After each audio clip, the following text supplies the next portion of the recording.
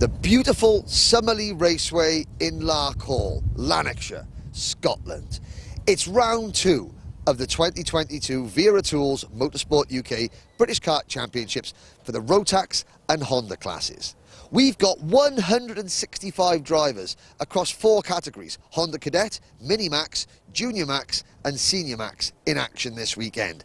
It's our only trip of the year to Scotland, and in 2 of the classes Scottish drivers lead the championship: Cole Denham in Honda Cadet and Harry Burgoyne Jr. in Junior Rotax. Burgoyne Jr.'s teammate Callum Bradshaw leads Senior Rotax, and it's Scott Marsh leading Mini Max.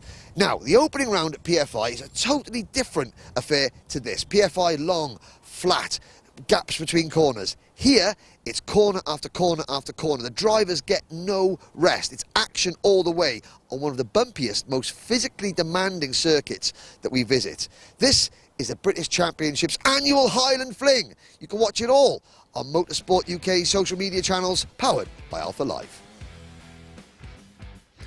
Well, good morning everybody, and welcome to the Summerlee Raceway in Larkhall.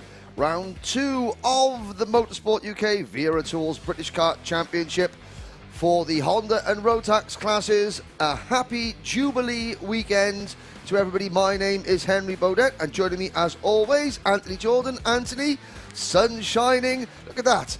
Sunshine on leaves. Yes. That's a Scottish joke. You won't is get it a Scottish? I don't. Sunshine on leaf. There we go. Yeah, no. What have we got lined up today? Well, we have got 8 races, the pre-finals and the finals. It's going to be some cracking racing. Yesterday we saw some superb racing, lots of action, a little bit of incidents, very tight, narrow track here in Larkhall, but 1,140 metres. They fit a lot into it, don't they? They do fit a lot into it. It's one of those very rare circuits where you've got 4 opposing lines of traffic all the way through one part of the track. They go left, right, all the way around this track, and it's absolutely fantastic. Completely different to round 1 at PFI, where, again, it was very straight, very fast. Here, a lot more technical, a lot more harder to get a good, quick lap in. Look at the weather for today. Well, it's a broken clouds. It's pretty sunny today. The clouds have broken up already. They have. They've disappeared. It's good. And They've the temperatures are much warmer than they say on screen. It's a very hot day. Not quite as hot yesterday. No. Thankfully. For those of you that are stuck in a glass box like we are. Or a chilli costume. Or, yes, well, watch a paddock show during the lunch break for that. First race gets underway, Honda Cadet, the pre-final. Then we've got the Mini Max, Junior Max and Replicharge. Now, it's a Jubilee weekend. Queen celebrating her 70th anniversary on the throne, but it's been a very happy Jubilee weekend for one of the drivers of the paddock, Mini Max driver Michael Walker, who won the Wera Tools Driver of the Day award at PFI, as you discovered, Anthony. Michael Walker, our driver of the day from the PFI round for the Wera Tools British Kart Championship. Congratulations. How does that feel? Thank you. It feels really good to, first of all, be nominated and to have a lot of people vote for me and win all the awards. Like I say, and it's quite an award that you've got there, over £2,500 worth of tools awarded to you, a fantastic trophy as well. Talk us about the weekend as well, because it was a tough qualifying and a tough set of heats that you had out there that weekend, wasn't it? Oh, yeah, in qualifying it was really good, but on my last lap, I had somebody turn in on me. And then in the heats, starting 7th for the first one, got up to 5th, but there was a spin ahead. So I dropped back, and as I was catching up a pack, I caught up somebody, and then we started scrapping loads and dropped back. And then in the second heat, I started 7th again. But on the start, I got hooked up on somebody, came off and went into a spin, and then was on my own at the back. So then we're in the B final, starting 6th, managed to come through them all and then have a gap and lead. So for the pre-final we started in about 30th, and then we managed to come through to 16th, lots of overtaking and working with other people. And then in the final it was really tough, loads of scrapping going on, and managed to find our way to 10th and get a top 10 and be nominated to the Driver of the Day. Yeah, a very tough weekend, but it just shows that even if you could be starting at the back of the grid for the B final, you can come through and get a top 10, which is why, of course, you were nominated for Driver of the Day, and luckily, overall, you did win the popular public vote as well. So congratulations. Anyone you'd like to thank? Thank you. I'd like to thank my dad for mechanicking, Grandad and Anne for support at home, Will E for managing the kart and set up advice, and everybody who voted for me. No, brilliant stuff. Well, Michael Walker, congratulations on your Wera Tools Driver of the Day for the Wera Tools British Kart Championships. Well done. Thank you.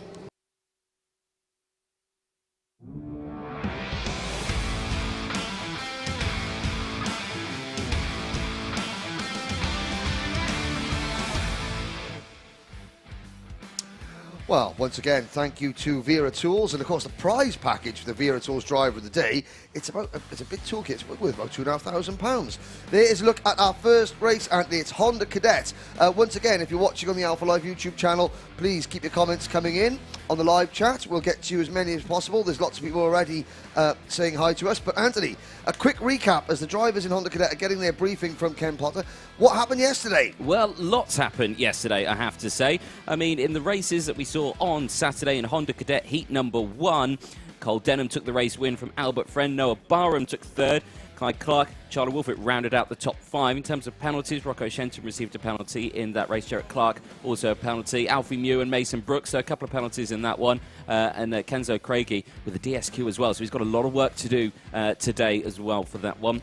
Heat number 2, a little bit calmer. Cole Denham took another race win, so he's 2 for 2 for this weekend so far. So let's see what he can do. Rocco Shenton, much better race in that one. Finished P2 from Albert Friend. Kenzo Craigie, again, much better finish. Finishing P4 from Max Endicott, rounding out the top 5. Again, in terms of penalties in that last one, few penalties. Mason Brooks, Oliver Mievski, you had Jacob Batchelor and also Jack Price also with penalties. Other than that, the rest of the race, fairly calm, I'd have to say, for Heat 2. It was indeed. Now, it was very, very close, though. What we're going to expect, we're going to expect a lot of very close racing. The starts are key. A lot of false starts. It's not much of a run from the start line to the first corner, which is very, very fast. Of course, the Hondas have a standing start. Now, these pre-finals are going to be 12 minutes plus 1 lap. We got drivers coming from the back of the grid that we'd expect to see up near the front. A quick hello to some of the people on the live chat. Leon Hasty.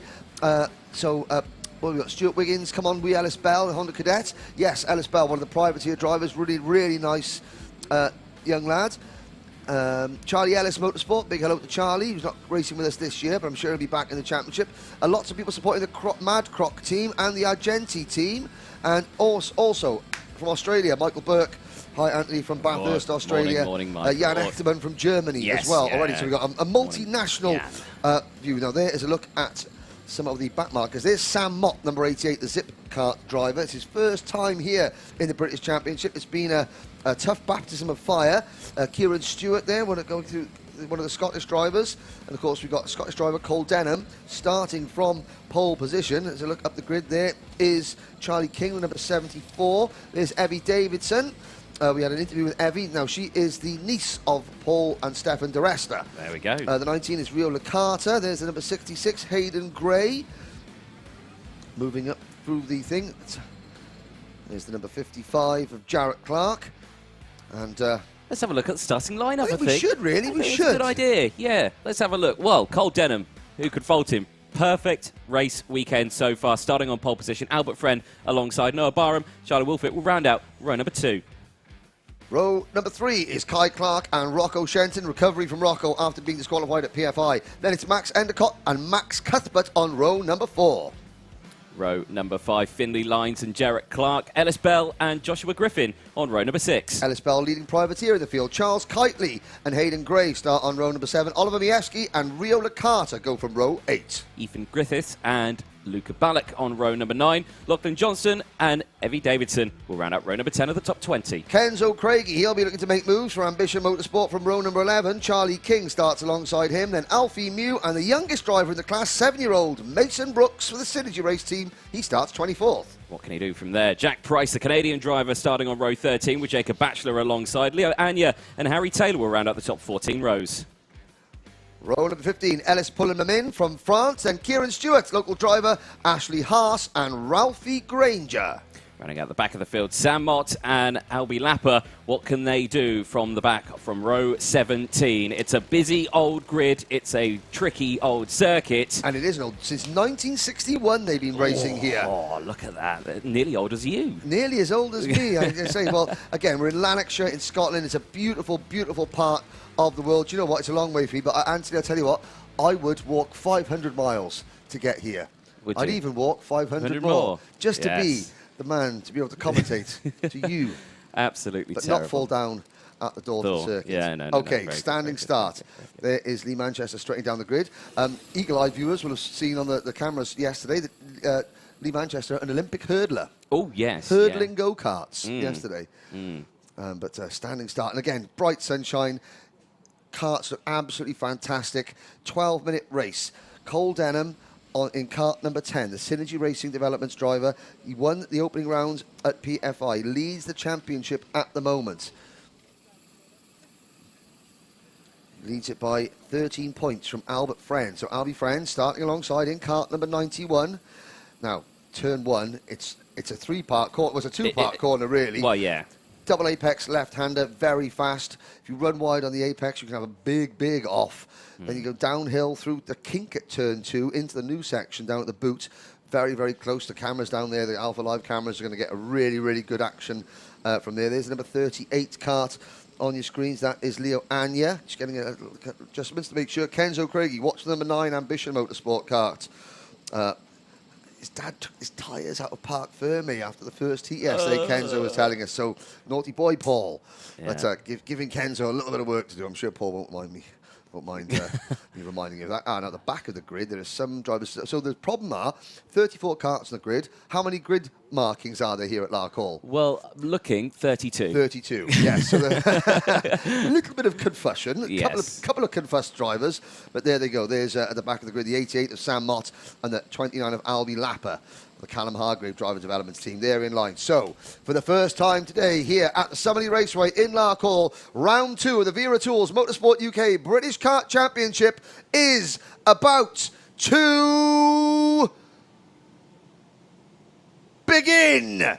12 minutes off and running. It's a glorious sight. A full grid of Hondas lead the circuit down into turn number 1. Looks like the pole sitter managed to get away cleanly. Cole Denham and Albie Friend. 1-2. There's the bumps already. You can see down the hill through turn 2 into the boot section. This is going to be the first real opportunity for drivers to make moves in race conditions. It's very tricky to pass going to turn number 1. Now they're at the back straight. They're going uphill. This is the original part of the Summerlee Raceway. Uphill through the back straight in this very fast corner at the top of the back straight. We called it Dunno because no one knows what it's called. Now we're into the first of the switchback hairpins. Got to roll the cart out and then you'll get on the power nice and early. 3-wide action back in the pack. Uphill now into the banked hairpin. This is a really unique corner in British karting. I know we got banking at PFI, but this is, uphill. Positive camber. Oh, there's the number 32 kart of Alfie Mew, getting a little bit squirrely going through there, through the banking. Now the dog leg downhill again. See what I mean, Anthony? Corner out the corner, no chance to rest into the final hairpin as you complete lap number 1. But it's Cole Denham, Albie Friend, and Noah Barr in your top 3. There we go. Good start from the top 3 as well, and a great start from Cole Denham. He had the advantage straight away because he had the inside line going into turn 1 at the start of the race. Obviously, Albert Friend would have had to cut back in as soon as possible to try and get all the momentum down the next straight. But luckily, those top 3 have got a clean breakaway, and they're breaking away. How big's the gap now between them? It's about a significant margin. It's a significant margin. It's just about over a second now. And the fastest driver on that opening lap, very unusually, was not the race leader, but it was Noah Barham in third place, a 101.46, and he's pushing them away. The number 22 Synergy Racing Developments car, pushing the 2 leaders away, and it's really working. Now, what we're going to look for, we're going to look for Rocco Shenton, who's been very quick in the Zip Factory team, the number 86 kart. Through the dog leg we come, down the hill, into the final hairpin. Here's an opportunity. I mean, we had a great battle between Kenzo Craigie and I think it was Cole Denham in the first heat, and Craigie went for a move on the last corner and just clipped the curb and spun. But the question is now, can Kai Clark in the number 77 kart in 4th place and Rocco Shenton in the number 86 car in 5th. Can they work together and close in? They've got some help from behind. They've got another 4 Synergy Racing Developments cars. Jarrett Clark, Max Endicott, Charlie Wolfit and Finley Lines all behind them. Now, those drivers are going to work together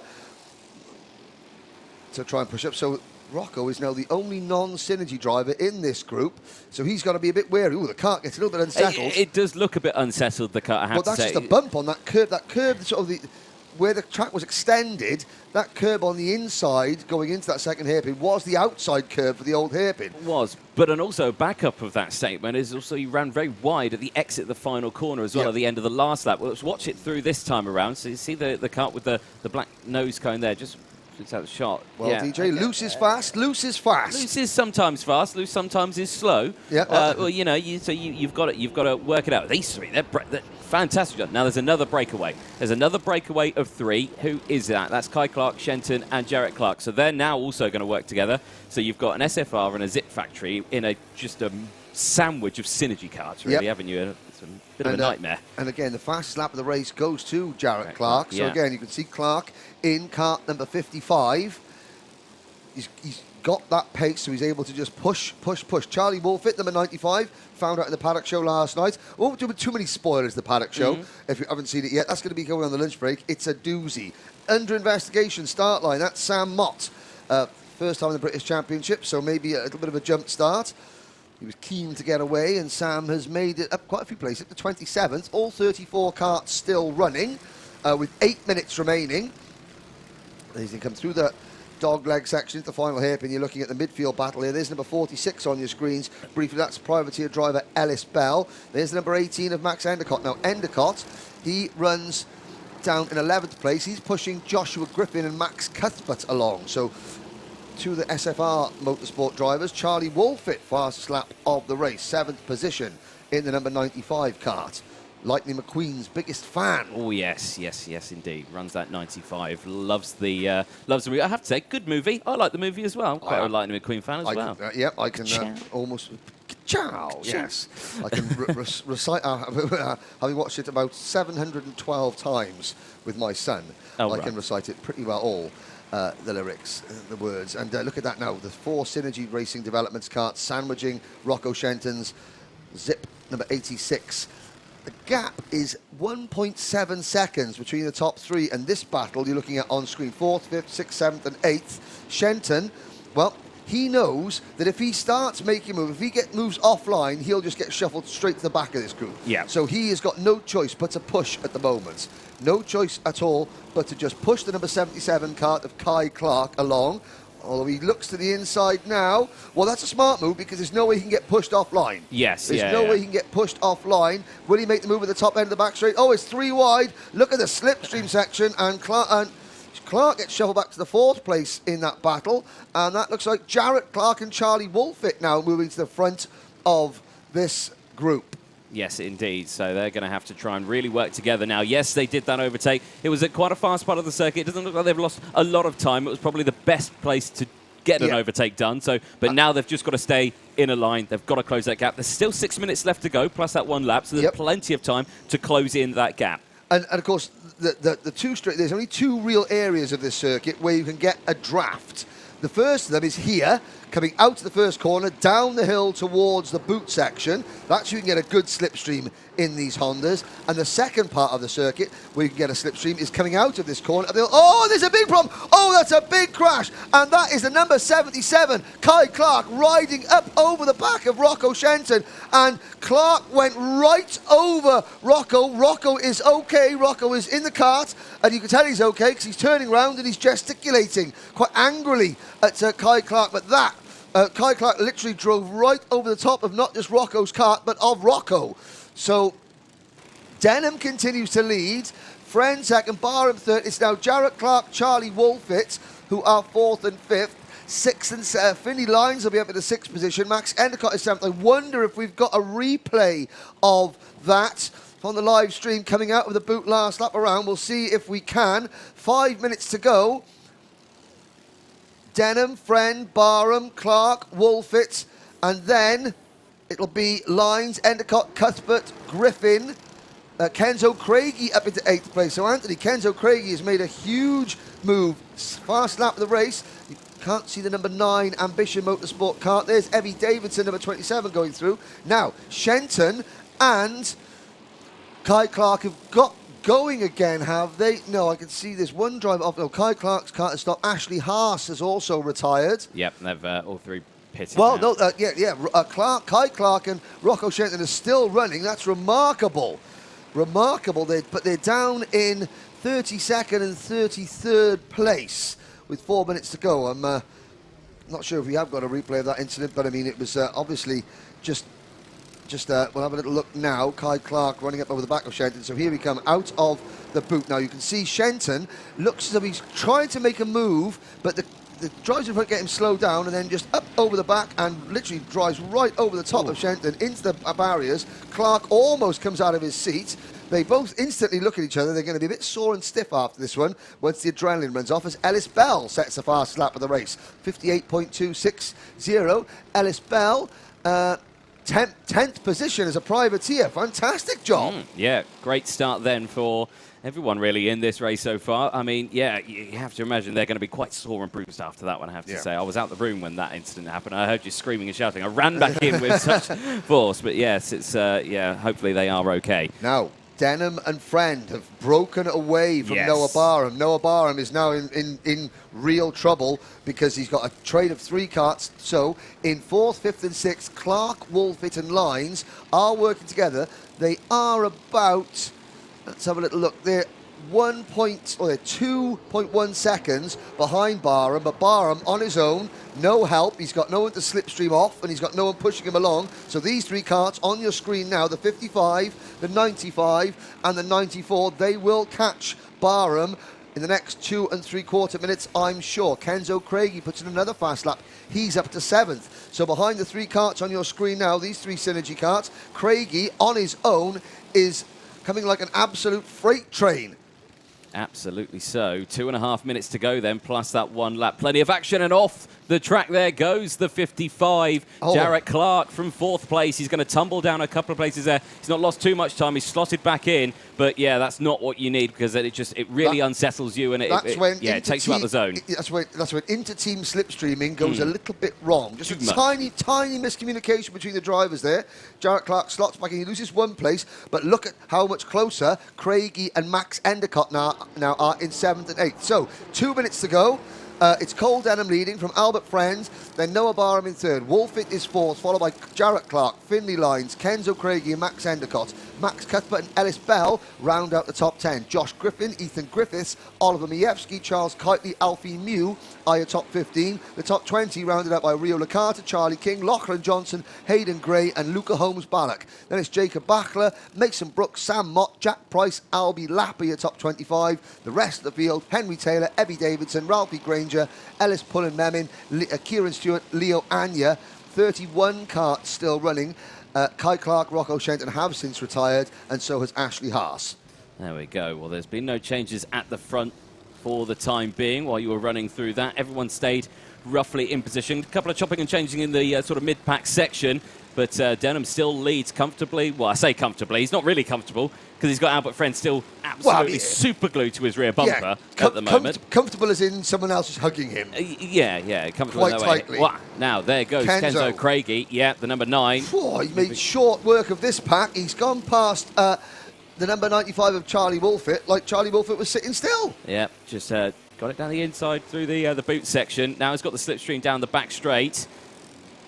Wolfit making a move on Finley Lines there, with the number 18 of Max Endicott. So the Synergy Race team have got 6 drivers in the top 8. But significantly for them, Cole Denham, Scotland's own Cole Denham, leads the way. So here we go, out of the banking, and now you can see Kenzo Craigie there, head down, being pushed along now by Charlie Wolfit.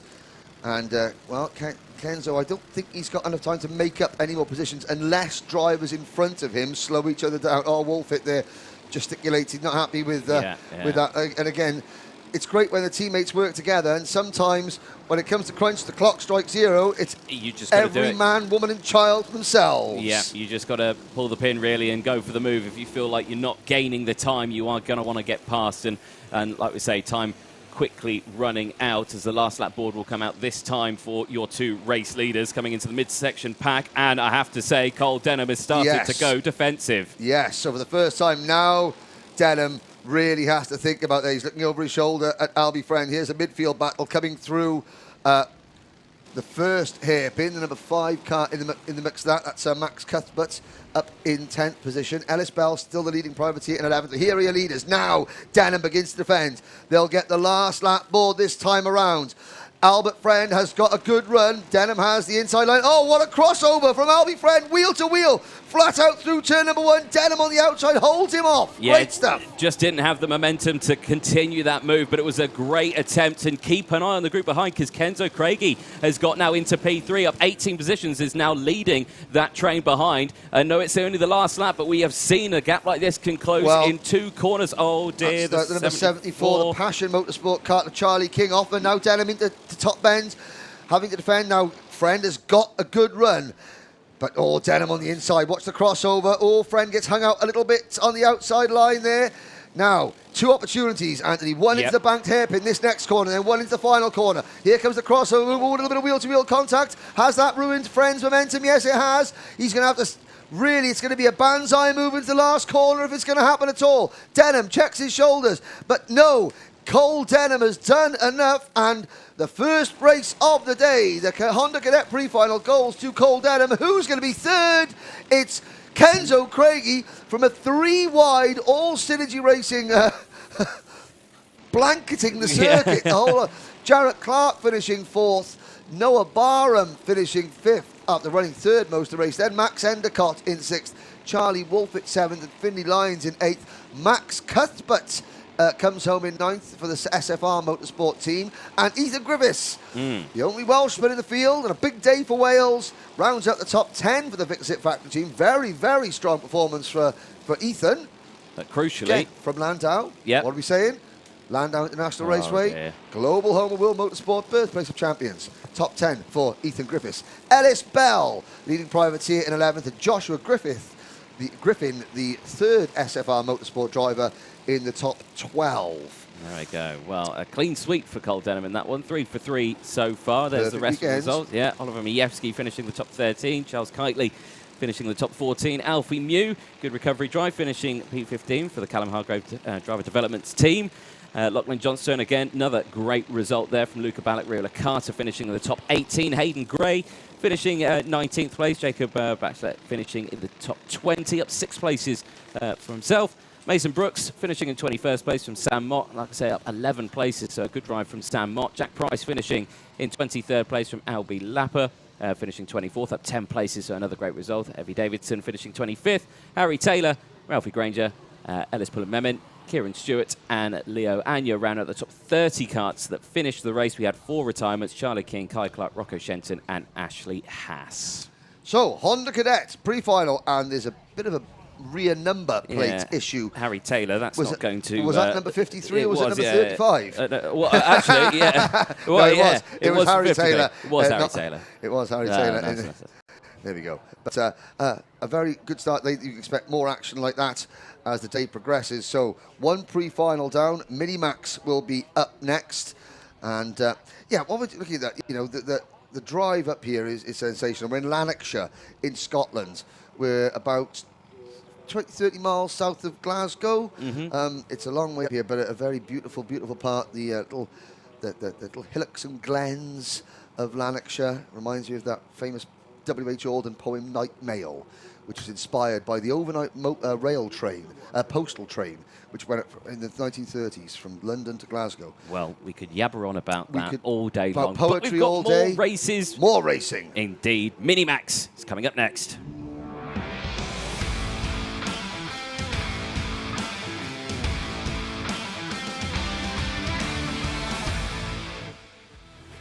Yes, indeed. Minimax taking to the circuit. Now we can have a look back at what happened yesterday, Henry, of course. 34 drivers, a full grid, 2 really exciting heats. What happened in heat number 1, Mr. Jordan? Well, in heat number 1, Scott Marsh took the race win for the Dan Holland Racing team from Joshua Graham. Noah Wolf finished P3, did drop a place in that one, did start P2, but finished in that top 3 still. William Murtaugh, Devon Nolan finished the top 5. Couple of penalties in that one. Finn Leslie took a penalty, so I believe he probably dropped a nose cone at some point in that one and may have finished within that top 3 on track. Sebastian Mins also a penalty. Not see that much from the Belgian driver, so shame to see that. He finished P15 with that penalty. Harrison Whitcomb also a penalty with William Murphy. Joe Anderson, Oliver Bocock and Joshua Smith, all penalties from that heat. That was the opening heat. Yeah, Michael Dalton failed to finish. Freddie Housley and Michael Walker also not making it to the end. Heat number race two, number however. 2, yes. Yeah, heat 2. Scott Marsh, another race win. So it's 2 for 2 for Scott Marsh as well in Minimax. Noah Wolf, better results in that one. Finished P2 from Joshua Graham. So they stayed in position. The same with Finn Leslie. No penalty this time for Finn Leslie. So he started 4th, finished 4th in that one. Sebastian Mintz, no penalty for him either. Finished in the top 5, gaining those 5 places for the Belgian driver. In terms of penalties in that one, Hugh Moulton did receive one. Finley Buck received one. Joe Anderson, Jonas Klimas, Joshua Smith, Michael Dalton, David Vishaw, and Kasper Tomolowski. All penalties, 2 retirements from that one. Freddie Housley and Leon Hasty. Yes. Now Leon Hasty, but Leon Hasty made an appearance at the paddock show. Well, just offside the paddock show, which we will see later on during the lunch break. So I did say, so speaking to a few people yesterday, and Scott Marsh there, driver number 2, winner at PF International, championship leader. There's Matt Cotton from handling the social media side of the British Championship. But the people saying that Scott Marsh, if he gets a clean air at the start, if he gets away and gets into rhythm, he's going to be very, very, very tricky to beat. Harry Bartle, who's second in the championship, the Croc Promotions driver. Harry is in the pack for this race. One driver I want to take a look out for, driver number 41, Daniel Amor, privateer driver. Now, at the opening round at PFI, he had a special Ukrainian flag livery on his kart. Because it's the Jubilee weekend, and because, you know, while Liz loves her karting, loves Minimax racing, I've got it on very good authority. Daniel Moore's got a special Union flag, not allowed to call it Union Jack anymore, the Union flag livery on his kart. Makes it very easy to spot, but I'm sure that Buckingham Palace will be cheering for Daniel. I'm sure they're going to be singing, "That's a bore," like everyone else does, as usual. Is that your Liz impression, that is? That was just a general impression. Absolute Harry Bartle, impression. second in the championship, starting 10th. One does not do one's impression very often. Thank you. There is the number the Tower of London with 3 kart of Joshua Turnbull, rookie in the championship. Turnbull will be starting 10th on the grid. Championship position, Scott Marsh, Harry Bartle 1-2. Noah Wolf is 3rd in the championship. Sebastian Mintz 4th in the points. Then Finn Leslie and Hugh Moulton, the top 6. Owen Neve, Freddie Housley, William Murphy and Thomas Min-Spearing round out the top 10 in the point standings. Harrison Whitcomb, wheels his own. Harrison Whitcomb. For the Argenti Motorsport team, and the Argenti Motorsport team again have gone all out. They've got lots of bunting and cake and stuff in the awning. Quite a few of the teams have. MLC Motorsport have got stuff there as well, so a lot of the teams getting into the Jubilee spirit, the Jubilee vibe. Thomas Ingram Hill, the number 22 Dan Holland racing kart there, sitting and waiting, and there's a look down the grid at the contenders just waiting to go out. Another 12 minutes plus 1 lap race. So all 34 drivers in this class qualified into the thing. There is Daniel Amor's kart, number 41, with the Union flag. Very, very distinctive. There, he gives us a wave as well. Very striking livery. Very striking livery. So, yeah, you know, he's probably thinking, Dad, can you give me £10,000 so I can get my crash helmet painted every round as well? This is my kart. So there's Daniel Amor. Again, good to see the privateer drivers getting into the spirit of things, and that's what we want. Big thumbs up. Right, son, don't scuff the side pods. Oh, he's already scuffed his side pods. Dear me. Nice little wave there from Ben Simpson from the Jack Dex Racing team. Hello, Ben. Yep, the Jack Dex Racing team as well. But again, once again, big thank you to Wera Tools, our sponsors. Here we go. Let's have a full look at the starting lineup. Pole position, Scott Marsh, Noah Wolf alongside him on row number 1. Joshua Graham and Finn Leslie start from row number 2. Devon Nolan and Sebastian Mintz round out row number 3 from Hugh Moulton and William Murtagh on row number 4. Joshua Turnbull and Harry Bartle go from row 5. Brandon Truman and Aris Mieskis on row number 6. Harrison Whitcomb and Ollie Wise on row 7. Thomas Ingram Hill and Josh Salvadori on row number 8. All Argenti Motorsport on row number 9. William Murphy and Thomas Min-Spearing. Finley Buck and Ukraine's Alexander Zingarevich on row number 10. Owen Neve and Daniel Amor on row 11. Oscar Cartmail and Ben Simpson round out row 12. Row number 13, Joe Anderson and Michael Walker, Jonas Klimas and Leon, don't be too hasty, on row number 14. David Vishaw and Joshua Smith on row 15. Oliver Bocock and Kasper Tomolowski will round out the next row on 16. Row 17, Michael Dalton making his debut here at Larkhall, and Freddie Housley after several incidents, but he's got man like James Bean on the spanner, and so we'll look to Freddie to be doing a top gear from the rear. Into the final hairpin.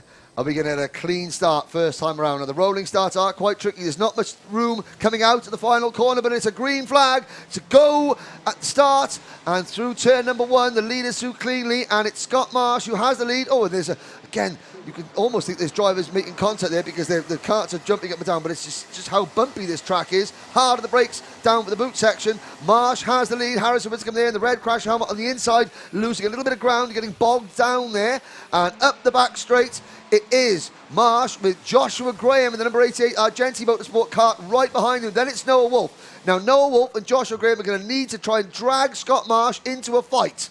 They are going to try and do that. Noah Wolf took the wide line there. There's a bit of a coming together. And, Daniel Moore is one of them. Yeah, so there may be some more scuffs on that beautiful sticker kit that he's got on that kart. But, shame for the start of the race. But good start at the front of the pack nonetheless. So a nice clean breakaway already at the front. Scott Marsh still holds on to that lead. Joshua Graham gaining 1 place at the start of that one. Wolf did drop down into P3 and tried an early overtake at hairpin number 1. Tried to go the long way around. That gave Finn Leslie an opportunity to go down the inside, and there was Finn Leslie going for that move. One of the Coles Racing drivers as well getting involved, and you've got to be very, very careful. I mean, it's a prime overtaking opportunity going into the boot section, but it is fraught with danger. Oh, very much so. Now, yesterday, watching the racing, so Scott Marsh, more experienced in this class than Joshua Graham and Noah Wolf. Now, the key, especially with these 2 hairpins, it's an uphill exit from both these 2 hairpins. The key is roll out of the throttle before you get in to get on the power nice and early. You don't just drive it in as hard as you can, slam on the brakes and expect to get the power down nice and quickly because the car will bog down. But if there's a driver, an aggressive driver, it's standard. You want to brake as late as possible and turn in as hard as you can. To roll off, that's a non-aggressive sort of trait. You need to learn that. Scott Marsh has learnt it, and yesterday Joshua Graham and Noah Wolf hadn't. I think they've done their homework overnight, however, because Scott Marsh has not been able to break away as much as he was in the heats yesterday. He's got a 3 kart length lead, but at this point in yesterday's racing, it was a 10 kart length lead. Yeah, he'd really broken away. This time around, like you say, not so much, and they've just got to work together. There's a bit of debris coming off one of the karts. Bit of Des, flying off one of the karts there, but all still line astern now. Who's there in front? It's still, I believe that's Sebastian Mins who's got himself. No, it's not Sebastian Mins. That's a Sam Pollock Racing. That is still Finn Leslie in the 26 still there in P4. Oh, and there's the number 13 kart of Aris Majewskis battling away a little bit further down the pack. He was going with Thomas Minspearing, Thomas Ingram Hill, Harrison Whittingham, Will Murtagh in that pack. The number 22 getting involved with Thomas Ingram Hill. Just now trying to make a move back on Majewskis. Down towards the boot section. Joshua Graham, fastest lap of the race. So, Graham and Wolf working together. Scott Marsh's lead, only 0.3 of a second. But he's not under pressure. There's the number 27 Dan Holland racing kart of William Murtagh. We spoke to his little brother in the paddock show yesterday. There's Harrison Whittaker, and there's a move further up, and couldn't quite catch the numbers on those karts. I think that was Harry Bartle in the number 73 and the number 51 Coles racing kart. Picking up a place there, the 51 of Hugh Moulton. So chopping and changing all the way through this field. Plenty of time left in this race. 8.5 minutes to go plus that 1 lap. They cross the line once again. They finish lap number 3. They're on lap 4 now. And again, just that camera shot there is so fantastic. It just shows what the forces they're going through that turn 1. You see some of the drivers' necks still starting to go a little bit, as it's been a long weekend. Side by side for second between Wolf and Graham, and this is allowing Scott Marsh to ease away by another couple of kart lengths. Looks like Graham held on to second. Yes, he did. But Wolf is attacking, and you can see they're hard on the brakes, second and third. The kart's bogged down a little bit on the exit. And coming out of the 2 hairpins, that is where Scott Marsh gains his speed, because he's far less aggressive corner entry, which means he's quicker coming out of the corner. Yeah, I suspect at this point in the race, Noah's thinking, oh no, Marsh is getting away. I need to get past. And unfortunately, in doing that, it's just allowing Marsh to just break away even more. Is he going to try and go for a move down into the boot section here? Comes in, he thinks about it, and that lost them a lot of time, that did. Because the car got out of shape under braking, and Scott Marsh capitalises. Fastest lap of the race. The gap suddenly opens up to 3/4 of a second. We've got Mins in 4th place, Josh Turnbull in 5th, Leslie in 6th, Bartle in 7th. Then it's Moulton, Murtagh and Devon Nolan leading privateer in kart number 54, running in 10th position. Truman, Whittaker, Majewskis, Wise, Mins, Spearing, Buck, Murphy, Zingarevich, Walker and Owen Neve. The rest of the top 20. There's Mikey Walker, number 32 kart on that red speed chassis with the white NASA panel. Oh, and there's two of the Argenti Motorsport teammates having a slight discussion over the same piece of real estate. Harrison Whittaker and Aris Miauskis being those two drivers, 6 and 13, currently P12 and P13. Yeah, well, they were lucky they weren't P22 and 23 after that little incident. They managed to sort themselves out, and Marsh again. Now he's into his stride. The gap in the space of 2 laps has gone from 0.3 of a second to nearly a full second, and it's because Wolf and Graham, and I think Wolf has got past Graham into 2nd place, so Noah Wolf for the Synergy Racing team up into P2, but it's come at a cost, and that cost is about 20 kart lengths to the race leader. But 6 minutes to go. 6 minutes to go. Plenty of time, and I'm looking out the window, and I can see the gap. It's still not large. Here it is on your screens here as well. So there's Marsh. He's going into the final corner now, and again, just see the driving style. See the 2 different ways that they're going into turn 1. That's the crucial bit, because it's how they can really chuck it in and get the cut to react and just drive through the corner. That's the crucial part. If they can't get the cut to drive and they're skittish and they're trying to battle the throttle, that's not what you need. You need to just be able to get it in, get on the power, get round it. Slow in, fast out. That's the name of the game. Harry Bartle, 51.29 seconds. So Bartle, who on his debut in the British Championship was so impressive at PFI, had a bit of a struggle yesterday, but he's coming through nicely today. There's the number 15 kart of Brandon Truman, privateer driver, picking up a place. Harrison Whittaker following him through, or is he? Not quite. Well, he tried, and then it was taken away. Yeah, the 54 there of Devon Nolan, just saying no. No, not going to have that move. Nah. Now, lap number 8. Across the line, there's the battle between the 26 of Finn Leslie and Harry Bartle in the number 73 with the number 51 of Hugh Moulton. That is 6th, 7th and 8th places on your screens right now. Around the boot section, Bartle on that on the Croc Promotions Mad Croc chassis gets a good run up the hill, but it looks like the driver in front, Finn Leslie, is defending going into top corner. Yeah, he does. Now Bartle's going to try and come across. Will he dive at the inside going into the final heavy? No, because Finn Leslie is now defending, and that is going to allow Joshua Turnbull in 5th position to get away. More battling further back in the pack. That possibly was Finley Buck just there making a move. But of course, the more that Finn Leslie defends, the further away the top 5 get. Marsh now leads by 0.9 of a second. Wolf in 2nd, Graham 3rd, and Sebastian Mins having a very quiet race for the KR Sport team in 4th position. Yeah, no real dramas there, and I think he'll like that because, of course, you've got to remember, this is only the pre-final, ladies and gentlemen. This will determine the grid order for the final that'll be coming up later today after the lunch break. But I mean, championship points are available in this race. They are. You do score championship points this race, but again, the final, that's where everyone wants to start well from. So, one mistake here not only ruins this race, it directly ruins your next race as well. Indeed, yeah. That's what you've got to be careful. And you get the silverware at the end of that one as well. You get a pot at the end of that one. And, of course, now with Finn Leslie defending, now look at the group that's forming. It's not just Bartle. Here comes the number 27 Dan Holland Racing kart of William Murtagh. He's also now in this group, so Brandon Truman's been shuffled back a little bit. There's somebody in the barrier. Is that the number 19 of Jonas Klimas, the Project 1 racing driver? It is. And that's the exit of the first hairpin, so he's obviously rode up over the back of somebody in front of him, and then it's made a hard right turn into the barriers. Just looking at these up and out of his kart, however.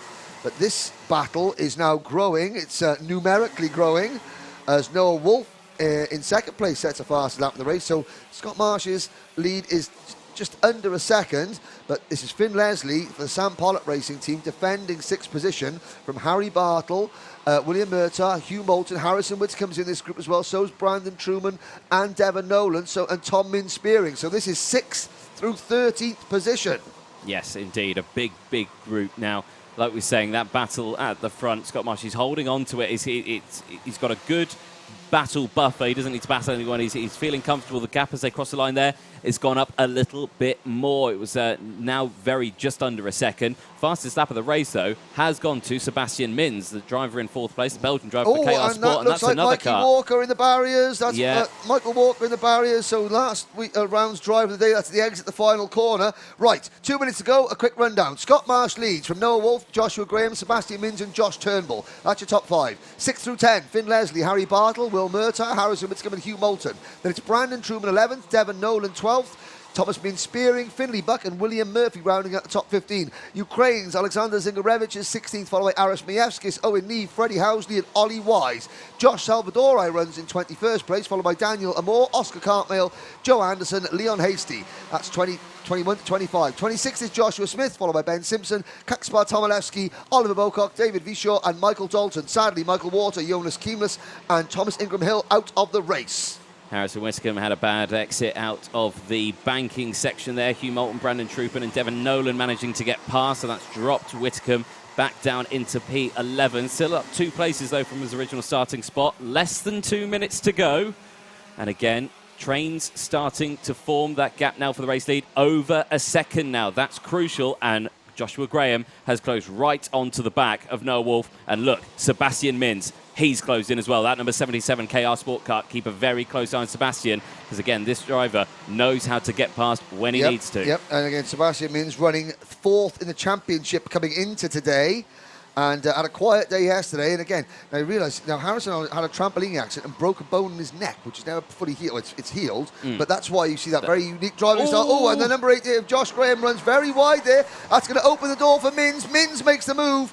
But yeah, so you're wondering why Sebastian's got such a unique driving style. It's because he had he broke a bone in his neck when he was younger, and that's just the way it works. That's the way his neck works now. They're still working on it. It's still working on it. But there we go. There's the rest of the field coming through. So there's Bartle now ahead of the number 27 kart of Murtaugh. So Finn Leslie has, as I said, Anthony, dropped back into 8th position, and he's still defending.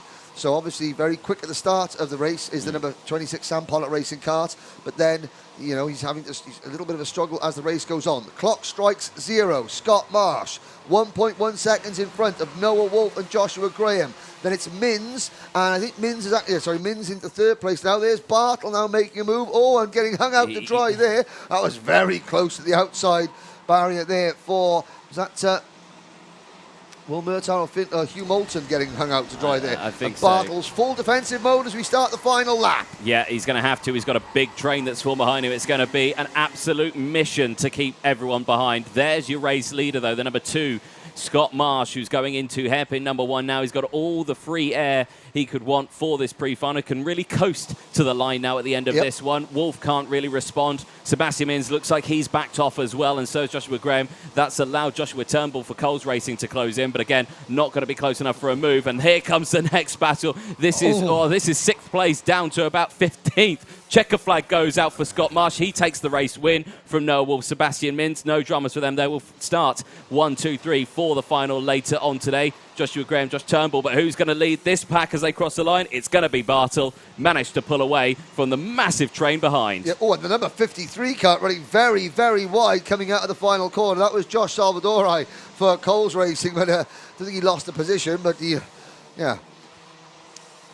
almost lost his breakfast coming out of that one because he went very, very close to the outside cell barriers there.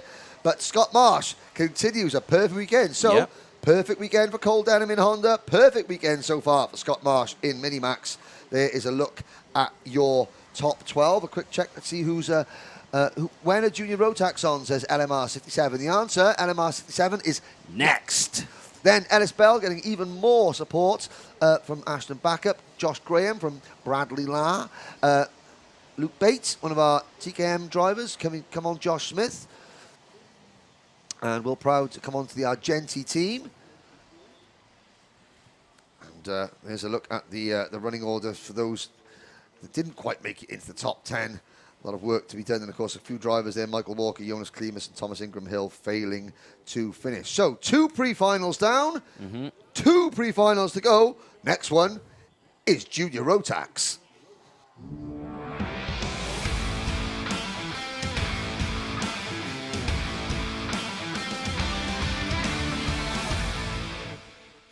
Yes, indeed. Junior Rotax taking to the circuit. So for all you Junior Rotax fans at home... Oh, and there's lots of them. Stay tuned, stay tuned. Now, we've got lots of things to talk about. Because we've got yesterday, they had 4 race heats and a repechage to get through because there were many, many drivers. We started with 55 drivers. We're down to 34. Tell us, what a guan yesterday, Mr. Jordan? What guaned yesterday was Aditya Kulkarni took the race win in heat number 1 from Ethan Jeff Hall. Brandon Carr finished in P3 after dropping a place.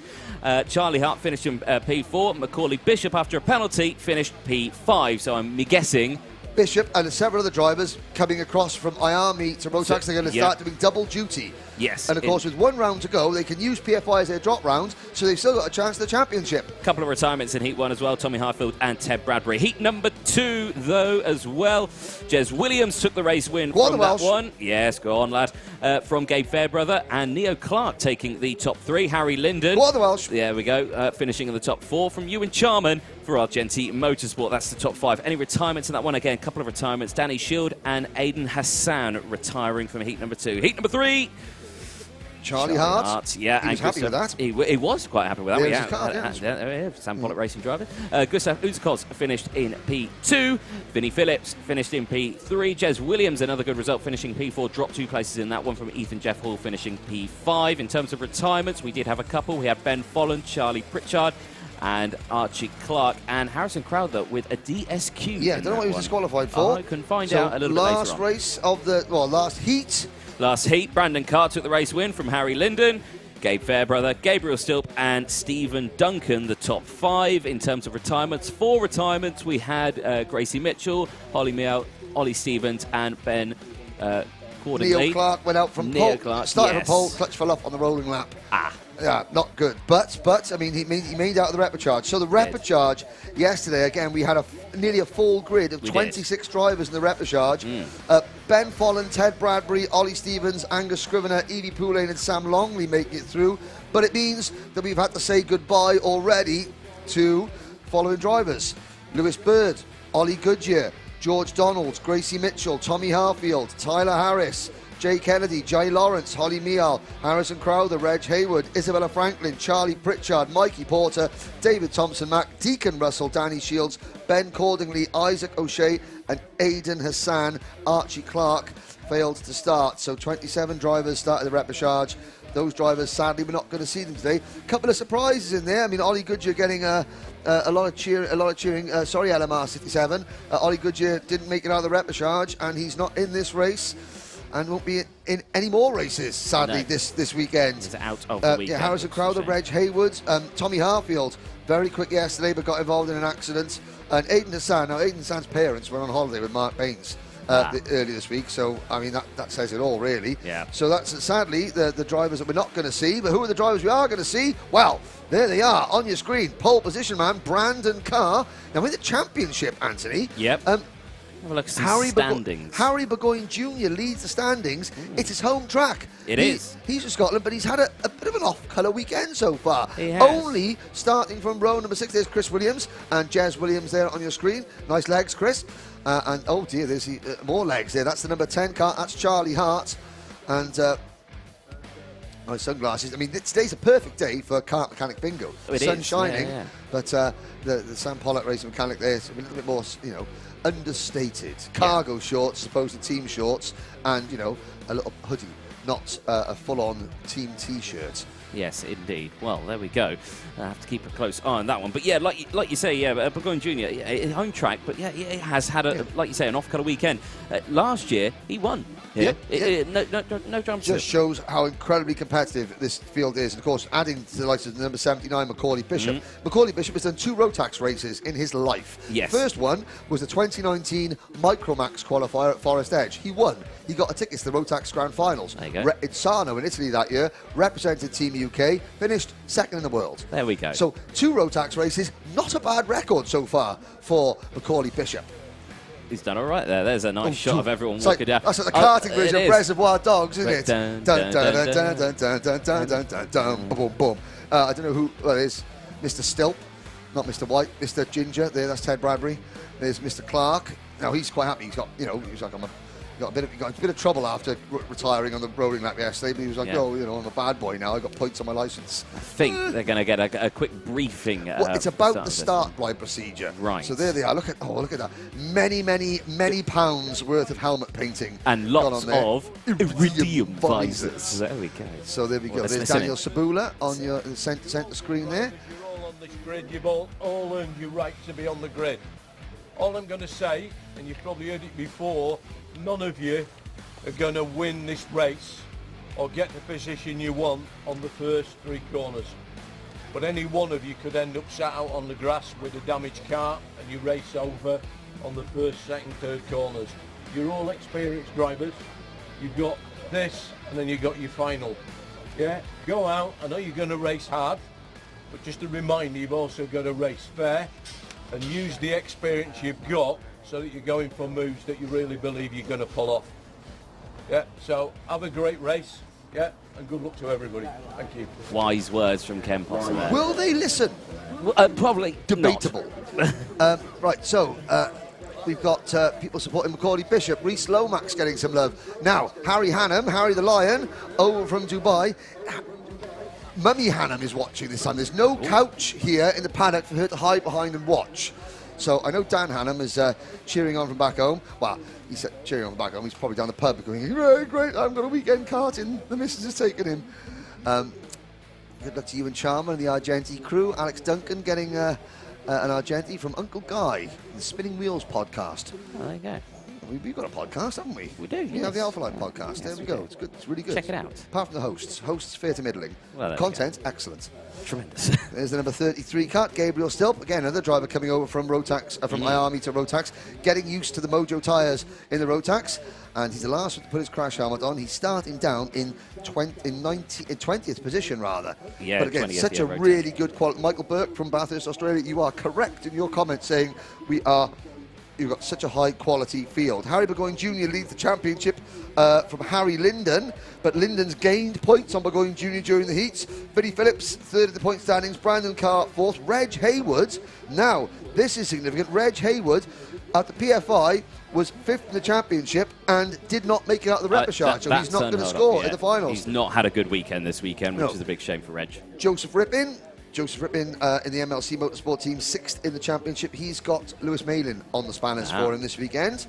Gustav Uskov, seventh. Reese Lomax, eighth. Charlie Hart, ninth. And Ollie Stevens, privateer driver, 10th in the championship. Harrison Crowther, another driver in the top 12 in the championship, who hasn't even made it this far. There's Alfie Gallagher there and the number 14, currently starting on the 13th row in this one. Sam Baker just behind as well for the Jack X Racing team. And again, when you see that sort of field in front of you, you think that's a lot of work ahead of me. But again, it's a pre-final. Yep, it's a pre-final. Just gain a few places. Pick them off one at a time. There's Harry the Lion. Plenty You can tell that. He's got Harry written on his race suit. Like I've learned to read. I like the crash helmet design. That's plain black with a nice sort of like gold yellowy. Is it Harry the Lion that had the white helmet with the No, lion that's Leo De Castro. Ah, right. Okay, Yeah, that's Leo the Lion. That's Leo the Lion. Right. Now, Harry the Lion. There's Chris Walker. There it is. He's not a lion in any way, shape, or form. No, he's a magnificent man with a magnificent long lens. Overcompensating. There we go. There we go. Allegedly. Alfie Gallagher. There's the number 91 card again of Hannam, and watch to see. So I mean, the grid. Looking at the grid, I mean, we got KR Sport, Sam Pollock Racing, Ultimate R, Strawberry Racing, Dan Holland, Argenti Motorsport, Hunter Motorsports. We've got 7 teams in the top 10 of the championship. Should we have a look at the starting lineup, Anthony? I think a starting shall we? lineup would be good to look at. There we go. Take it away. Thank you very much. Brandon Carr starting on pole position. Charlie Hart alongside Jez Williams and Gabe Fairbrother will round out the top 2 rows. Harry Linden and Ethan Jeff Hall go from row number 3 with Aditya Kulkarni and Macaulay Bishop on row number 4. Vinnie Phillips and Gustav Uzakovs on row 5. Stephen Duncan and Harry Burgoyne Jr. on row 6. William Antrobus and Reese Lomax go from row 7. Ewan Charman the Charmander and Joseph Rippin go from row number 8. Harry Beaumont and Henry? Henry Beaumont, Dear sorry. me. Sorry, I get confused. Pearson Bullockart on row number 9. Thomas Behrman and Gabriel Silk will round up the top 20. Daniel Sabula and newcomer to the champion, Freddie Allen, on row number 11. There's Alex Duncan and Harry Hannam on row number 12. Blake Ticehurst and Alfie Gallagher on row 13. Neo Clark and Sam Baker on row 14. Ben Folland and Ted Bradbury, they were finished first and second in the repechage. Ollie Stevens and Angus Scrivener start from row number 16. Evie Poulane and Sam Longley will round out the grid on row 17. 34 karts about to go to battle. Every single race you're going to see today is going to have a capacity 34 kart grid, which is good to see. Now, key, will they get the start right? It's very difficult. There's not much room coming out of the final corner to get up to speed, and then so it's a very short start-finish straight here. They're going very, very slowly. This does cause the plugs to oil up a little bit. So you might see a couple of drivers like blipping the throttle and then sitting on the brake, blipping the throttle, sitting on the brake. They come out of the final corner, up to speed, and lights are not green. No, not false green, start on that not one. racing. You can see the hand signals going up in the air, and this is just the nature of the circuit. I think the acceleration may have been a bit too soon on that one. Brandon Carr was a little bit keen to get eager away. on the throttle. So they're going to check their steering Yep. back and forth. Check the steering back and forth. Lyle Hannam always giving Harry cheering on. Good luck to Neil Clark, Ted Bradbury, and the one and only Harry Linden. Yes. There is only one. He's got his brother Joe on the mechanicking for him this weekend. On the spanners. On the spanners. Is he wearing the apron, though, with the 10mm spanner he's in let there? himself down badly. Needs to have a word with himself. Yeah. We need some Euro-looking mechanics in this paddock. We really do. We need this snazzy hairdo, the funky glasses. Well, I mean, I'm seeing a couple of Dan Holland people down there on the Louis with from some, KR Sport Engines has got most of the snazzy car mechanic glasses. bingo kit on. Yeah. Yep, very tight fitting The T-shirt, the tooth's tight. Yeah. Yep, well, anyway, let's have a look. Second time of asking now. In through the dog leg into the final hairpin. Brandon Carr for KR Sport on the left-hand side of the start grid. The right-hand side on your screen. This time lights are out and we're off and racing into turn number 1. Now, they're going to be 2 wide, 3 wide. Carr leads. Charlie Hart slots into second. Jez Williams has made a good start as well. In fact, no, that is Jez Williams up into P2. So Williams making an excellent start from the inside of the second row. And that is the Hunter Motorsports kart of Gustav Uzakovs running a little bit wide coming out of the boot, losing 1 or 2 positions. The rest of the field stream up the hill, and Jez Williams takes the race lead from his teammates. Brandon Carr coming into top end and now hard on the anchors for the first hairpin. Are we all going to get round cleaning? Look at the bottleneck in the middle of the pack. No, there we are. There's one of the Coles Racing karts is around. That's number 15 of Pearson Bullock Carter. Oh, Bullock. That's easy. Oh, that was what I started to be saying anyway. So he was up and perched on another driver. Now, Pearson Bullock Carter was excluded from the round at PFI, so his championship was not started well. It was a Hunter Motorsport kart as well involved in that. Couldn't quite see which Hunter Motorsport kart it was. Meanwhile, the rest of the field, Gustav Uzakovs. it was Gustav Uzakov. So we saw him losing a few places, and that dropped him back into that middle portion of the field, which is always thing. But the race lead, Jez Williams leads his teammate Brandon Carr with Charlie Hart in the number 10 Sam Pollock Racing kart in third, and Harry Linden up into 4th place. Championship leader Harry Burgoyne Jr. still only 9th, gained a few places on the opening lap, but Harry Linden is going to be, eating into his championship lead if things stay the same. There's Macaulay Bishop in the number 79 kart going through in the middle of the pack. He's dropped down to about 8th, 7th or 8th position out of the banking, and already the kart's fanning out, a bit of gaps developing, and looks like most of them actually. Oh, there's Macaulay Bishop and the number 32 Argenti Motorsport kart of Aditya Kulkarni running wide. Let's have a little replay of that first lap incident at the hairpin.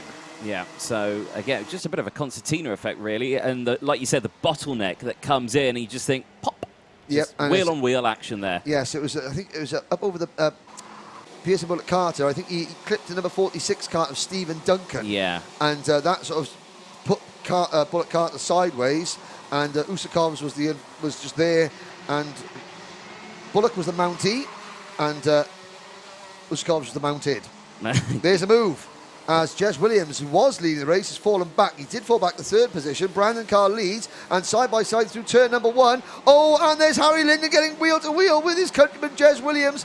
And Linden was sideways through turn number 1. Great kart control. He caught it. It has cost him a little bit of momentum, though, and it's dropped him. Well, he's still running in 4th place, but it's dropped him right back into the clutches of the Strawberry Racing number 87 of Vinnie Phillips. He has indeed. Well, Charlie Hart's managed to get up into P2 now as well, so has managed to get past Jez Williams. So Jez now, I think, a bit discombobulated at the beginning of that one. Is going to try and fight back through as this race progresses. Not had the best of days yesterday. Oh, wow, three wide. 3 wide, that's the number 5 kart of Neil Clark trying to make moves, and that looked like Gabriel Stilp doing what Gabriel Stilp does and get that croc kart going at all sorts of strange angles, but still very quickly. Got it done. No drama there. They come through the dogleg section, round the final corner again. Action all the way through this field. And again, drivers going absolutely side by side as they go round turn number 1. And again, very, very tricky spot to do that. Ewan Charman, like you say, getting that move done, but just again, you've got to be so careful through turn number 1 when you go side by side. You have to be so careful. This is out of the boot section, down the back straight they go. And Neo Clark there, a bit of clean air. Where's Neo in the Neo, well, he's already moved up into 21st place. Yep. That was from 27th on the grid. There's now Harry Linden. He's in a bit of a strawberry race. He's the cream in the strawberry sandwich at the moment, because he's got Harry Burgoyne in front of him and Ethan Jeff Hall behind him. Just goes to show that one little sort of semi-mistake from Harry where he got sideways the number 7 car at this point of the circuit, last lap. It takes a long time to sort of recover. And we've got Brandon Carr and Charlie Hart pulling away, and there's a move from Ethan Jeff Hall. He goes in very, very deep. That slows the pair of them down. And behind them, that's going to be Burgoyne Jr. closing in. Macaulay Bishop runs in 8th. Gabe Fairbrother is 9th, and then Rhys Lomax rounding out the top 10. Look at this. Charlie Hart has really closed the gap on Brandon Carr here, and we know Charlie's quick around this track. Took a heat win yesterday, so you know that Charlie's got the waft in that kart. First waft of the weekend, and there's the move. Down into the banking section, gets it done, and my ears deceive me that I think there's a loose exhaust out there. Something sounds a bit raspy down there, but yeah, Hart takes the lead. Now, Brandon Carr, is he going to fight back? Jez Williams, the number 8 KR Sport Machine, is next, then Vinnie Phillips in 4th. They are closing in. Now, Brandon Carr, just under 7 minutes to go. I reckon you're going to see him for about half a lap, 3/4 of a lap. He's going to assess the situation. Is Charlie Hart quick enough to help me pull away from the drivers behind? If so, I might sit there. If not, I'm going to go straight back in. Let's find out which option he takes. And it's option B, straight back in, takes the race lead back to Brandon Carr. But Charlie Hart's already shown that he's being aggressive this weekend. Is he going to be content to sit? And already that 20 kart length gap between the top 2 and Jez Williams in 3rd place is now a 5 kart gap length. Yeah, and keep an eye because he's bringing along Vinnie Phillips to play along as well. So now this is a battle of 4 karts for the race lead. Only after those 2 race moves. Charlie Hart's going to be super careful here as they cross the line. And there's another 4 drivers still in spitting distance now. 5th, 6th, 7th and 8th. Ethan Jeff Hall, Harry Linden, Harry Burgoyne Jr. and Macaulay Bishop. So we could have an 8-kart battle. We could indeed, and with just under 6 minutes to go, this is going to be, an exciting 6 minutes, I think. So as they come back down the set, you can just tucking in there as much as possible. No one going for the moves down the inside, which is good. It's smart. There you go, sorting it out. No lunges there. So again, just all calm for the time being. They know there's a lot of time left in this race. They found where I think they want to be. I think Charlie Hart went for the move, thought, you know what, let's see if I can make this work. No, Brandon came back, fine. Okay, Brandon can have it. Yeah, and now Charlie's being smart, and he's now sitting there and just like allowing to try and break that pack of 8 karts up, and already you can see Linden, Burgoyne Jr. and Macaulay Bishop are just not as close as they were a lap ago. So, you know, the tactic of Charlie's tactic of sitting there and following is working, and we're thinning the herd once again. We are indeed. Now, Alex Duncan has retired, sadly, in the number 63 Argenti Motorsport kart, but all other 33 other drivers that started this race still running. Ted Bradbury has actually just come in as well. So it's not been a good weekend so far for Ted Bradbury. So he brings his Sam Pollock racing car into the pit. So we're down to 32 runners, and the top 5 of them on the screen. There's a move into the banking hairpin. Charlie Hart takes the race lead back. Brandon Carr forced wide, and that opens the door for Jez Williams and Vinnie Phillips. I don't think Brandon Carr will be too pleased with that one. No. He's now dropped back several places. He's now into P5. And look at the lead that Charlie Hart. So Brandon Carr might not be very happy, but that's worked absolutely perfectly for Charlie Hart. He's got a 10-kart length lead. Indeed, indeed. So we'll have to keep a close eye on that one. Jez Williams capitalised on that as well, getting up to P2. What can Jez do from there? Of course, had a good start, did Jez, and then dropped it a little bit further back. Now he's got the 2 strawberries behind trying to come through, and they're 2 big names. Vinnie Phillips, Ethan Jeff Hall, 2 very quick drivers, and Brandon Carr fighting back straight away, splitting the 2 strawberry drivers in half. Harry Linden now draws up behind the number 51 car of Ethan Jeff Hall, with Macaulay Bishop and Harry Burgoyne Jr. next in line, as Hart leads Williams and Phillips down through the dogleg into the final hairpin. And see out of the corner of my eye, Charlie's mechanic waving on, side by side through turn number 1. Brave move there from Vinnie Phillips. He makes it work on Jez Williams. That moves Vinnie up into second place, and it just gives Charlie Hart that little bit of extra momentum. Charlie, 9th in the championship coming into this round. He's going to be moving up into the top 5, I am sure. Possibly so. Just over 3 minutes to go then, and it's actually quite a popular move to go down the inside at turn number 1. You do see it a lot because the natural racing line is that you don't go near the first apex, you run it out slightly wider, and that is Vinnie Phillips. That was going a bit wider, and not ideal. The suboptimal racing line out of hairpin number 1, I'll have to say. But as they go through, less than 3 minutes left on that one.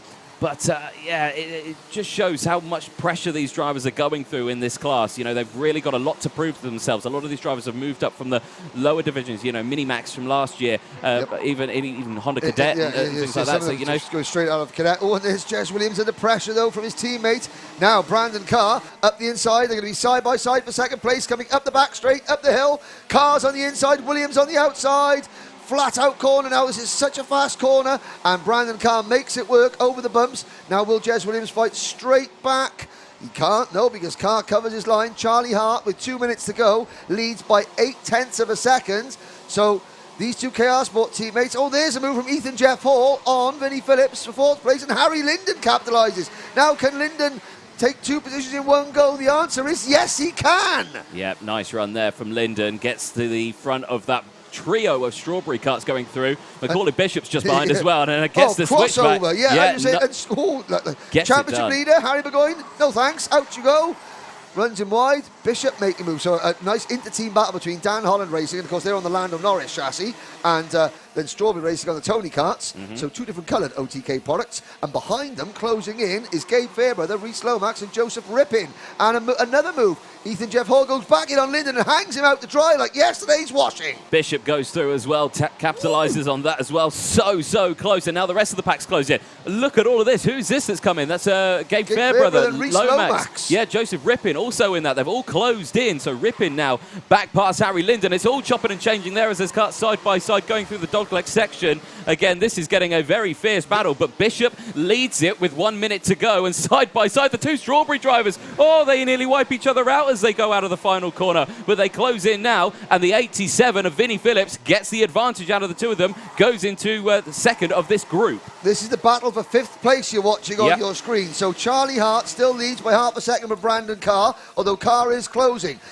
Williams is 3rd. Ethan Jeff Hall has escaped this melee in 4th position. It's Bishop in 5th, Phillips 6th, then Burgoyne Jr. in 7th, is it? No, Fairbrother is 7th, Lomax is 8th, then it's the Joseph Rippin kart, the MLC Motorsport machine, up in the mix, and there's battling for the lead. Yeah, Charlie Hart's been caught by Brandon Carr, and Carr's taken the lead with less than a minute to go. Here comes Jez Williams down the inside. Charlie Hart's dropped it off massively. He's going to go to the outside here, try and get the switch back trying to come back through turn number 1, and he just hasn't got the waft to get it done. Is he going to go for a move into the dogleg? No, Jez Williams covers it off, closes that gap, and these top 3 battling fiercely. Bishop also defending from the 5th place group. Has not managed to get anyone through, and who was that? Curbs down the dogleg, there he got pushed in very, very wide and had to get the kart sideways, slowed up. Williams and Hart battling for second. Ethan Jeff Hall closing in 4th. Yep. And look at this, Bishop. Oh, Bishop, that was a longer load time there going into the top corner than a modem from 1995. But he hangs on to it somehow. Fairbrother, with his nose shoved well and truly up the exhaust of Bishop's kart, is really pushing, but they're coming out. The clock has struck 0. The leaders start their last lap. Carr has got an advantage. The battle for second is on between Williams and Hart. Then it's Ethan Jeff Hall all on his own in 4th place. Here's the battle for second. Williams defends. Hart's now going to try and get the undercut coming up the back straight, and Bishop is just about. Oh, there's a championship leader, Burgoyne Jr. running wide. Terrible race for Harry Burgoyne Jr. on his home track. It's all gone a bit wrong. Terrible weekend in total, really, so far, but the final's still yet to go in this category. Here comes Hart down the outside into hairpin 1. Jez Williams covers that line, because not going to let Hart to get past. I didn't even think Brandon Carr was going to get the race lead of this one. Well, I mean, Charlie Hart had such a lead. Yeah, Charlie had such a lead in this one, but has managed to close it in. One more corner to go then for Brandon Carr out of the final corner to the finish line, and Brandon Carr will take the race win in the pre-final for Junior Road Tax across the line. Jez Williams holds on to that P2 from Charlie Hart. Ethan Jeffall, a great run, gets up into P4 from Macaulay Bishop. Gabe Fairbrother, another fantastic run, up into P6 as well. Harry Linden, Vinnie Phillips, Reese Lomax and Joseph Rippin round out the top 10. But what a pre-final that was, and I think a taster of what you're going to expect in the final later on today. Absolutely, you're correct, Anthony, and a great race outside the top 10. We're going to see the results on your screens. We didn't get a chance to do a full rundown of the race order during that one, just because the racing was so intense. We're going to see it on your screens very shortly. But there you go. So Carr and Jez Williams, a 1-2 for KR Sport. Then is Charlie Hart, Ethan Jeff Hall, Macaulay Bishop, your top 5. Gabe Fairbrother for the Ultimate R team. Harry Linden is 7th. Then Vinnie Phillips, Reese Lomax, Joseph Rippin, your top 10. Followed by Aditya Kulkarni and William Antrobus. Burgoyne Jr., after the incident on the last lap, down to 13th place. Followed by Stephen Duncan, Ewan Charman, Henry Beaumont, Ollie Stevens, Thomas Behrman, Harry Hannam in 19th. So Mum could find a way out from behind whatever van she's sort of hiding behind out in the paddock. A lot of people hiding behind things. And down at the bottom of the field, so we lost Pearson Bullock Carter, Ted Bradbury, Alex Duncan, Evie Poulain finishing 31st, Gustav Usakovs in 30th. But wow, 3 pre-finals down here at the Wera Tools British Kart Championships. 1 pre-final to go, and it'll be Senior Road Tax.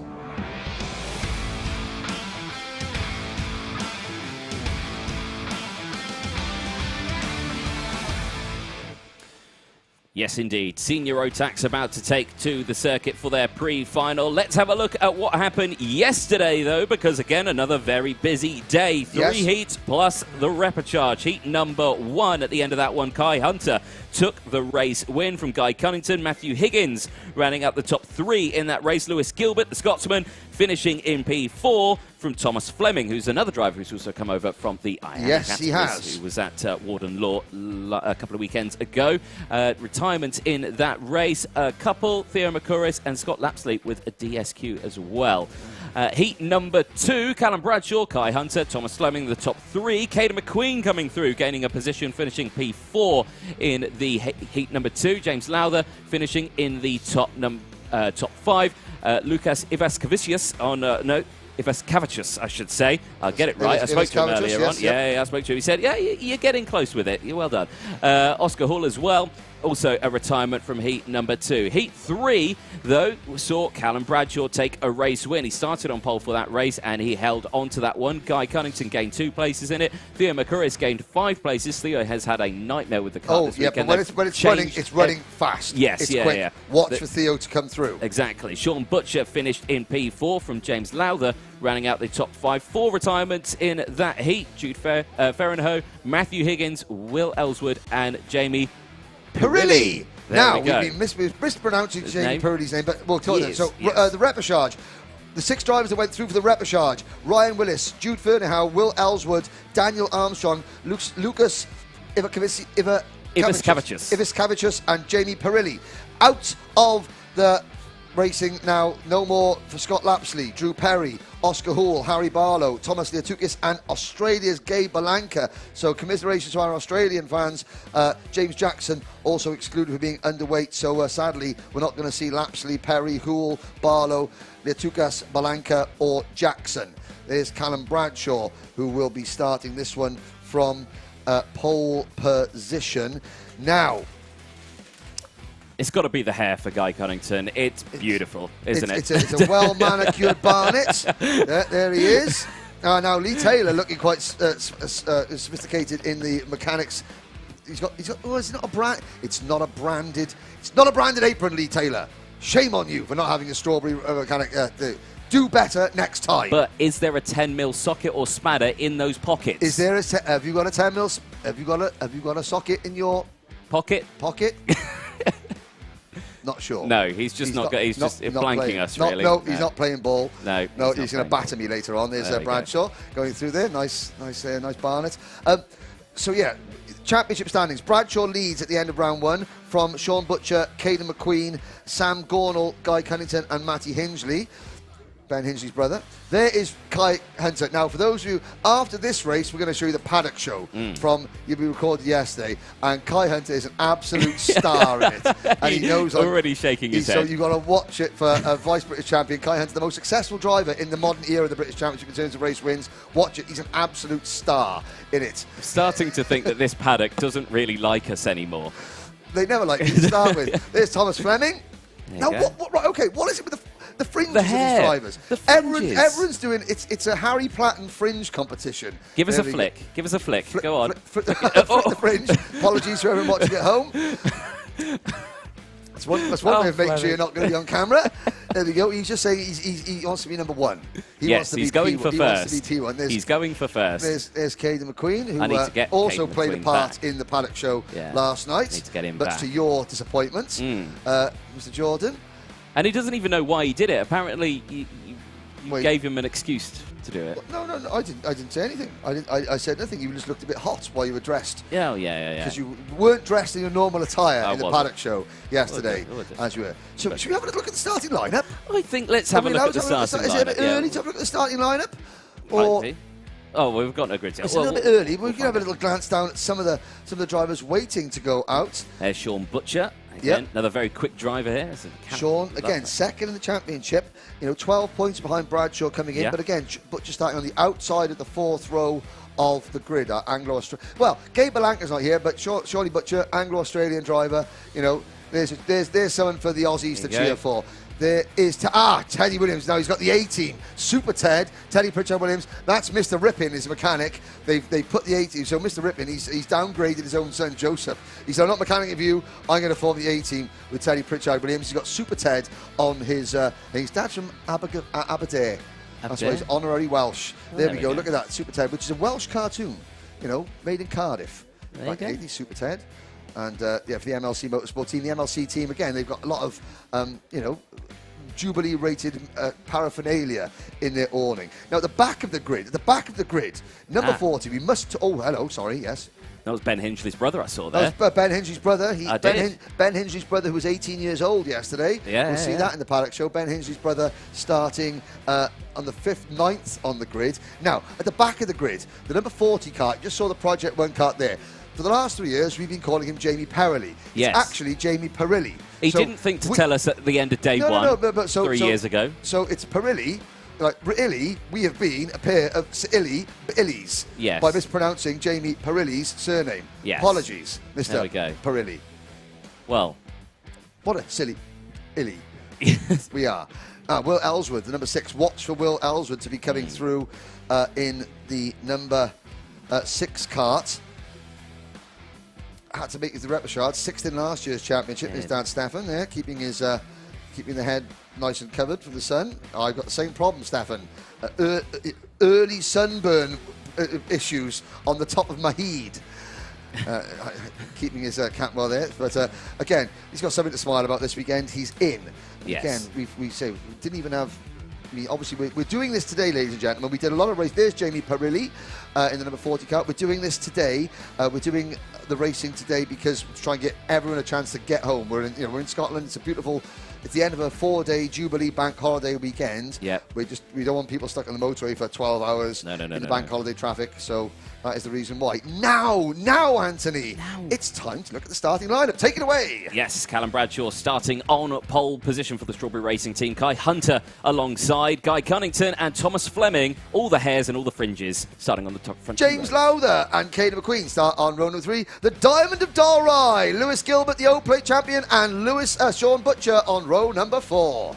Matty Hingley, Ben Hingley's brother. Teddy Pritchard-Williams, Lorenzo Cordell and Jack Stedman were around at the top 6 rows. Sam Gornell and Louis Harvey, whose dad entered the Guinness Book of World Records from cycling to being part of a team that cycled from Land's End to John O'Groats in 5 days. Jack Lilly and Leon Henderson, Scotland's own Leon Henderson on row number 8. Finley Harrison and Archie Walker on row 9. Matthew Higgins and Theo McCorris were round out the top 20 on row 10.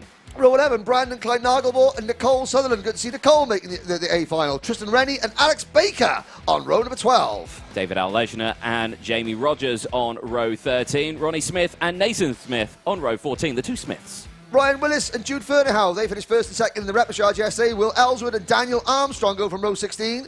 Lucas Ivaskavicius on row 17 with Jamie Perilli on row alongside. Well, there you go. Oh, now. Chain guard. Des Brez. It's a chain guard.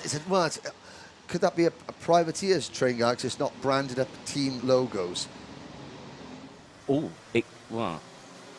Now, are they going? They're not going. It's a false start. That's a false start. Possibly for the Des Brez. Yes, indeed. But somebody is going to be getting the mechanical flag, very soon, sadly. I don't know where that is, but there's a very nervous mechanic running around. So if you've got a clear chain guard on your kart, it's no longer on your kart.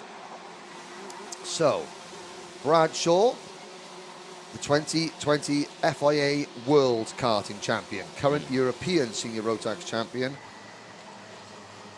Kai Hunter, no driver has won more races and more finals since Motorsport UK started running the British Championship than Kai Hunter. He is the most successful driver in the modern era of the British Championship in terms of final victories.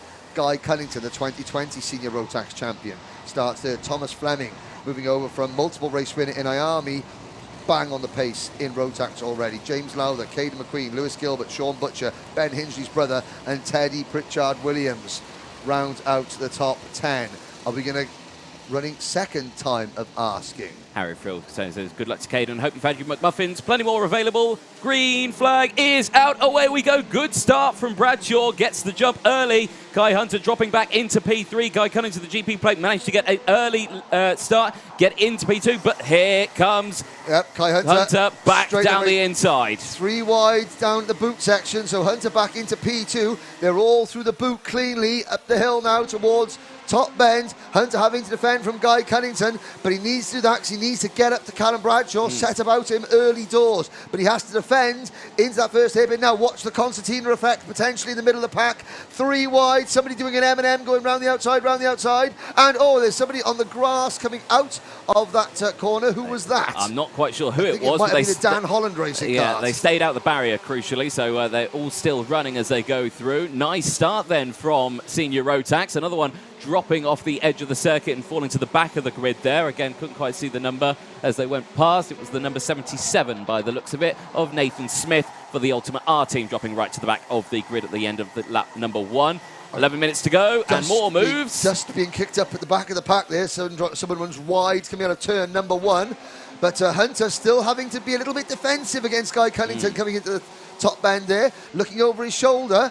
And he's late on the brakes there, but we've already said that doesn't necessarily mean, and look, the cart bogs down at the exit of the hairpin because if you're later on the brakes coming into these hairpin, the cart bogs down going uphill coming out. You need to roll out early, let the cart float to the corner so you can get on the power nice and quick coming out of the turns. But of course, when you're under pressure, you've got no choice but to brake as late as possible when you've got somebody about to climb into your seat with you, like Kai Hunter's got at the moment. Exactly. Well, the end of lap number 2, Bradshaw leads them from Hunter, Cunnington, then it's Fleming, Lowther, Gilbert, McQueen, Hingley, then it's Cordell, Butcher, the top 10 for the time being. 10 minutes to go then, plenty of action still having it. And look at this now.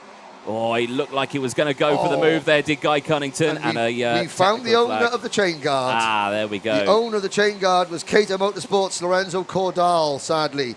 And so Lorenzo is going to have to pit. He's 14th in the championship at the moment. It's going to be worse than that at the end of this race. Don't worry, you're into the final. Yep, you've got one more race to go. So, number 24, the Zip Factory driver, Caden McQueen, going through your screens there. Let's see, now he's been battling power issues. Yesterday he said the kart was brilliant the first couple of laps. Whenever he was battling, he was able to make moves. But then when things spread out like they are now, he was struggling a little bit. And they think they might have found something overnight that is helping them, that could help them. Let's see as the race progresses, we'll find out if that is the case, whether McQueen is moving forward still or whether McQueen is defending. Now, Matthew Higgins started down in 19th. He retired whilst leading one of the races yesterday. He retired from the final at PFI, sadly. So he's down in 10th in the championship. A move, though, Mr. Jordan. Well, it's all getting a bit close to the lead, yeah, because now it's Kai Hunter, who was leading for a brief moment, has now dropped back into P3. Oh. It's still Bradshaw, and look at that. Hunter's really trying to get past here. I'm not quite sure who's actually leading that one. Is it Cunnington or is it Bradshaw? It's still Bradshaw who leads. From the GP plate, Guy Cunnington. And here comes Fleming. Thomas Fleming on his teammate for third position, but falls back into line. Lowther in the Coles Racing, number 7, is 5th. And it's Gilbert, McQueen, and Ben Hinchley's brother. Yes, there we go. Bradshaw then still leading. Happy with that flag. one. Has got a warning flag, though. So shows he's trying. It does show he's trying. There we go. 8.5 minutes to go. Coming in towards Dunno Corner.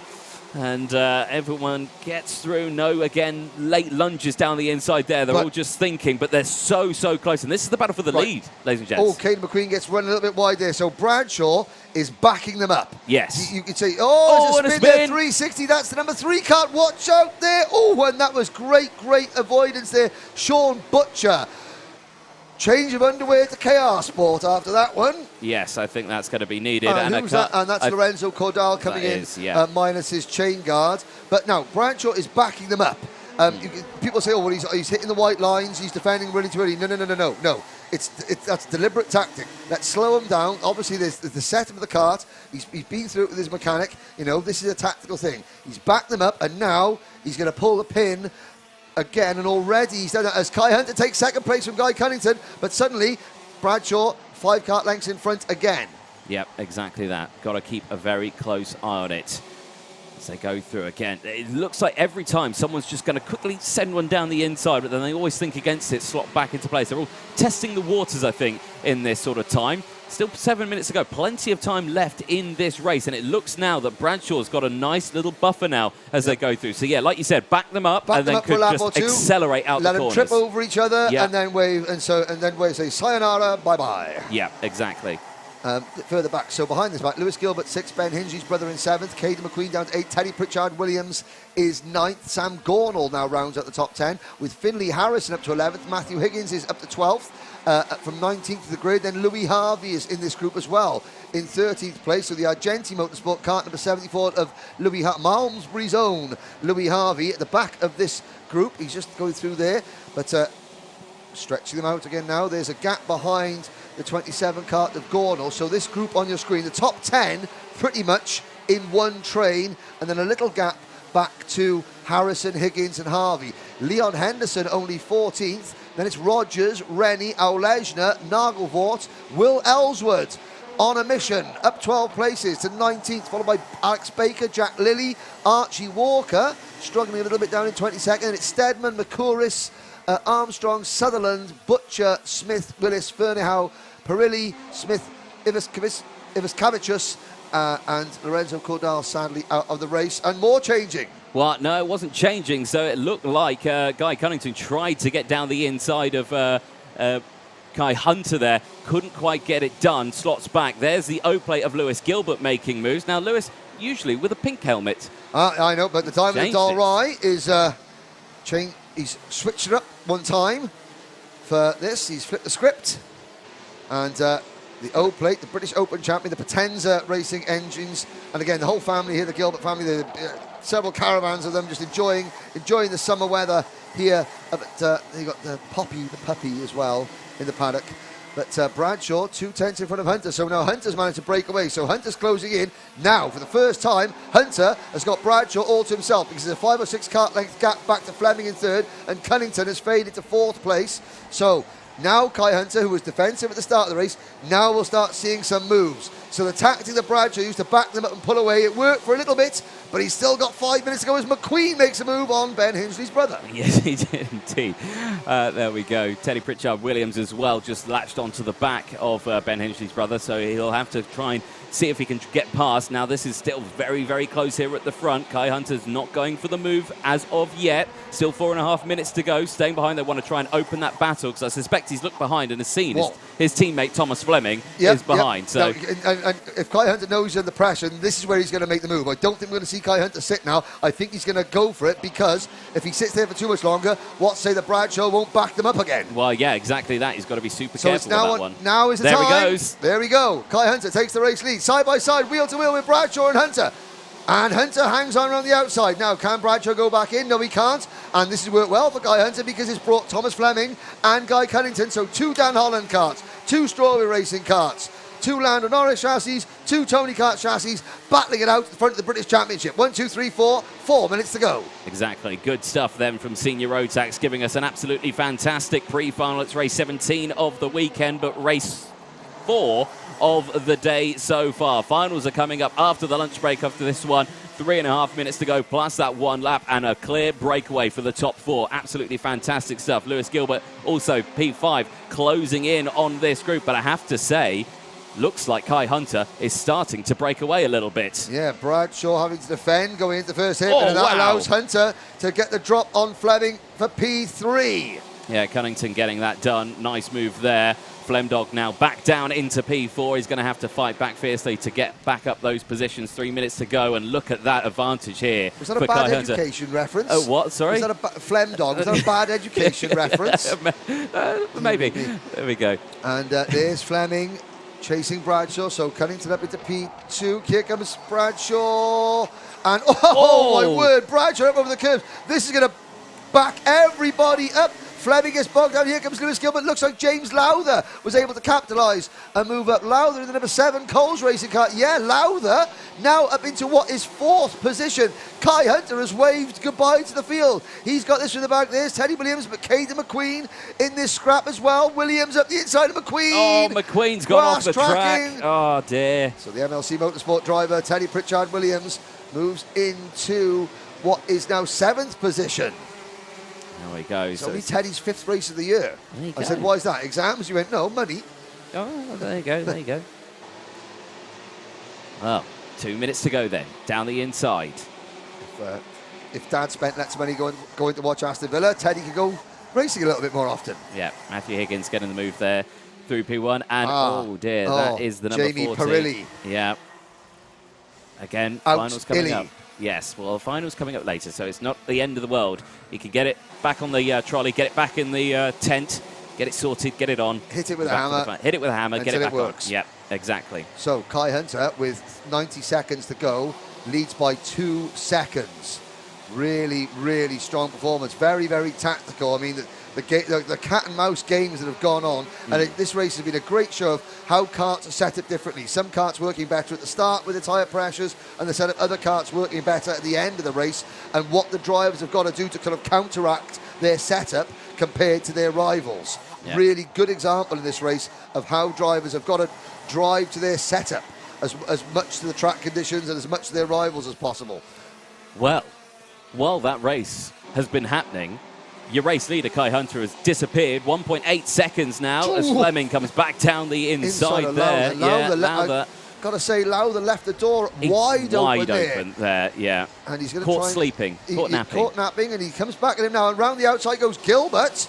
So Gilbert picks up a place, so Lowther's lost 2 places there, and almost Higgins, 3 places, because Matthew Higgins, and again, Matthew Higgins' sister Lissy was a star of the paddock show, which we're going to see after this as well. But Matthew is being the star of the show today. Now Lowther comes back, and Teddy Pritchard Williams round the outside, and he was full chat talk about he's got Super Ted on his crash helmet. Well, that was a bit of great driver from Super Ted there, as to pick up a place. There, it's all going on here. We've got 20 seconds to go. This is the battle for 4th, 5th, 6th, or is it 5th, 6th and 7th? And there's the number 77 Ultimate R kart of Nathan Smith, who has gone up, and I think he might have taken Nicole Sutherland with him. They're both walking away. Sutherland, who didn't make the A final at PFI, she has made the A final now, and the 2 drivers just got to get over the barriers. Yellow flags waving, and Thomas Fleming with a 5-second time penalty. And that's going to really cost him. And let's have a look now. Now there's the yellow. Okay, well, the yellow flags have gone in, but this kart to the outside of the final corner as we're on the last lap. On the last lap, Hunter leads. This is still looking at the battle further down the pack. Ben Hingley's brother in the number 11 Ultimate R kart. He was 18 years old yesterday. He's now holding off a huge group, but it's Hunter, Bradshaw, Cunnington, Fleming with a penalty, Higgins, Lowther, Pritchard Williams, Hingley, Gornall and McQueen. Gilbert, on your screens now, down to 11th in front of Louis Harvey in 12th. And then it's Finley Harrison in 13th, and more action, Anthony. Plenty more action for this one, but your race leader, who's coming out of the final corner now, Kai Hunter, for the pre-final race, 17 of the weekend, will take the checkered flag after an amazing race. Callum Bradshaw will take P2 from Guy Cunnington. Thomas Fleming, with that 5-second time penalty, will finish 4th on track, but not on paper. Matthew Higgins, P14 positions gained, gets it up into P5. From the Mid-Walian driver from Trafford Lois. Well, what can we say about that one? That was action-packed. Action-packed, very, very tactical indeed. Kai Hunter, after what we put him through in the paddock show last night, deserved that one. I have to say, at the end of this race, we will play the paddock show. If you're watching on the live stream, don't turn off, don't have a break. You do need to see the paddock show. It's a riotous affair from start to finish. Kai and lots of the drivers playing a real good role, really showing the personalities in the paddock. Some of the drivers not afraid to have a laugh on camera. Indeed. So Kai Hunter, Callum Bradshaw, Guy Cunnington, your top 3. Now, the penalty for Thomas Fleming, he finishes 4th on the road. That would put him back to, I would say, 9th place, I think. So Matthew Higgins will take 4th, and it's James Lowther, Teddy Pritchard Williams. Here's a look at the drivers outside the top 12. Jamie Rogers finishing in 14th place. Will Ellswood from 31st to 20th, and then at the back of the pack there, some of the drivers that failed to finish: Nicole Sutherland, Nathan Smith, Theo McCurris. The bad luck strikes again for the Jack Dex Racing driver, and also at the back there, Jamie Perilli and Lorenzo Cordal. There we go. So, well, an exciting first half of the day. It is half time. It is time to go and recharge our batteries, ladies and gentlemen. Thank you for watching the first half of today's broadcast. We're going to carry on now with the paddock show. Enjoy that. We'll be back very shortly when the paddock show finishes. Enjoy. It's a laugh.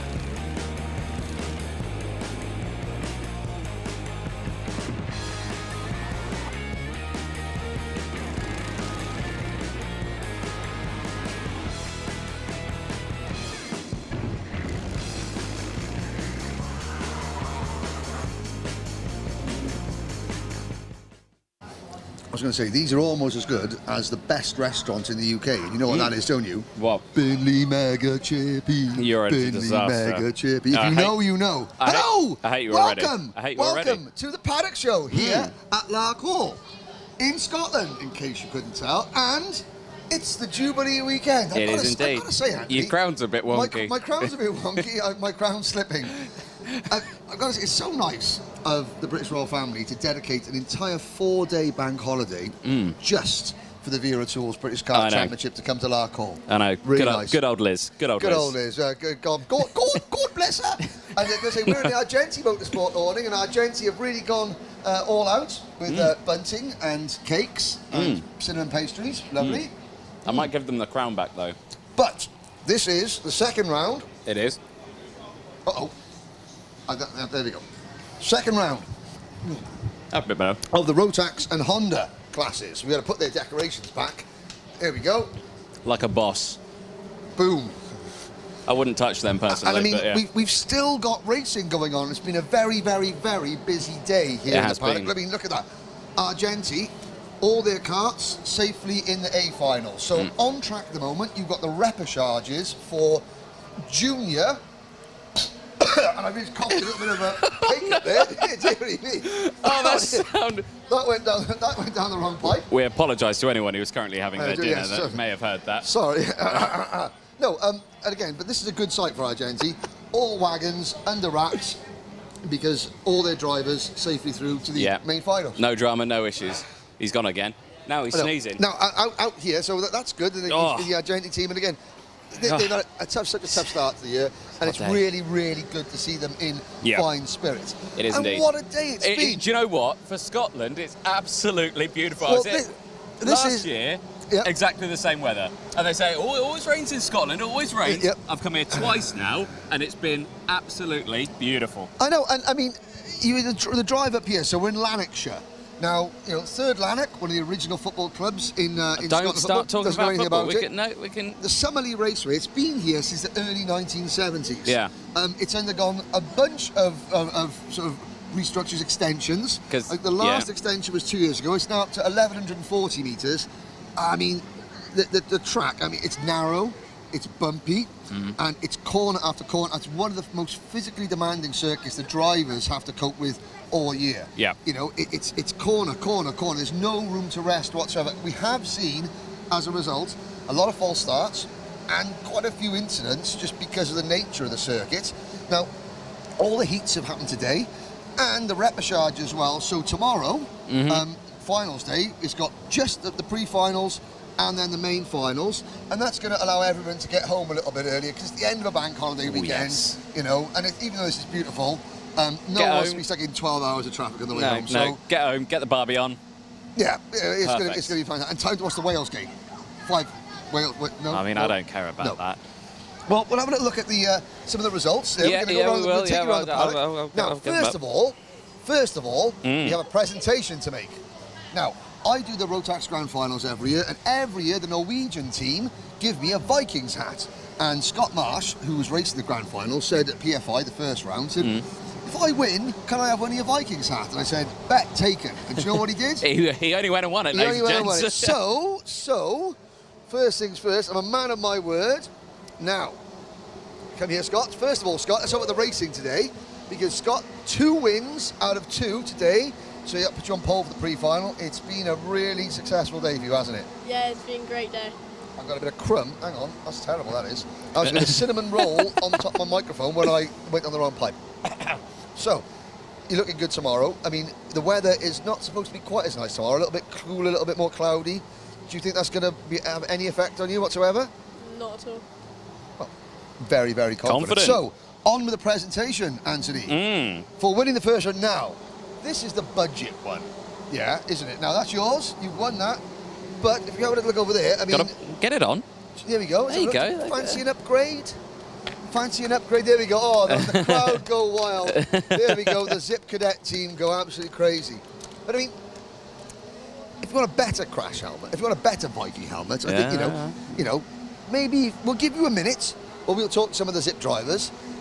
You need to go and find a mechanic and a couple of other people. So you need to find 3 people to come here.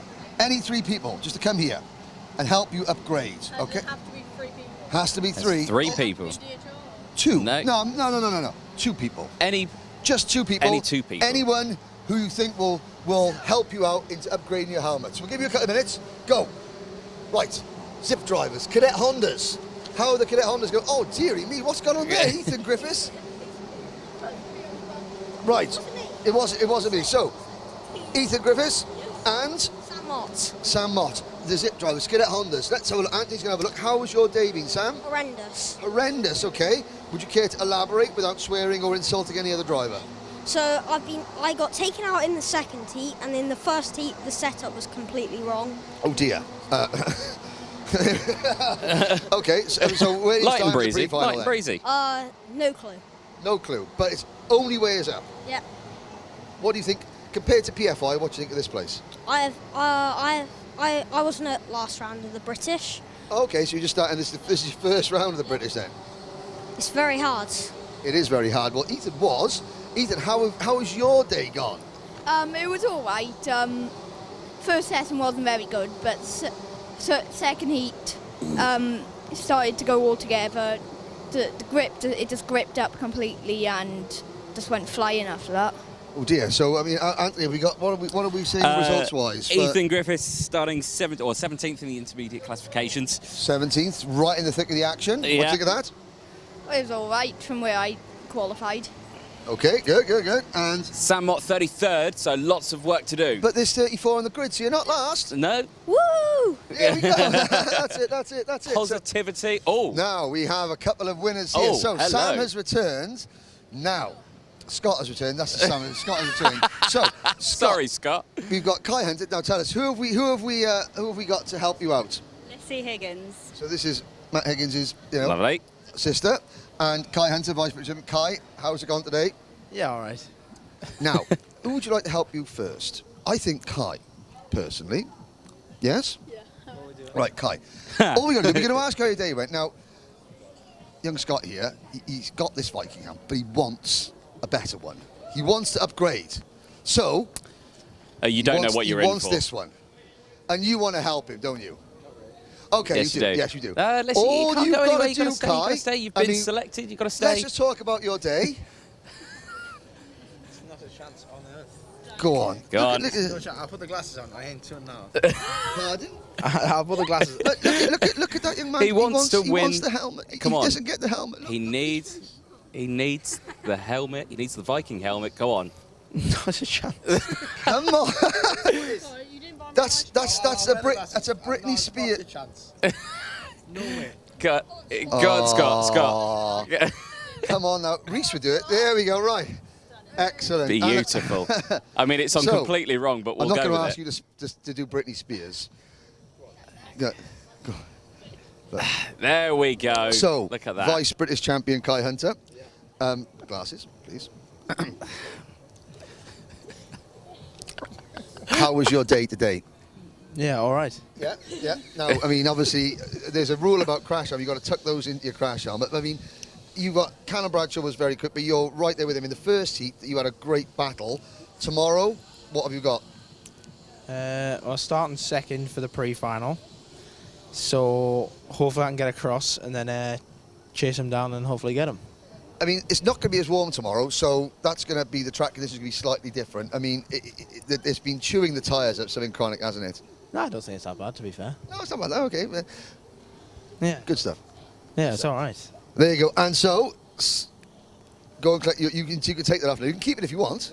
No, really. You can get the second best Well, one. you swipe my card. We'll swipe. The second We'll have a best little go one. at that then. Hang on. Now we have the battle. So well, there now we go. So We've got to work for the first biggest one, Young the best one. Scott has upgraded. Now is he? So And that's a good upgrade. That. today was Derby Day, and we all know Queen, whose Jubilee we're celebrating, loves her horse racing. I love my horse racing as well. That's why I'm so poor. But, you know, we've got a little race on our hands now. Anthony, you a spicy food fan? Yes, you are. You love the spicy food. Now, all we're I didn't know this was happening. We're going to have a happening. little race. We're going to have a little race. Oh, right. Yes. Now, I wasn't aware of this. now, what does every horse need? Needs a jockey. And what does every jockey need? Absolutely not. What on earth are you planning? No. I mean, if you know, young Scott, because he really wants this one. He really wants this one, doesn't he? Yep. All you and you, Anthony, have got to do is have a little race. Now, Right. one as a jockey, and as you love your spicy food, what better spicy food is there than a chili pepper? Right. Now- This is becoming the weirdest paddock show that we've ever Now, done. Scott, how much do you want that really nice, really, you want to upgrade from that, don't you? How much do you really want that nice one? I really, really, really want it.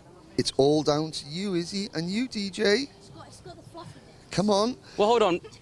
If I'm in this, what's this? Oh, you've got to dress as a jockey.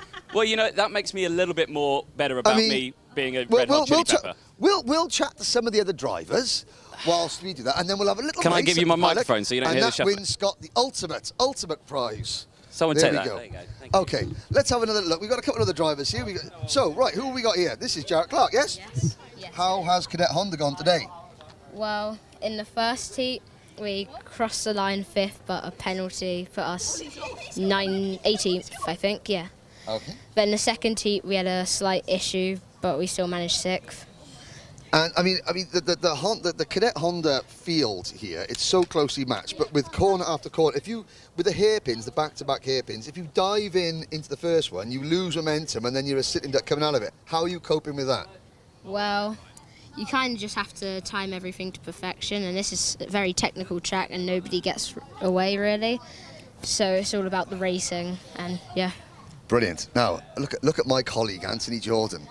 And Izzy thinks, so, for the hat. Gotta take a photo. Oh, Scott. Scott. There we go. Right. Now. I wasn't expecting this. I I wasn't ready for this. How are you? What do we I just can't wait. What do we think we should get I don't know what I've signed up for. To be honest. No, neither did I. I honestly had no A idea little we had this jog, a little planned. jog up to Motorsport UK, It's in and out, say hi to Danielle in race control. It's and then absolutely back. boiling. Yeah? Yeah. Okay, I think so. Yeah, we do need to know the rules. Where is the start-finish line?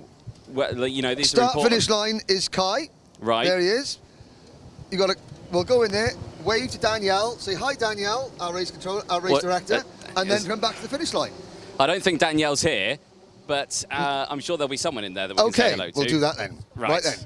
Okay, Scott, on, yeah, run and say hello and back. Okay. Right. You're going to go back. You're going to go back. I've got Right. this with a microphone as well, Okay. so you've already got an advantage. On Scott's command, if you win, Anthony's got to do the rest of the show dressed in that. Okay.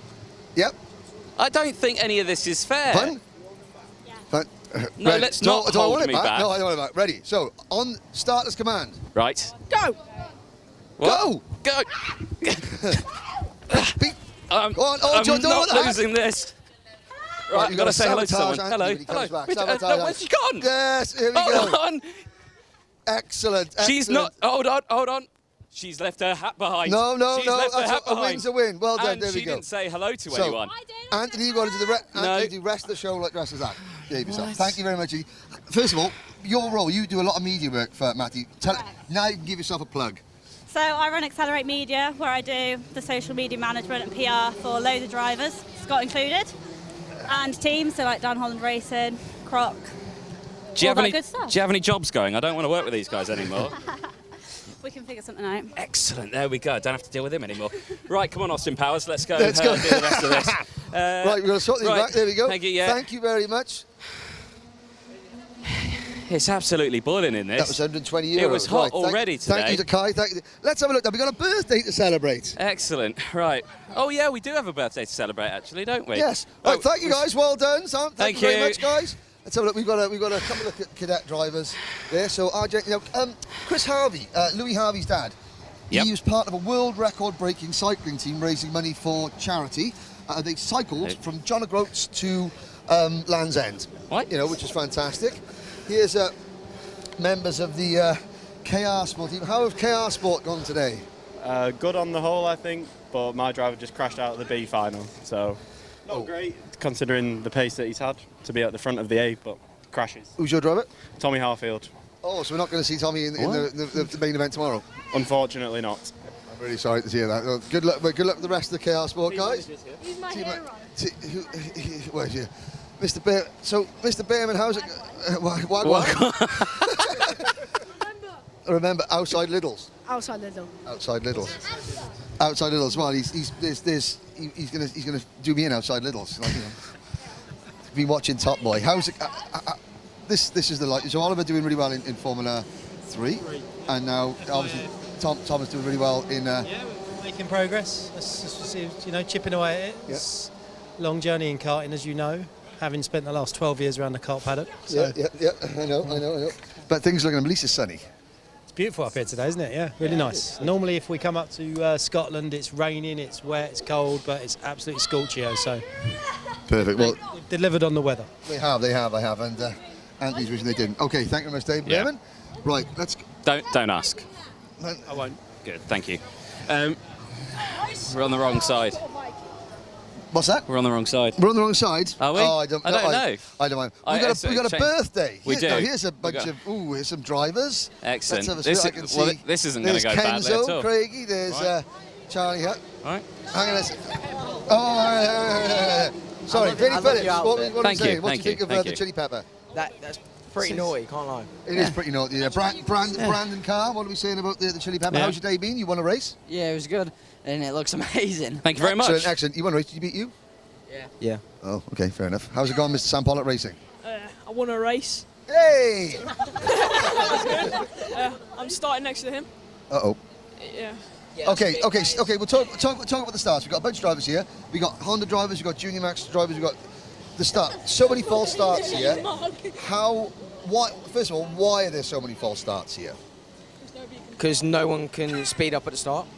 No, but also, is it overtaking is very difficult here as well, isn't it? Yeah, it's a short track, and it's very tight, complex, and it's just. I mean, it's the complete opposite to PFI, isn't it?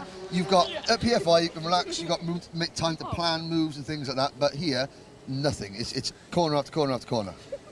Yeah. Anything you'd like to add, Anthony? How have we gone? Some results. I'm honestly, I don't know. I've lost the mood for this paddock show already. Really? So Why? It's not for it. I don't know. I can't imagine why. It's just gone a bit chilly. That's all.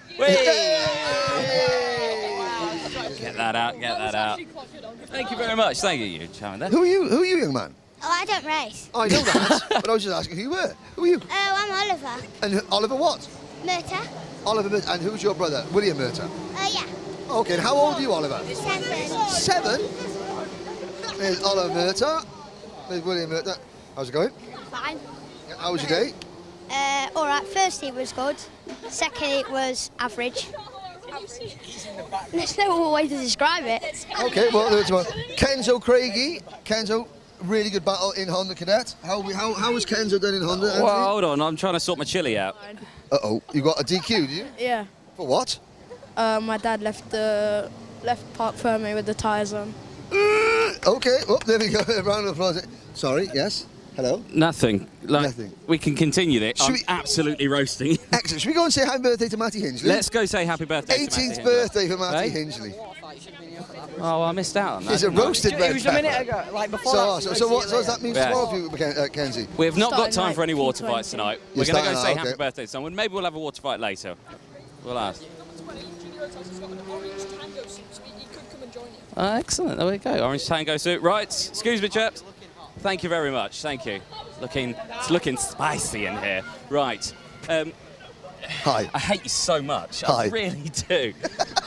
Honestly, before I had to wear this, I didn't really like you, and now I really don't like you. Right, well, we're going to say happy birthday to Matty Hingley. Well, I tell you what, where's this Philly Bucks dad? Where's the birthday boy? Oh, they're on track. Oh, they're on track. Oh. They're on track. Oh. They're watching. They're watching. Oh, sorry, Vinny. Thank you very much. Nice, there we go. We got a whole collection. I mean, at least we got an audience. Can't imagine why, Anthony. I can't imagine why. We've not been to the other side of the paddock yet. Well, we got time. Yeah, I mean, the drivers are going to come out of here at the end of their repechage. So there's a lot of people watching the senior, the senior Rotax repechage at the moment. We'll obviously find out what's going on. We've got Callum Hargrave Driver Development Limited. Now we'll go in and say hi to them. Anything else you want to add, Anthony? No, I hate you. Hello. Nothing to see here. So, don't ask. Don't ask. Right. Well, we've got the main Is he cafe beat you here. fair and square?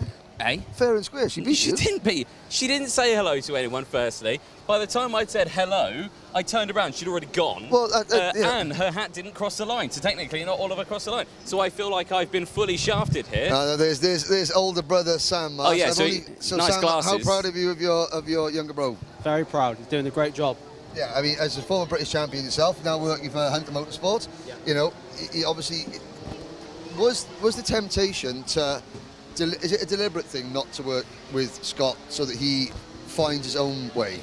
Yeah, something like that. I think it's a sibling thing. They don't like listening to their older brothers, which is pretty normal. Well, that's fair enough. Yeah, but no, he's doing a great job, and yeah, very proud. Yeah, I don't think I could add anything to help him any more than how good of a job he's done today, anyway. So yeah. Well, that's fair enough. And we've lost Anthony. We've lost him. As a predator, I've blended into my surroundings. Now, Sam, who have known me for many, will know that I have been the victim of many a paddock prank over the time, and now it's just my turn to sort of pay it back. Yeah. Nice. I like the outfit, actually. Thank you. Is it something on my face, or? No. No? No. Okay.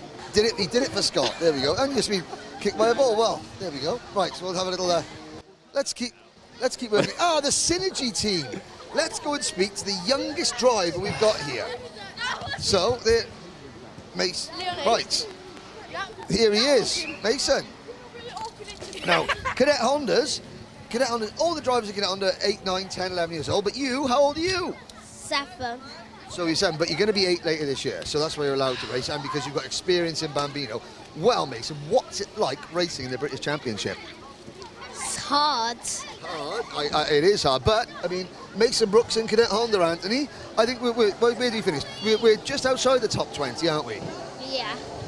But you're with the Synergy racing team. Now, there's 10 drivers in Synergy. You've got a lot of teammates to get a lot of help and experience off, isn't it? Is you find that's really helpful, speaking to your older teammates? Yeah.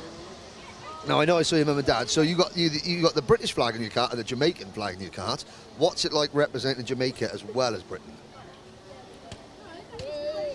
Good. Good, yeah? Well, a bit of extra colour. I'm nervous with someone bouncing a football behind me. So, what are your hopes for tomorrow? I can get top 10. Top 10, only 7 years old. Yeah. Excellent. What are you going to say? Who are you going to say thank you to? My dad and the Synergy team. Excellent, excellent. Right, well, oh, there we go. Thank you, Mason. Right, who else have we got here? So, Synergy race. Wait. Now, this is Charlie, yeah? Charlie Wolfett. Now, Charlie is number 95. Why are you number 95? Because I like Lightning McQueen. Lightning McQueen. There we go. There we go. But starting fourth as well. Your dad raced number 95 as well. Yeah. But Lightning McQueen's about anything. How's your day been? Okay, I think I had 6th and 8th, so I'm going off P4 tomorrow, so. P4, that's going to be your best ever so far in the British Championships, yeah? Yeah. Okay. Now, obviously you've got a lot of other cadet runs, but first lap in Honda, you've got a standing start. What is the main aim in a first lap of a Honda race? What do you look to do as a driver? Mainly defend and try and get your moves in. So defend early, but then obviously not defend the rest of the way. So defend at the start, maintain your position, and then start putting moves on. So for the audience tomorrow, where are we going to look for some of the best overtaking moves? Probably into here. The bottom, the boot section, the new section. Yeah. Up the hill into that corner. So at the end of the top bend, at the end of the back straight. The 2 hairpins in the last corner. So pretty much everywhere. Everywhere is a potential overtaking manoeuvre in Honda. Yeah. Okay. Well, we got a lot of the Honda. I want to see Rocco Shenton here. So Rocco, I mean, hey, okay. So What? PFI, we've drawn a line under that. That didn't go well. You start effectively your championship starts today. What's it like coming back knowing that, you know, after the disaster at PFI, how have you managed to mentally refocus? Well, it was just we had to qualify well for starting last. We had no toe and we still got 6th, really. And I mean, so tomorrow we're looking at just keep moving up. That zip kart, can it win? Yes. Excellent. If you do get on the podium tomorrow, what does that do sort of after what happened at PFI? What does that do for you, for the whole team? Cheers the team up, so hopefully we get top 3 this weekend. We've got a good chance as well. Excellent, well done, Rocco. Good to see you back. Brandon Carr's back. Anthony, you've got some friends. Speak to your friends. No, I'm fine. We don't need to speak to our friends. They're playing with the thing. It's incredibly warm in this. All right. I mean, we'll speak to you at the end of the races if you come on the podium. So there we go. So we've got plenty of drivers that are hanging out. It's been a very warm day. Now, I mean, we've just spoken to Rocco, to Mummy Shenton. Rocco has just said what a fantastic lift it'll be for the team if he gets to the podium tomorrow. Hopefully a win, especially coming back after PFI. That takes a lot of guts, you know, to really refocus. But more importantly, you know, as a female perspective on my colleague's fashion sense, would you care to? It's a chili pepper. A chili pepper. Can you give us a Red Hot Chili Peppers tune? I think you should. You do it. I think on a Jubilee, as a Jubilee weekend, you know, you've been asked very nicely by my the tune. Please. I don't think we can. I'm going to be disappointing here. Yeah, not very good. Come on now. Remind me of one. Under the Bridge. Another one? California. Dream of Californication. There you go. Stars in their eyes, isn't it? X Factor. Oh, excellent. Thank you very much. I'm not enjoying this paddock show. Why not? Why not? Not enjoying it. There's Mr. Carter. Mr. Carter, how's the Dan Holland Racing team gone today? Yeah, good day today. I mean, obviously we spoke to Scott. Scott, sensational in Mini-Max. Kai has got Callum Bradshaw to deal with in seniors, and I think Harry Linden is there or thereabouts in juniors. Yeah, exactly that. I think Kai's got the speed to win. Tom Fleming is P4 as well, and yeah, Linden's off 5th, so he had a bad quali. He's making his way back to the front, so we'll see. No problems. See if he can go better. Excellent. And comments? Yeah, looking good. Thank you. At least someone appreciates it. I know. Right then. We got more.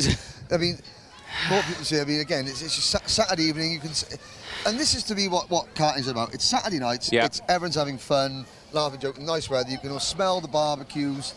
You know, over in the field there. It's something that obviously we got some unfortunate drivers, because some drivers going home at the end. If they didn't qualify through the repechage today, they don't even race tomorrow. They can go home tonight. Yeah, exactly that. So plenty of action been really today, and plenty more that we're going to have tomorrow. Really. Yeah. No, I mean, let's have a final. Let's look at the results. If you've still got any. I've still got. What have we? Some is that a dignity memento? left? Thank you very much.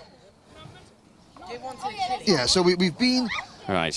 What would you like to know? Well, I mean, we've got Honda Cadet Cole Denham. Yeah. He won both his heats, 0 points, so he's going to be on pole position for the pre-final. I deserve that. I annoyed. Caden McQueen, ladies and gentlemen. Caden, please explain why Anthony deserved that. The reason I've done that is because he looks a bit warm. It looks a bit warm, so yeah. Before I call him down. Yeah. Well, and also because Excellent. Mr. George upset you yesterday, didn't he? When you when wagon was not working. Better today? Yeah, all right. Not bad. All now, good. from judging from what I saw, is it like at the start of the races you were making moves and you were really hustling the kart, but then as the race wore on, you were becoming more defensive and you were like instead of making moves, you were trying to hold people off. Is that a fair assumption to make? No, I mean, you know, we're not quite fast enough at the moment. We've still got a couple of issues, but I mean, when it's all close, we can race it. When it starts to spread out a little bit, we've got to be a little bit more defensive, but we'll get there and we'll be there tomorrow. No problems at all. Thank you very much. Excellent. Caden, enjoy it. Well, all he's done is moan about how hot he is, and now Caden does a nice gently thing and cools him down, and he's still moaning. Well, hopefully this microphone still works. Testing, 1, 2, testing. Yes, still works. Good. Yes, excellent, yes. excellent.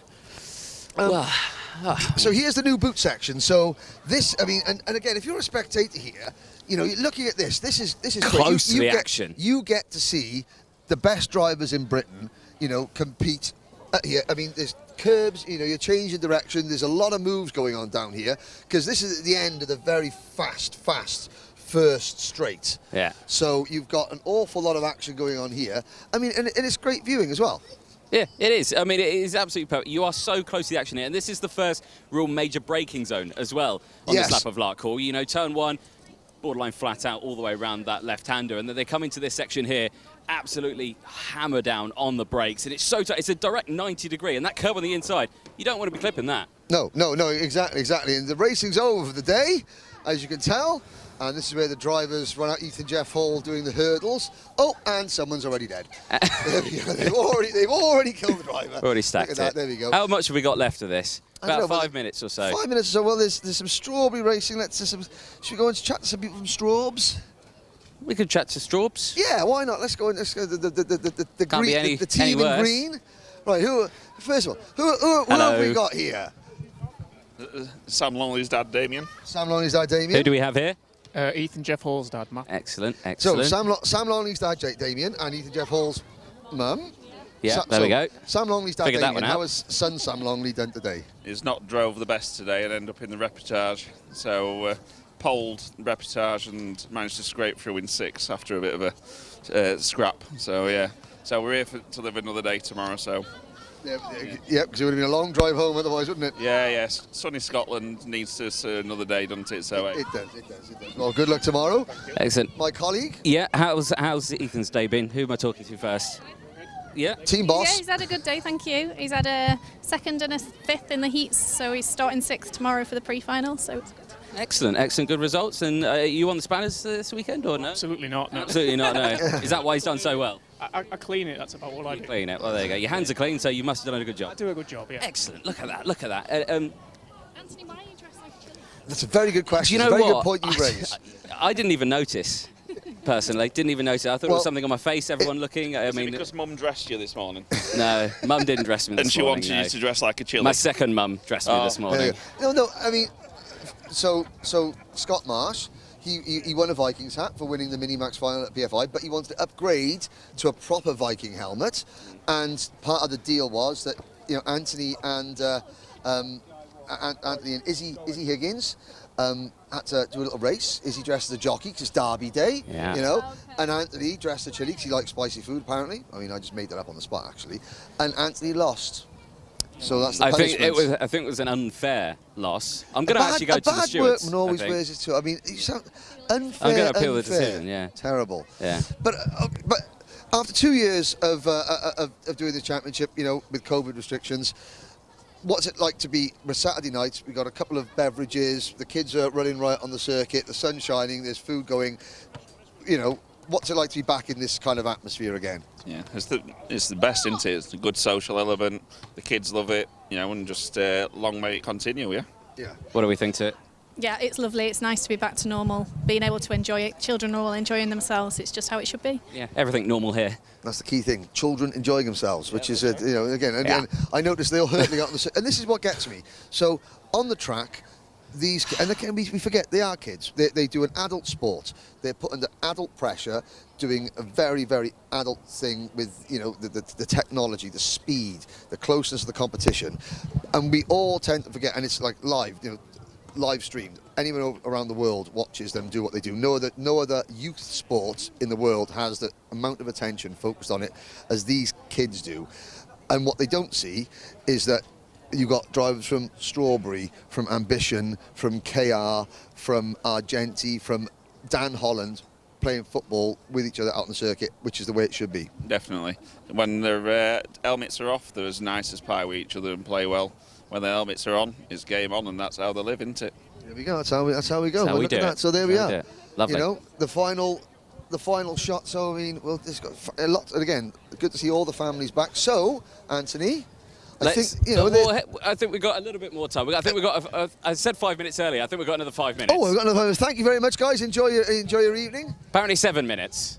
Lewis Malin is going back to the paddock. You know, he's mechanicking for Joe Rippin this weekend. Oh, excellent. In juniors. Excellent. But I mean, and that's a really good site. So you got, you know, I'd say what, a dozen kids out there representing a dozen different teams. You've got juniors, minis, cadet Hondas, and that's what Damien Longley was saying, that, you know, when the helmets come off, they're just kids, and they, you know, but when the helmets are on, there we go, here's Dan Still from Mad Croc. It's just such a nice thing. And so karting's a family sport. Yes, there are problems. Yes, there are arguments.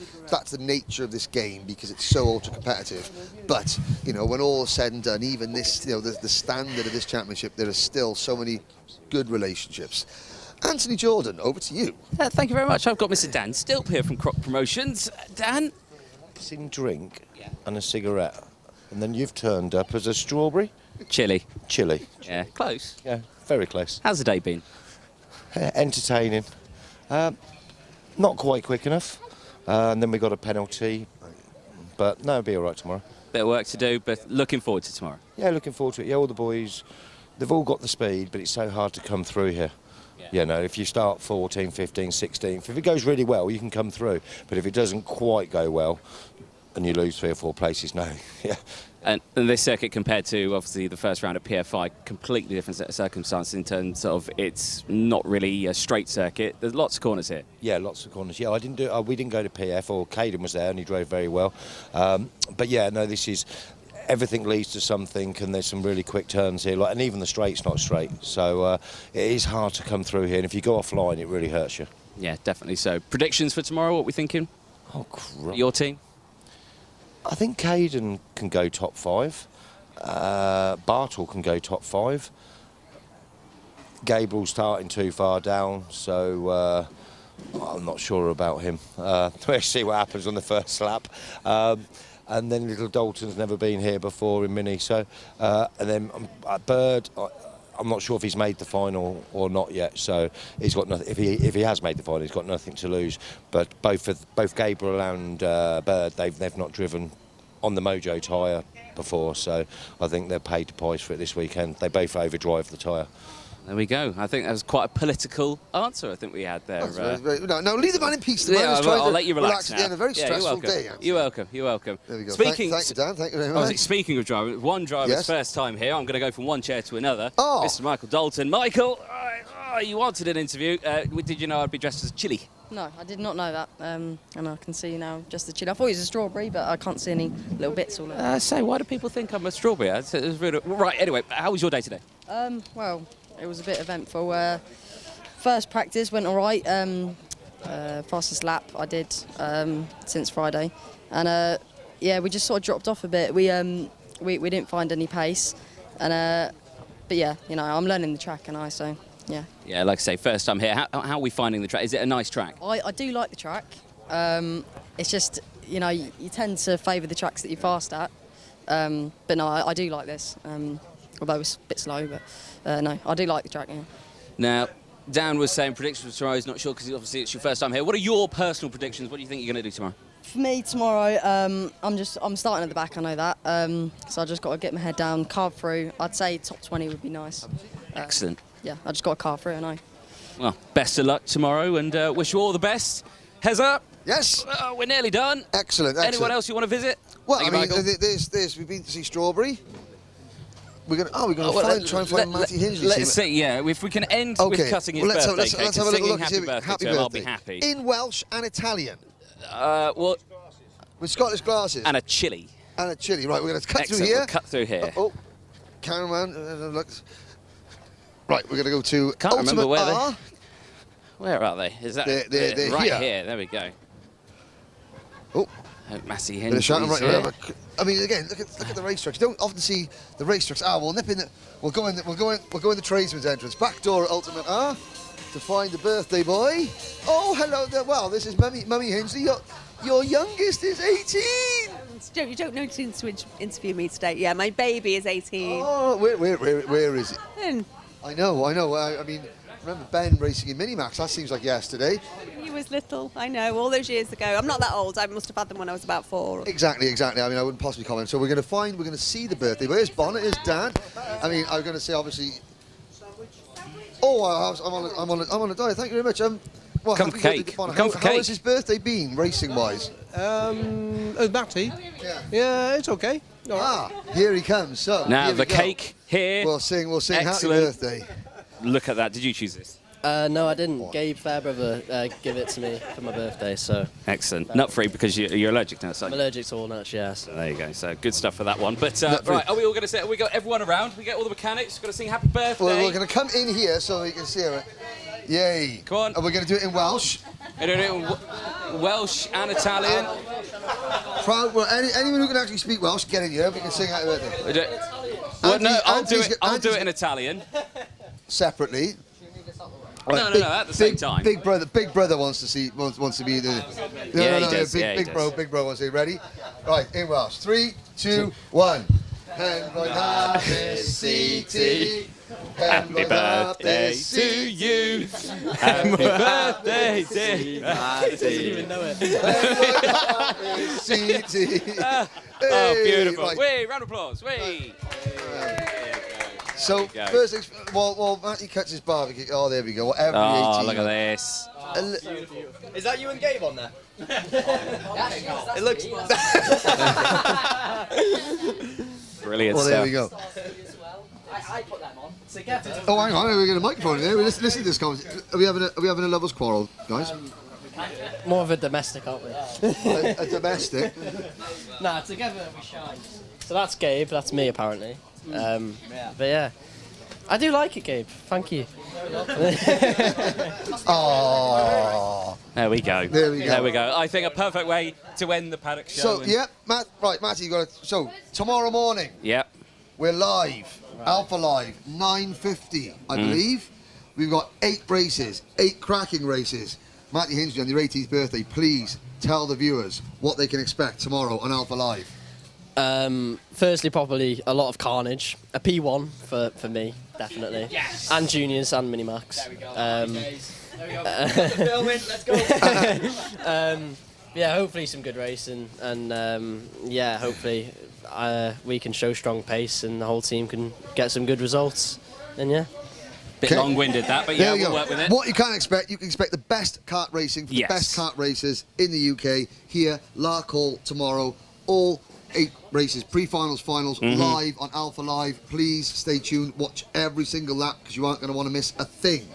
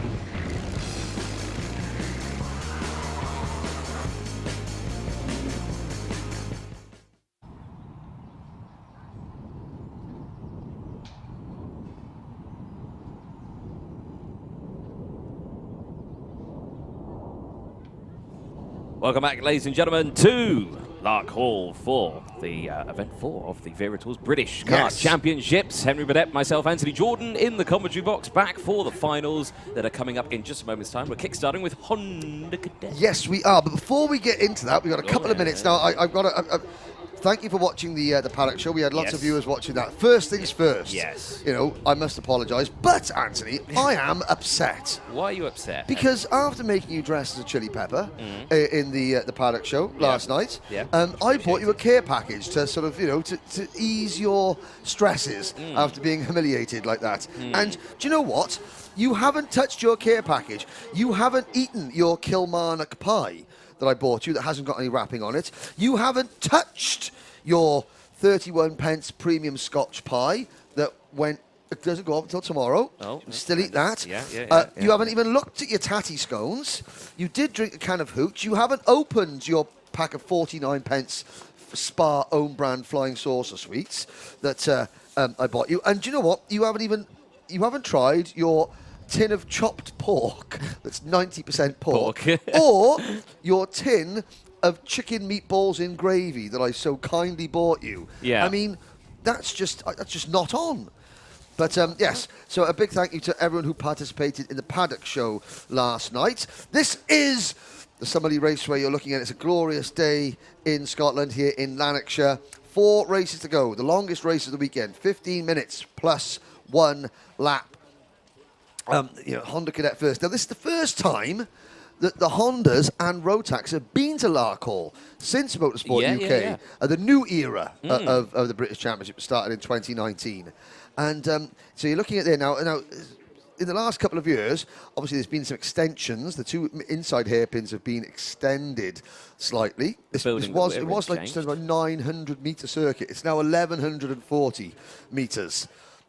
And we're looking at the Hondas running down, getting set on the grid. We shall bring the grid to you in just a moment. Yes, but I'm very disappointed, and quite frankly, I'm upset, Anthony, that you haven't tucked into your care package. Well, I can only apologise, but frankly, thank you, my dear, I don't give a damn. That's very nice. That's not very nice. But yes, well, welcome back. I hope you enjoyed your lunch break, ladies and gentlemen. Please keep your comments coming in. Now, of course, we have got not much time, so we haven't had time to talk about the Binley Mega Chippy, greatest food establishment in the UK. We haven't had much time to talk about the Queen's Jubilee this weekend, although I have slipped a marmalade sandwich into your van on the way home, Anthony, because as you know, the Queen keeps a marmalade sandwich on her, as we learnt last night with Paddington Bear. Yes. That's very good. We haven't got time to talk about how emotional the last season of Dairy Girls was. That reduced me to a blubbing mess of tears. We haven't had time to talk about whether that rapper H is right to use the hook from Stone Rose's Fool's Gold in his latest track, 1989, which is atrocious, by the way. And we haven't even had a chance to talk about how quickly I managed to binge-watch Season 4 of Stranger Things. Just about to say the same thing. I binge-watched it in one night. Yes. Straight home. Within 20... Oh, well, me and my son, we did it within 24 hours. No, one night. I didn't sleep. Oh, really? There we go. Yeah. So we haven't had time to talk about all those really, really important things. But now we have time to talk about some karting. Good luck to all my cadet mates from Harry Friel, Dan Parents, come on, Albie Friend. Max Hallfrey Cooper is on there, and Michael Burke from Australia. Good luck, Cole Denham as well. So, 4 races to go, ladies and gentlemen. The first one, the final, it's Honda Cadet. It's coming up very soon.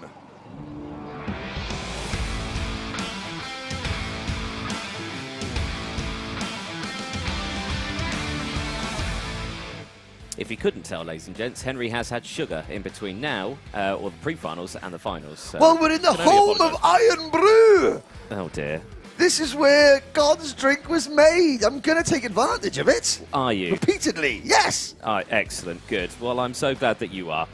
Right, anyway, Honda Cadet, race 18, the final. Can't wait. Yes, front row, Cole Denham, well, he's had a wicked weekend, really, hasn't he? 3 for 3 so far. Championship leader, going for a perfect score on home territory. Yes, Albert Friend as well. He's alongside. You can't forget Albert. You know, he's had a good weekend as well, but he's right there. There's second in the championship. Second in the championship. There's Max Endicott, the Synergy Racing team, the number 18, having some words of wisdom. Yes, now the top 3 in the championship are the top 3 on the grid. Denham, Friend and Kenzo Craigie. Kenzo Craigie, he's really shone this year, hasn't he? So Kenzo drives for Ambition Motorsport. Now, in Cadet Honda, Ambition Motorsport are the winningest team. Winningest? In Cadet Honda, in the modern era of the British Championship. 8 final wins. However, the last 2, 4, 6 finals have been won by either drivers from Synergy Racing or SFR Motorsport. The last time Ambition Motorsport won a final was the last round of 2020, Ewan Charman at Wilton Mill. So, Synergy and SFR at the moment leading the way, but Ambition, the most successful cadet team in terms of race final wins. They've only got one driver in this race. There he is on your screens, Kenzo Craigie. They're an ambitious team, aren't they? They are an ambitious team. Boom, boom. There's Paul, his dad, who's not going to take the cart out of Park Fermin with the tyres on again. No. There's number 22, Noah Barham. There's the number 95 of Charlie Wolfett. The number 5, Max Cuthbert, 5th in last year's championship. Max, 1 podium to his name in the British Championship so far. Of course, PFI, the opening round of the season, Cole Denham, Albert Friend and Jarrett Clark were your podium finishers. There we go. There's Luca Ballack. Again, another one of the Synergy drivers. Won a Bambino final back in 2020 at Rowra. Yeah, Mason Brooks as well. The youngest driver in the field, the Anglo-Jamaican driver. He's got the Jamaican flag on his car. Is a family originally from the island of Jamaica. Ralphie Granger there, the 41. Zip kart chassis. Yep. Nice result there. Now, the back of the group there's some of the tenors. There's the number, is that the number 86? No. Yes, it is number 86, Rocco Shenton. So Rocco Shenton, great for the final, after that accident with Kai Clark earlier on, watch for Rocco, 15 minutes. That's an awful long way to try and come up through the field for Rocco, but he watched that number 86 zip kart making moves, I'm sure. There's the number 53, two of the Callum Hargraves drivers. Oh, a nice bit of mechanic bingo there. White sunglasses, nice trendy haircut, lovely for the number 29 mechanic. Team shirt, not sure about the shorts. He's got the earpiece in, but I'm not quite sure about the trainers. They're black trainers. They're not like luminous yellow. So Albie Lapper's mechanic there. Not a bad effort. Could do better. Could do better, yeah. Lacking, aren't we, this year of kart mechanic bingo, aren't we? Well, I mean, you can only rely on Fusion and Ollie Rowland Motorsport to do that. Yeah. Whilst we're talking, a big hello back home to Alex Short. So Danielle Short, the administrator for the race meeting, normally in race control. Alex, who runs S8 Racing, he had a bit of a misfire at PFI, got himself stuck in gear. We wish him all the best. And parked it. Yes. But no more I said parked it, not carked it. He's okay, he's back home, he's watching the live stream, but he's stuck at home, just like Sheffield Wednesday are stuck in League One. There you go, Alex. Now, here's number 99 on your screen. That's Ethan Griffiths. He's very keen to tell me he's the only Welshman in Honda Cadet, as if that's going to get him any extra mentions from the Welsh commentator. So Ethan Griffiths, the only Welshman. Ethan Griffiths. Just no extra mentions though for Ethan Griffiths, the only Welshman, starting 10th on the grid. Right, excellent. Well, there we go. Unfortunately, as I am from the UK, it's hard to give everyone that sort of mention. Well, I know, but we can't all be blessed to be from Wales now, can we, DJ? Originally, I'm actually from Germany. Did you know that? Are you? Deutschland über alles. Yeah, I was born in Germany, I was. So, there's a little bit of German. A little bit of general knowledge there. Yeah, there we go. But anyway, enough about me and you. We don't care about you. No, me. No, I don't care about me. Look at the state of me. There you go. Right. Okay, there is the one half of the Honda Cadet grid. Looking down, let's have a full look at your starting lineup, ladies and gentlemen. Pole position, Scotland's Cole Denham, championship leader. Second in the championship, second on the grid for Albie Friend. Kenzo Craigie, P3 on the grid, P3 in the championship. He starts third. And Jarrett Clark on the outside of row 2. Noah Barham and Max Endicott will round out row number 3. Charlie Wolfett and Finlay Lines start on row number 4. What can he do from P8? Max Cuthbert and Ethan Griffiths on row number 5. Ellis Bell, leading privateer, Scotland's own Ellis Bell, alongside fellow Scot Joshua Griffin on row 6. Oliver Majewski on row 7 with Charles Kirtley alongside Alfie Mew and Lachlan Johnson, another one of the Scottish drivers, on row number 8. Row 9, Luca Holmes-Ballack and Rio Licata, Hayden Gray and Jacob Bachler on row number 10. Row number 11, Mason Brooks, the youngest driver on the grid, with Jack Price, the only Canadian driver on the grid on that row. Sam Mott. The only driver without a photo on the grid. The only driver on the photo without a grid, yeah.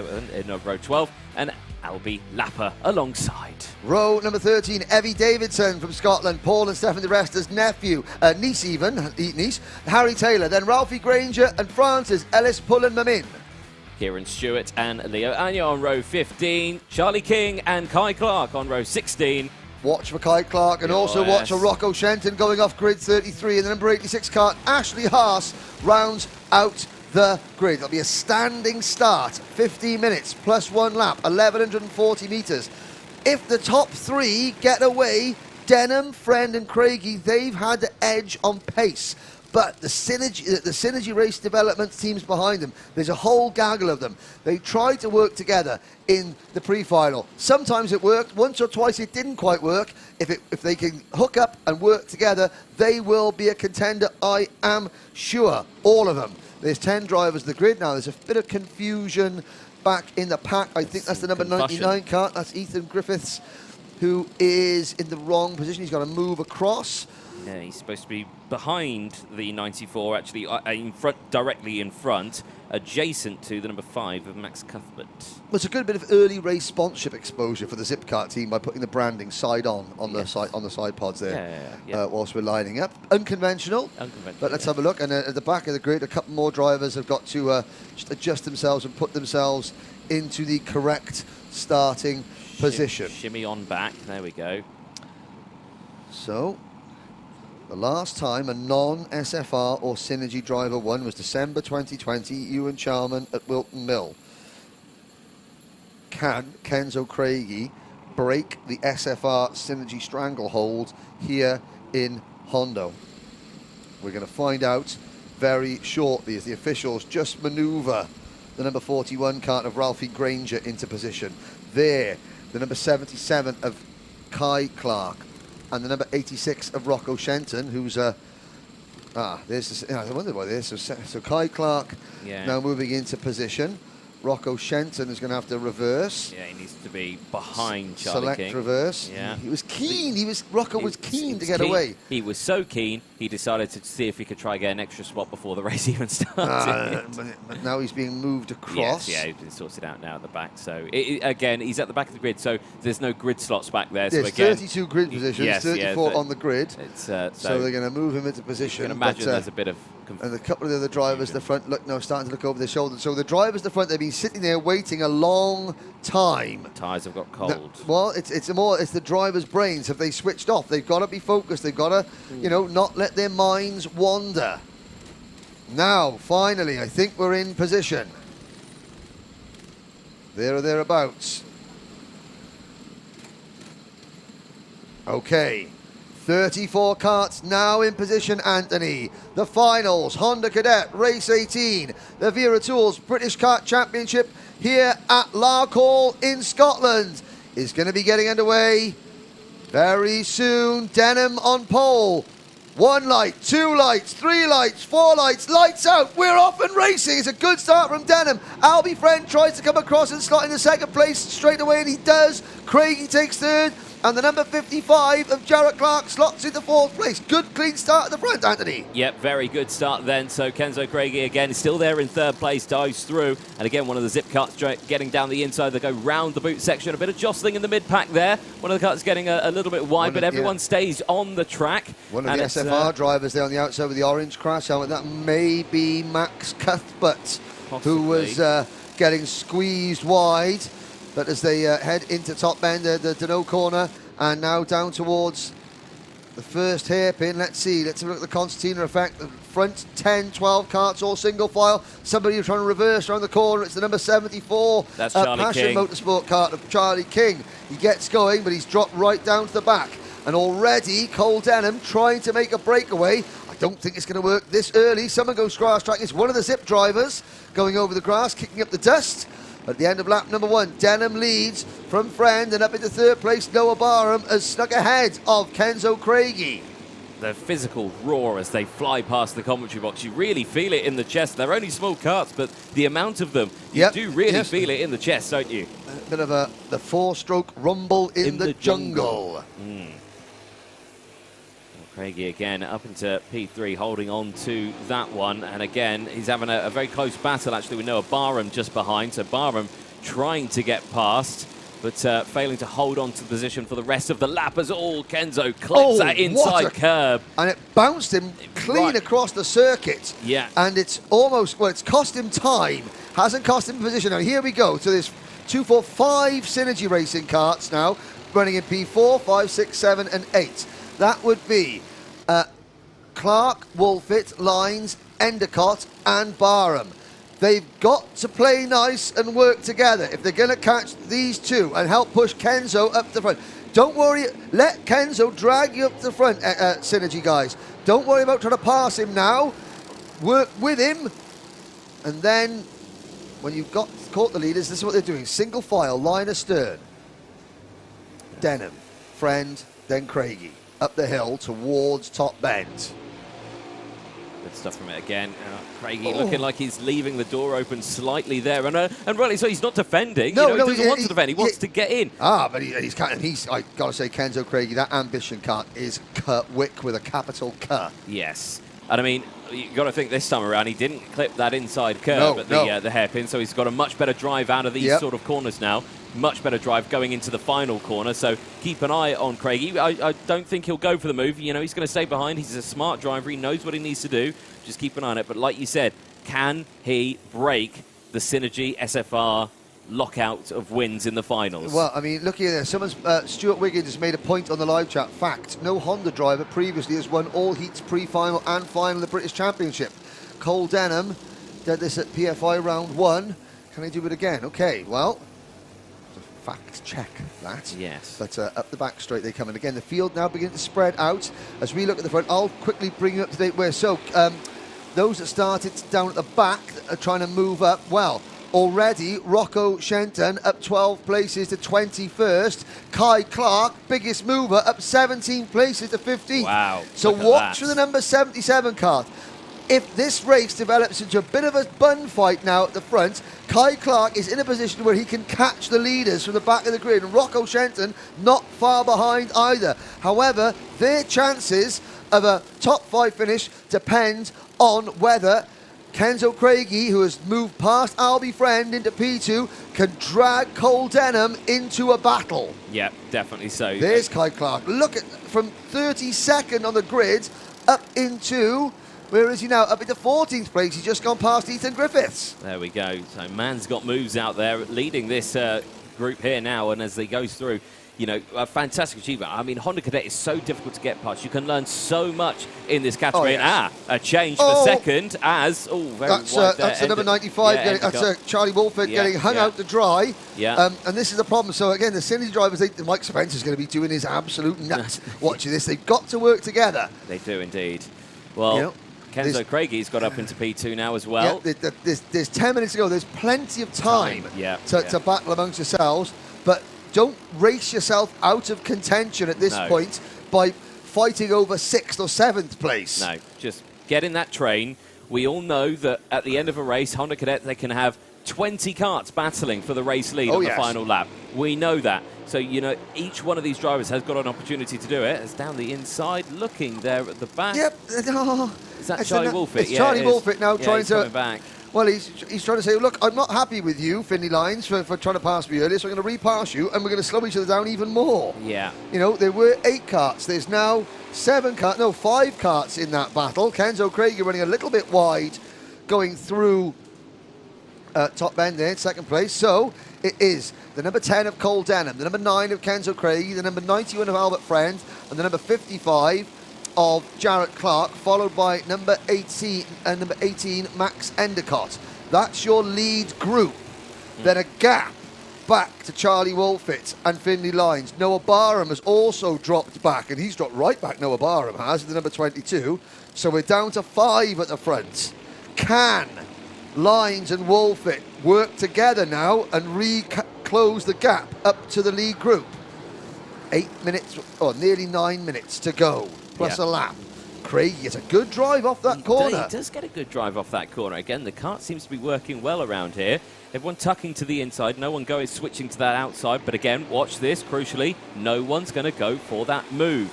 That's the critical part of this. They are just staying line astern. No one going for those lunges, and means they're not slowing down. They're not letting everyone else catch up behind. They're just working together to pull away. And looking there like Albert Friend wanted to go for the move, and a little bit squirrely, I have to say, in the entry Kenzo. He thought about it. He thunk about it. And then thought, no. No. And he thunk to himself, no, I won't. I shall wait. I'll sit behind. Plenty of action still happening further back as well. You've got Cuthbert in 9th, Luca Holmes-Balak in 10th, Majewski 11th, Griffin 12th, Kai Clark now up to 13th place, and Rocco Shenton up into 17th place. Evie Davison running 16th, Evie Davidson running 16th, the young Scots lady. So she's having a strong run at her home circuit. Exactly that. So plenty of action in this Honda Cadet final. Again, that's why we love Honda Cadet. Yeah, they it is. Give us the best. Okay. Here we go. Ding, ding. First round. Kenzo Craigie makes a move. What does Cole Denham do? Does he fight straight back? Cole Denham has led almost all the laps he has competed in this weekend. Yes, he does fight straight back. Albert Friend moves into P2. And Kenzo Craigie on the grass, kicking up the dust. And he drops the back of the train. The train is now back to 7 karts. All it took was one move, Anthony, and Charlie Wolfett and Finley Lines closing back up because they were working together. Exactly. Well, again, Kenzo, he's still on the back of this group. He's dropped off a little bit, but all is not lost. All is not lost. He can come back, just concentrate. He can fight back on this one. Kenzo made up a lot of positions in the pre-final as well. A lot of positions. So we know we can do it. He can do it. Right here now, back to our original front two. Cole Denham leading now by Albert Friend. Friend again, he went for a move early on in this race. Again, it didn't work out. He had to slot back into place. That's where he lost the position originally to Kenzo Craigie. Now he doesn't have that worry on his shoulders. It's just these two. Are these two now really going to try and work together and pull away from the 5 karts that are now behind them? Well, we'll see. I mean, they've worked very well together. I mean, a Friend in the SFR Motorsport kart, Denham in the Synergy Racing Developments kart. But now, Albert Friend looking around, he can see 1, 2, 3, 4 of Cole Denham's teammates bearing down on him. He checks over his shoulder again, and he's thinking, at least when I had Kenzo up here with me, there was somebody else that wasn't a Synergy driver. He is now going to be slightly nervous in that kart because he almost can't make a move. But if he sits in the racing line, the momentum that Jarrett Clark, Max Endicott, Charlie Wolfett and Finley Lines have got, their momentum can shuffle Albert Friend wide even if he doesn't move offline. So this is worrying times for Albert Friend. I think he might be forced to make a move on Cole Denham just to try and escape. Now, after that first lead group, in the second group of karts, Kai Clark is now up to 11th. So if this lead group battles, Kai Clark is in the next group to catch them to make an 11-kart lead train, and Kai Clark started 32nd. Rocco Shenton, meanwhile, up into 15th position. So, again, everyone's had a fairly good race at the moment. And you know what? It's been relatively tame so far. It's been well-behaved. It has been well-behaved. Tame? Well-behaved, yes. Yes. But, like I say, there's still 5 minutes to go. We've got half the length of a heat race to go. Exactly. So there is still plenty of time left in this one. And, ladies and gents, you've not seen anything yet. This is Honda Cadet. This is their final, you know. And but again, we've had 2 laps now of the top of Albert Friend just working with Cole Denham. And already that group of 7 karts that we had is now down to a group of 5. So Finley Lines, the number 94, and Kenzo Craigie, there they go across your screen. They're starting to fall back. Craigie has caught Lines. He's going to start trying to push him along. Yeah. So there's still a possibility that they can close in. Albert Friend at the moment is in a position where he is not, he is not allowing the second group to close in. There's Endicott in the 5, and the number 13 is that? of Joshua Griffin for SFR Motorsports. But the leaders are already up towards the bank hairpin number 2. We're looking at Endicott in 12th position, Griffin and Charles Kitely, privateer driver. Oh, and a change a second. Now the Synergy Freight train are weeding out that pesky SFR Motorsport kart of Albert Friends. And Friends drop from 2nd to 3rd to 4th to 5th. But as they've done that, the Synergy trio up into P2, 3 and 4, that's Endicott, Clark and Wolfit. That's allowing Cole Denham to try and make his escape with 4 minutes to go. Yeah, but you don't want to be on your own in Honda Cadet, especially with this back straight here. It is a long straight that isn't straight. It's like putting a parachute out behind the cars. Exactly. They will close back in. They won't be able to break away like that in this class. So, you know, this is where you learn so many different things. And look at that straight away. One straight, slipstreaming, and they've done it. And just as they catch him, that was Endicott. I think it was Jarrett Clark. Oh, it was Jarrett Clark, yes. The 55 getting squeezed wide. And just like that, Kenzo Craig, here comes Albert Friend, back up the inside of Clark now. And in the space of 2 corners, Cole Denham's gone from being under pressure to having a handy little advantage. But Kenzo Craigie and Finney Lyons have caught the group. We're back up to 7 at the front with Kai Clark now 4 seconds behind this group, but in 8th position. Fantastic drive from Kai. Yeah, brilliant drive. Yeah, he's really working hard in that one to close it up. Less than 3 minutes to go then, plus that 1 lap. Kenzo Craigie, fastest lap of the race. So you see, even though he went off onto the grass, it's not phased him. Composure. Yep, composed. He's fighting back now. Now, and again, Denham, 3/4 of a lap after having, or half a lap after having a nice little gap at the front. He's back under pressure, and this time it's Max Endicott who leads the Synergy train in 2nd position, trying to pass his teammate. 7 drivers at the front, 2.5 minutes to go. You watch this, Anthony. I'll run down the rest of the order. Kai Clark runs in 8th, Noah Barham is 9th, and Luca Hosbalek 10th. Then it's Oliver Miewski, Max Cuthbert, Joshua Griffin, Charles Kitely, and Rocco Shenton. Ethan Griffiths is 16th, followed by Ellis Bell, Evie Davidson, Alfie Mew, and Hayden Gray in 20th. 21st is Mason Brooks, followed by Rio Licata, Lachlan Johnson, Albie Lapper, Sam Mott, Ellis Pullememin, and the rest. You up, Anthony? I did up, because that up was Kenzo Craigie going back into P4 now, getting past Albert Friend, and is now latched back onto this trio of Synergy karts. And Kenzo Craigie, again, fastest lap of the race. And maybe tyre pressures was the play in this one. I know. Also the fact that he's probably not best pleased with having to take to the dust, the grass, a couple of laps ago. So the red mist has descended upon the number 9 kart. Kenzo Craigie looking over his shoulder. Now, he's got 3 teammates in front of him. The 3 teammates at the moment are working together. But Craigie's got momentum. If he sits there, he'll lose that momentum. So I think, from my perspective now, Kenzo's got to pick them up as quickly as he can. No time to sit and follow now, Kenzo. Synergy have got a lockout on the podium. Has that happened before in any of their class wins? The answer is no, it hasn't. The best they did, they had a 1st and a 3rd at the last round at PFI, and that is the first time they've had 2 drivers on the podium in the British Championship. There we go. So a potential for another chop and change. Yeah, another thing. Kenzo Craig already to the inside. He's to the inside of Charlie Wolfit in the number 95 car. No, he's not. He falls back into line. Yeah, now he'll come out a little bit later on down this one. Is he going to? He is. There we go. So he needed that slipstream to get that there, move Anthony. done. Yeah, so Kenzo Craig up into P3.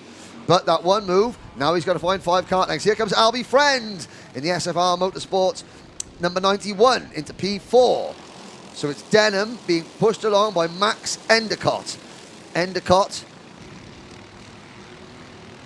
yet to stand on a British Championship podium, but he's in very good position to do so at the moment. 20 seconds to go. Next time around, they'll start their penultimate lap now. Next time it'll be the last lap, and it's Denham and Endicott. They've got a 5-6 kart length lead over Craigie, Friend, Wolfit, Clark, and Lyons. So Kai Clark is not going to get higher than 8th, providing all these 7 drivers in the lead group finish, but that's still been an absolutely monstrous drive. Rocco Shenton stuck in 15th place, but still a very good recovery from Rocco. Crucially, what we've not seen on this lap is Cole Denham taking a tighter line into corners. He's not defending yet. He's going to leave it till the last possible moment before he starts defending. That moment, however, Anthony, has arrived because the clock strikes 0. Roll your sleeves up, get your elbows out. One more time around for Honda Cadet. Into the dogleg they go, and now down to the final corner. They'll see the last lap board, and it's anyone's game at the front. It really is now. They exit out of the final corner, and already a big look over the shoulder there for Denham, and Endicott waving his hands wildly, just saying, no, no, no, just go. I'd like a podium, please. Don't back me up into the rest of the pack, but no, Denham's going to go defensive. Here comes Craig around the outside. Can't quite do it again. Slots back in, no changing. Albert Friend still there in P4. Again, any one of these 7 drivers in these pack could take the race win. Down the back straight again. Denham tucking to that inside. He's not allowing any space, and Kenzo's going to go around the outside. Oh my word, Kenzo Craigie around the outside. What a beautiful move for P2. Now can he make it for the lead? Denham suddenly back to, he's backing them up. Oh, Craigie gets squeezed. It's 3 wide. Cuthbert's back to P2, and it's Craigie and Friend for the final place on the podium.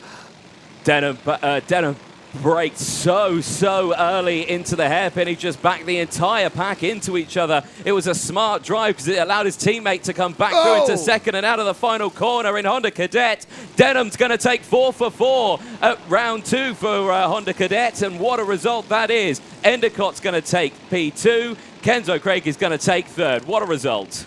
Well, and there were some shenanigans that went on behind them. I saw Albert Friend going over the grass. Charlie Wolfett initially got 3rd. There was a little bit of argy-bargy going into the final corner between Wolfett and Kenzo Craigie. Craigie at the moment on the podium. Jarrett Clark 4th. Finley Lyons 5th. Albert Friend 6th. Wolfett is 7th. Then it's Kai Clark up into 8th. Majewski is 9th. Ballack 10th. Barham is 11th. And ladies and gentlemen, we are 2 races into the British Championship, and Cole Denham remains perfect. 2 race weekends, 2 perfect scores for Cole Denham. The 10th seed of the championship last year is Scotland looking at its next cadet champion. Zach Drummond won this class in 2020. And Cole Denham, it's early stages yet, but what a performance. And Denham under pressure, very good tactical drive there into the last couple of corners. You're looking at the results there. All 34 starters finished that race. Denham, Endicott, Craigie, Clark, Jarrett Clark, Lyons, Friend, your top 6, Wolfett 7th, Kai Clark in 8th. He gained 24 positions in that race. Majewski, Ballack, Barham, Cuthbert, Griffin and Shenton in 14th. Evie Davidson, that's got to be her best result. Papaw, Louis de Resta, Evie's Papaw will be pleased with that. Ellis Bell coming home as the leading privateer entry in 16th place. Mason Brooks 17th. Well, youngest driver here, just 7 years old, and Mason Brooks finishes in 17th. Ethan Griffiths 18th, and Hayden Gray, Alfie Mew, Rio Licata, Albie Lapper, Lachlan Johnson 23rd, Sam Mott and Charles Kitely. The rest of the top 25, Ellis Pullen-Memin, Jacob Machler, Jack Price, Harry Taylor, Leo Anya, Ashley Haas, Charlie King, Kieran Stewart and Ralphie Granger. On the chat, again, lots of support for Kai Clark, Kenzo Craigie. What a race, says FTR Delta. Awesome races, Harry Friel. Yep, strong drive there from Cole Denham. Get in there, and also Hoop 2 saying hello. Wonder who that might be. Some up-and-coming basketball star from South Wales, I think. But Anthony Jordan will be getting a word with the top 3 down in the paddock. That's one final down. The next final due to start at 1 o'clock, so we've got 6 minutes to go. It'll be Minimax up next. Cole Denham, his championship score remains perfect, but his rivals are taking points off each other by the fact that they're battling so much. It's just a sign of how competitive it is. But there's a look at the start line. And some of the mechanics waiting. See Billy Albone, who's Harry Bartle's mechanic there, just sort of composing himself. And he goes back to Harry, who's going to be starting the next one from the 3rd row of the grid. And Anthony is making his way down to Parc Fermé to chat to the top three. These kids, the future of Formula One, says Delta Lap. A name to look out for is Thomas Potter. He's capable of amazing feats like starting from the back and finishing at the front. Okay, thank you very much, Delta Lap. Well, again, these are the future stars of our sport. Of course, Alex Albon, former British champion in Cadet Honda, or Honda Cadet, as people now refer to it as.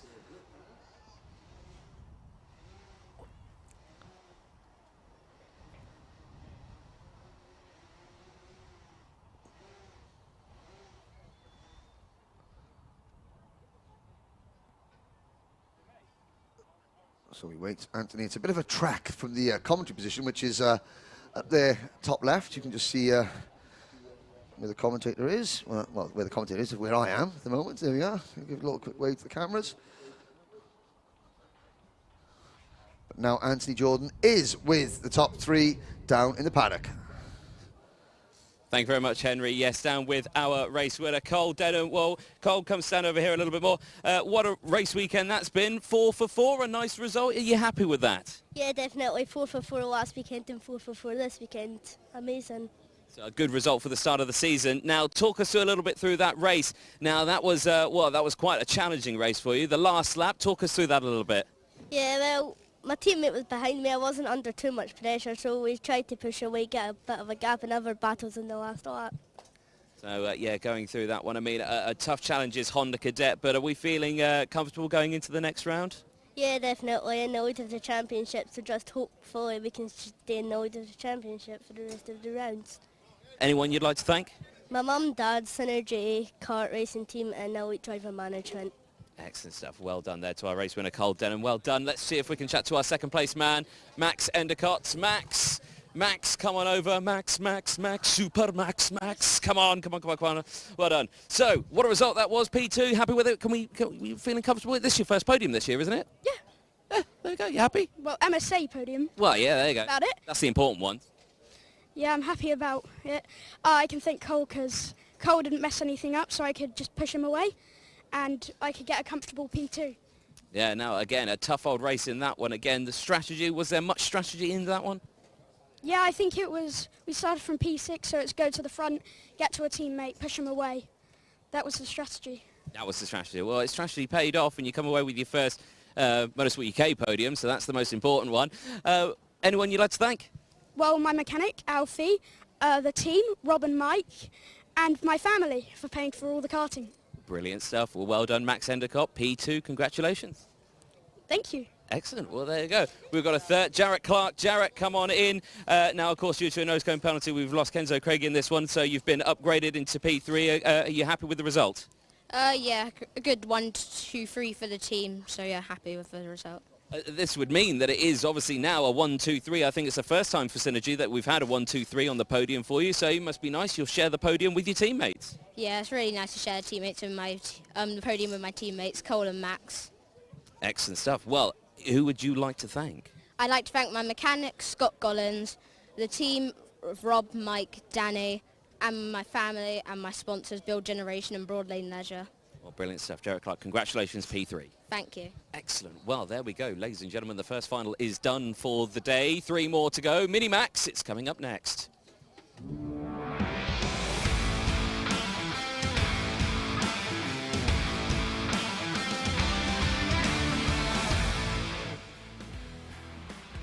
Yes, thank you, Anthony. And a 1, 2, 3 for Synergy. Mike Spencer will be jumping up and down like a little Mexican jumping bean. Well done. Minimax up next, 34 drivers, 15 minutes. Starting grid coming up very, very soon. Now, history of Minimax. First time here at Larkhall in the modern era. But, you know, Scott Marsh winning the opening round from Sebastian Mins and Noah Wolf. Coles Racing are the most successful Minimax team in the British Championship. The last time Coles Racing won a final, it was the end of 2021. Harrison Crowther. Strawberry Racing have won 4 out of the last 7 finals. So Strawberry Racing, you know, commanding the situation at the last season, but they're not in Minimax, the sharp end, this year. There's a look at the grid. Starting out, there's a couple of Argenti karts, the number 75 of Thomas Minspiering and the number 16 of Ukraine's Alexander Zingarevich. And again, we're all really happy to have Alexander here in the paddock. I have to say that Wales are playing Ukraine in the World Cup decide later on, and sorry, Alexander, but go Wales. So here's your look at your starting lineup. It's Scott Marsh and Noah Wolf on row number 1, Sebastian Mins and Josh Graham on row number 2. Row 3 is Joshua Turnbull and Harry Bartle, then Finn Leslie and Hugh Moulton on row number 4. Row 5 is William Murtaugh and Harrison Whitcomb. Brandon Truman and William Murphy start from row number 6. Row 7, Thomas Minspiering and Aris Bievskis, then Alexander Zingarevich and Freddie Housley. Row number 9, Daniel Amor and Devon Nolan, Josh Salvadori and Ollie Wise round out your top 20 ahead of Joe Anderson and Owen Neve, Ben Simpson and Finley Buck. Row 13, Oliver Bocock and Leon Hasty, Josh Smith and Kaspar Tomanowski on row 14. David Vishaw and Michael Dalton round out your top 30 ahead of Oscar Cartmail, Michael Walker, Jonas Klimas and Thomas Ingram Hill. The last 4 drivers failed to finish the pre-final. 1 race to go, out onto their rolling lap. Championship standings, Scott Marsh leads Harry Bartle, Noah Wolf and Sebastian Mins, with Finn Leslie rounding out the top 5 in the championship. In historical terms, Archie Kitching, Ethan Jeff Hall, 4 wins in this class. Jez Williams and Harry Linden have 3. Harrison Crowther and Tristan Rennie 2 apiece. Then Sam Gornall, Reg Hayward, Callum Voisin, Ollie Stevens and Scott Marsh, the other Minimax final winners in the modern era of the British Championship. Can Scott Marsh make it 2 wins out of 2? Well, we've had 1 perfect weekend so far in Honda. Anthony Jordan back in the commentary box with me. Yes. Can we have 2 perfect weekends with Scott Marsh? The power of the Viking helmet, Wow. I wonder. Maybe so. We'll have to see. 15 minutes plus 1 lap will tell us that answer. Now, Wolf... Will give us that answer. Will give us that answer. Well, yeah. Shocking grammar. Shocking grammar. Give over. Didn't no one teach you to speak proper? No, but they told me how to start a race because it's green flag and away we go in Minimax for race 19 of the final here at Larkhall. And again, Sebastian Mins gets the jump on Noah Wolf. Wolf down into 3rd place straight away. Now the top 3 already breaking away. None of them go defensive into turn 1, which allows them to take the best line through and allows them to break away from the rest of the pack. The rest of the pack do come through the boot section. All fine and dandy. Yes, they have. Now, Cole Denham won all 4 Cadet Honda races, but he did it under intense pressure every single lap of the way. Scott Marsh has won both heats and the pre-final in Minimax, but he's done it with the rest of the field at arm's length. And if you look at that already, Marsh has broken away because Noah Wolf has grabbed 2nd place back from Sebastian Mins. Further back, there's Joshua Graham, a poor start for Joshua Graham in the number 88 kart. He's been one of the top 3 fastest drivers. Him and Noah Wolf have been leading the chase of Scott Marsh, but as they cross the line, it's complete lap number 1. Already Marsh nearly half a second in front. Yeah, great start then for Minimax. Relatively calm and clean, which is nice to see. There as everyone dives through. That was the 41 there of Daniel Amor, again running his special livery in this one. So yep, again, the Union flag celebrating the Queen's Jubilee. Oh yes, indeed. She's watching. I've been told she's watching. She is. Does love karting, especially Minimax. She stayed in an early night last night and didn't watch some pop concert outside her gaff. No. So she could watch this race. Exactly.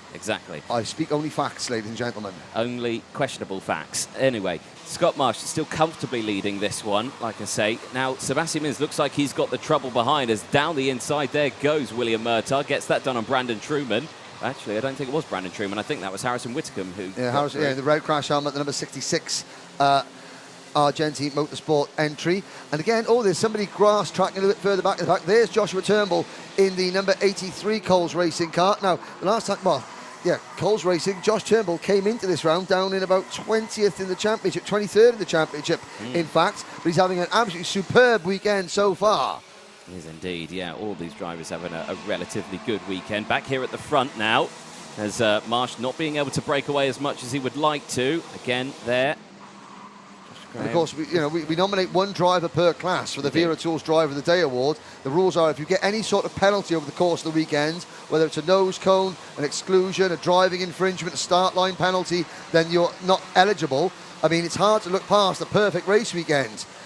In terms of nominations, Cole Denham and Scott Marsh on for that at the moment, but there's lots of other drivers doing a very good job behind them, Josh Turnbull being one of them, and Wolf now 0.7 of a second. But this is so interesting, Anthony.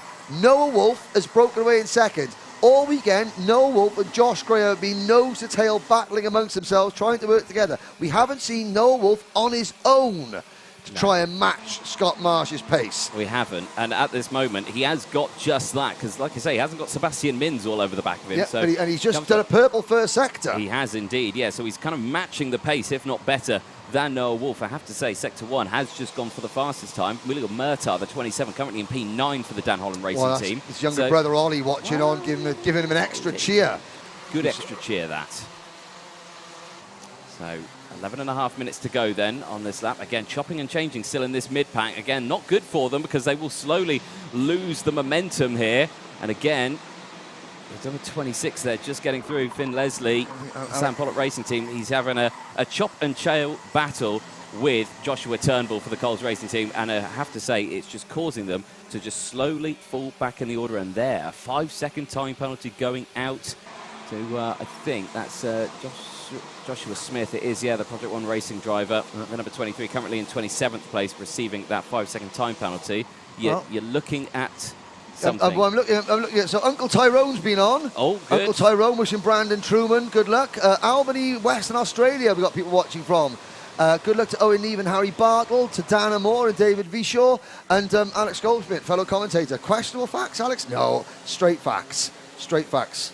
I know for a fact. Marmalade sandwich, early night. Don't worry about the pop concert going outside the bedroom window, up to watch the Minimax. And it's a massive Scott Marsh fan, is our good queen. Now there's a move down into the boot section. That is Josh Turnbull making another move, passing the number 26 Sam Pollock Racing entry of Finn Leslie. Finn Leslie, a driver who's been very, very quick at the start of the races, hasn't been able to maintain that pace. Here comes Joshua Graham passing Sebastian Mins for P3. Yeah, gets it done. Doesn't waste any time with that one. And crucially, Mins didn't defend that one either. Slotted back into position, didn't want to lose time. They're not close to the battle behind them. Yeah, they don't want to get close to that one. Sebastian Mins was looking at this group of karts on your screens now, including Finn Leslie, Josh Turnbull, Harry Bartle, Hugh Moulton, Will Murtaugh, Harrison Whitcomb and William Murphy. He thought, no, I'm not going to fight this one. I don't want to get dragged into that scrap. Oh, my word. Wow. I mean... Hugh Moulton, any closer. I mean, I haven't had a close shave for months, but that was a close shave. That was a pretty close shave. With the outside barrier, but he kept it buried on the throttle. He did indeed. Scott Gave it Marsh. the old Ben and Jerry's. 51.27 seconds for Marsh. 0.8 of a second up the road. You know, a masterful performance. Really, really is. He's just been, calm, cool, calm, collected all the way through. Cool, calm, collected all the way through the weekend so far. It's not quite as hot today as it was yesterday, as we look at the number 20 kart now of Freddie Housley. And there's Harry Bartle making a move, passing Josh Turnbull. So Bartle moves into 6th position. But again, he was Scott Marsh's closest championship rival coming into this weekend. Yes. And, I mean, he's just one of the chasing group. Marsh really separates himself, and Bartle overdrives it a little bit going into the boot there. That's going to cost him a bit of exit speed. Can Turnbull fight back at the top of the back straight? The answer is he's trying. Yes, he can. Go. Nicely done. Timed it perfectly. It's a nice corner that everyone likes to overtake that. But it's still, that's such a fast corner, isn't it? It is. It's very terrifying. And it's going uphill, and there's a slight crest right on the apex to make it worrying. And Bartle now beginning to defend with 8 minutes to go. Not sure about that one. I'm not sure that's going to work in his favour, although maybe he had to.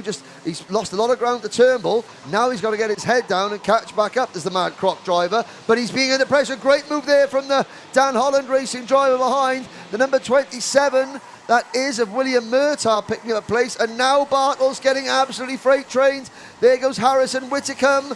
Bartle's lost momentum. Oh, the two teammates come together, two Argentiers. I think that was Whitcomb and Murphy. No, I think it was Whitcomb just escaped. It was Murphy and Thomas Min-Spearing right, okay. that were having a bit of a territorial dispute. Nevertheless, the two teammates, yes, you were half right, Anthony. Yeah, I was half there. Apology accepted. Scott Marsh on lap number 9 leads. Noah Wolf, fastest first sector. The gap's 1.2 seconds. It's no good just putting in the occasional purple sector, Noah. You've got to put in multiple purple sectors in succession.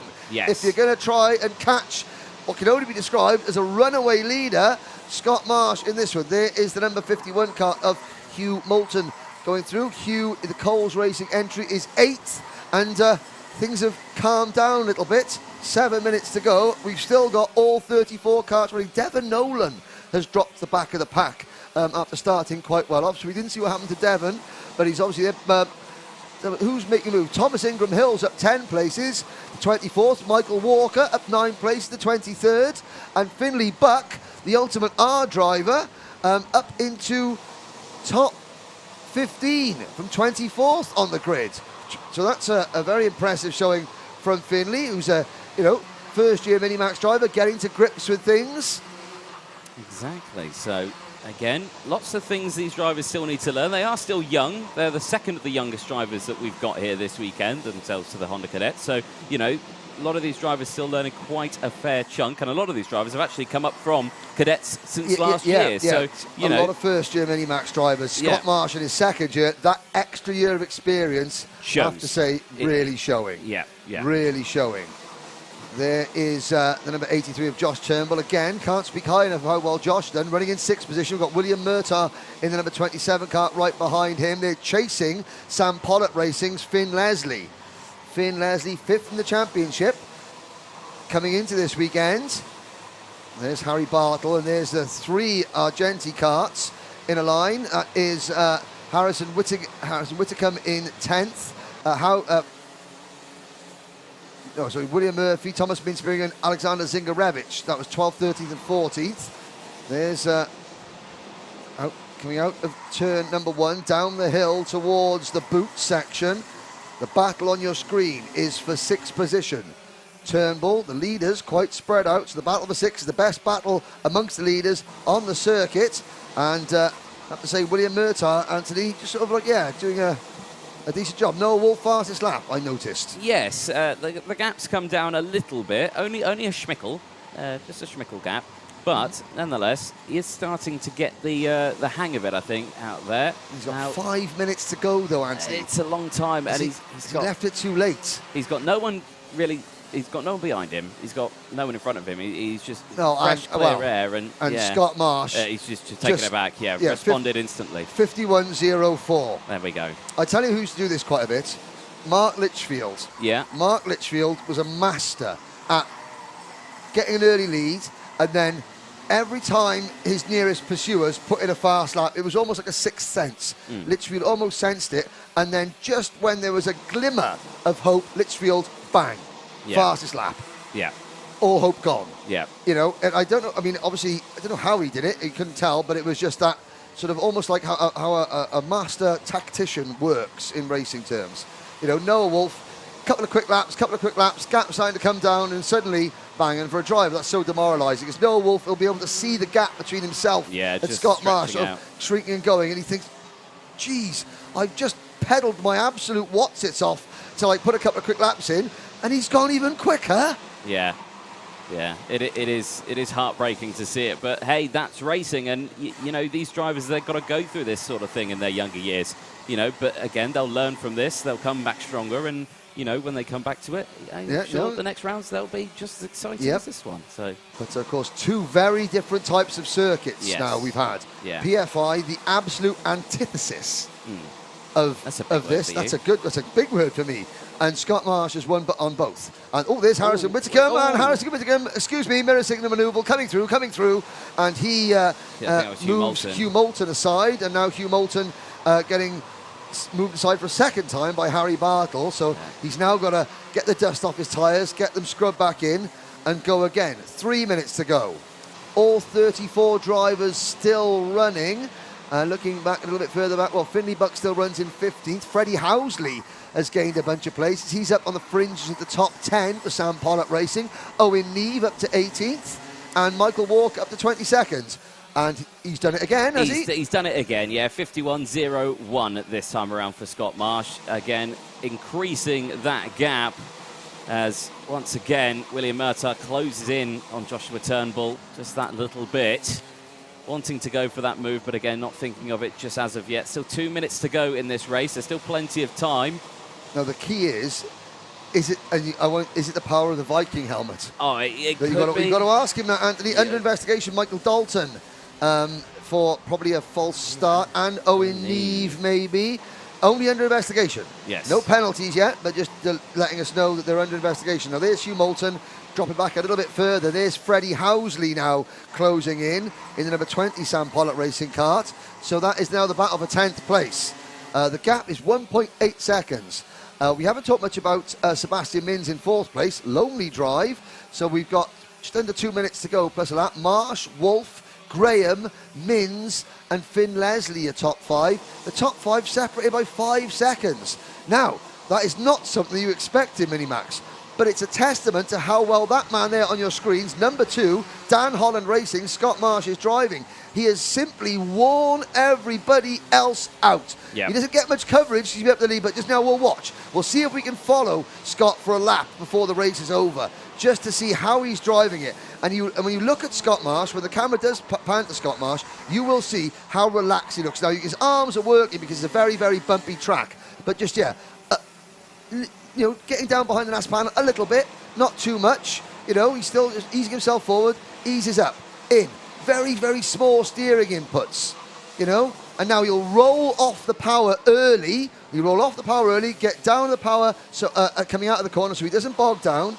Coming in there, hands hardly look like he's moving. That's the sign the kart is very, very, very well set up. The only time his hands are really moving is when the kart goes over a bump and his whole body jolts about.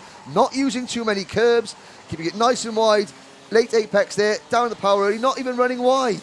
Coming out of the corner, he's not using all the track surface coming out of the final corner, and he's still beating them lap after lap. Great example there, thank you, Mr. Director. Here's the battle, Harrison Whitcomb under pressure from Harry Bartle. 13 seconds to go, Anthony. Yes, indeed, yeah, plenty of action still happening all the way through this one.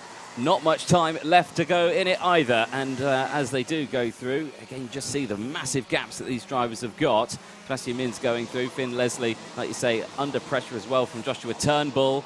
As they go through, 26 Finn Leslie diving to the inside. That allows Turnbull to just get a bit of a momentum and get alongside as Whitcomb dives down the inside as well. He goes, thank you very much. He does. But I'll take that one. Whitcomb happy with that. Here comes Bartle back down the inside. Bartle says thank you. Turnbull comes back through as well. And side by side there, William Murtagh tried to get the move done as well and does get the move done. So it just shows, despite the fact that you've got the momentum, you've got the waft, you can get down the inside. Again, if you come off the racing line and you open yourself up to someone diving it down the inside at the second corner. Open yourself up to some shenanigans. You do indeed. There we go. Final lap board is out. And, Harrison Whitcomb there's some shenanigans. Whitcomb getting his elbows out there, but Harrison Whitcomb, he's fighting now that was for 8th position. Here comes Finn Leslie defending against Harry Bartle. Leslie in 5th, Bartle in 6th. Further back, Hugh Moulton has just picked up a place, passing Min Spearing for 11th place. But Noah Wolf in kart number 45 is going to have to play second fiddle to this man. Number 2 last year. Is it going to be number 1 this year? Well, it's number 1 this weekend. Number 1 in Scotland for Sam Marsh. Noah Wolf 2nd. Joshua Graham 3rd. Sebastian Mins in 4th. And now the battle for 5th. And Finn Leslie for Sam Pollock Racing takes it ahead of Harry Bartle in 6th. 7th was Joshua Turnbull. 8th for Harrison Whitcomb. 9th, William Murphy. William Murtagh rounds out the top 10. And look at that. Well, that's a good sight to see. The top 7 positions, 7 positions, 7 different teams. Dan Holland Racing, Synergy Race Development, Argenti Motorsport, KR Sport, Sam Pollock Racing, Croc Promotion and Coles Racing. That is great stuff. So just how evenly matched all these teams, karts and engines are. Scott Marsh, a perfect weekend undefeated here at the Summerlee Raceway. Noah Wolf finishing in second. Again, Wolf will move into P2 in the championship thanks to that result. Joshua Graham, only 11th in the championship at the start of today after, I think, a penalty in one of the heats at PFI. He will now move up, and that will give him, well, that'll put him into the top 5 at the very least in the championship standings. With Harry Bartle sort of still hanging on there, but of course they're all losing ground to Scott Marsh, who is comfortably clear at the head of the field.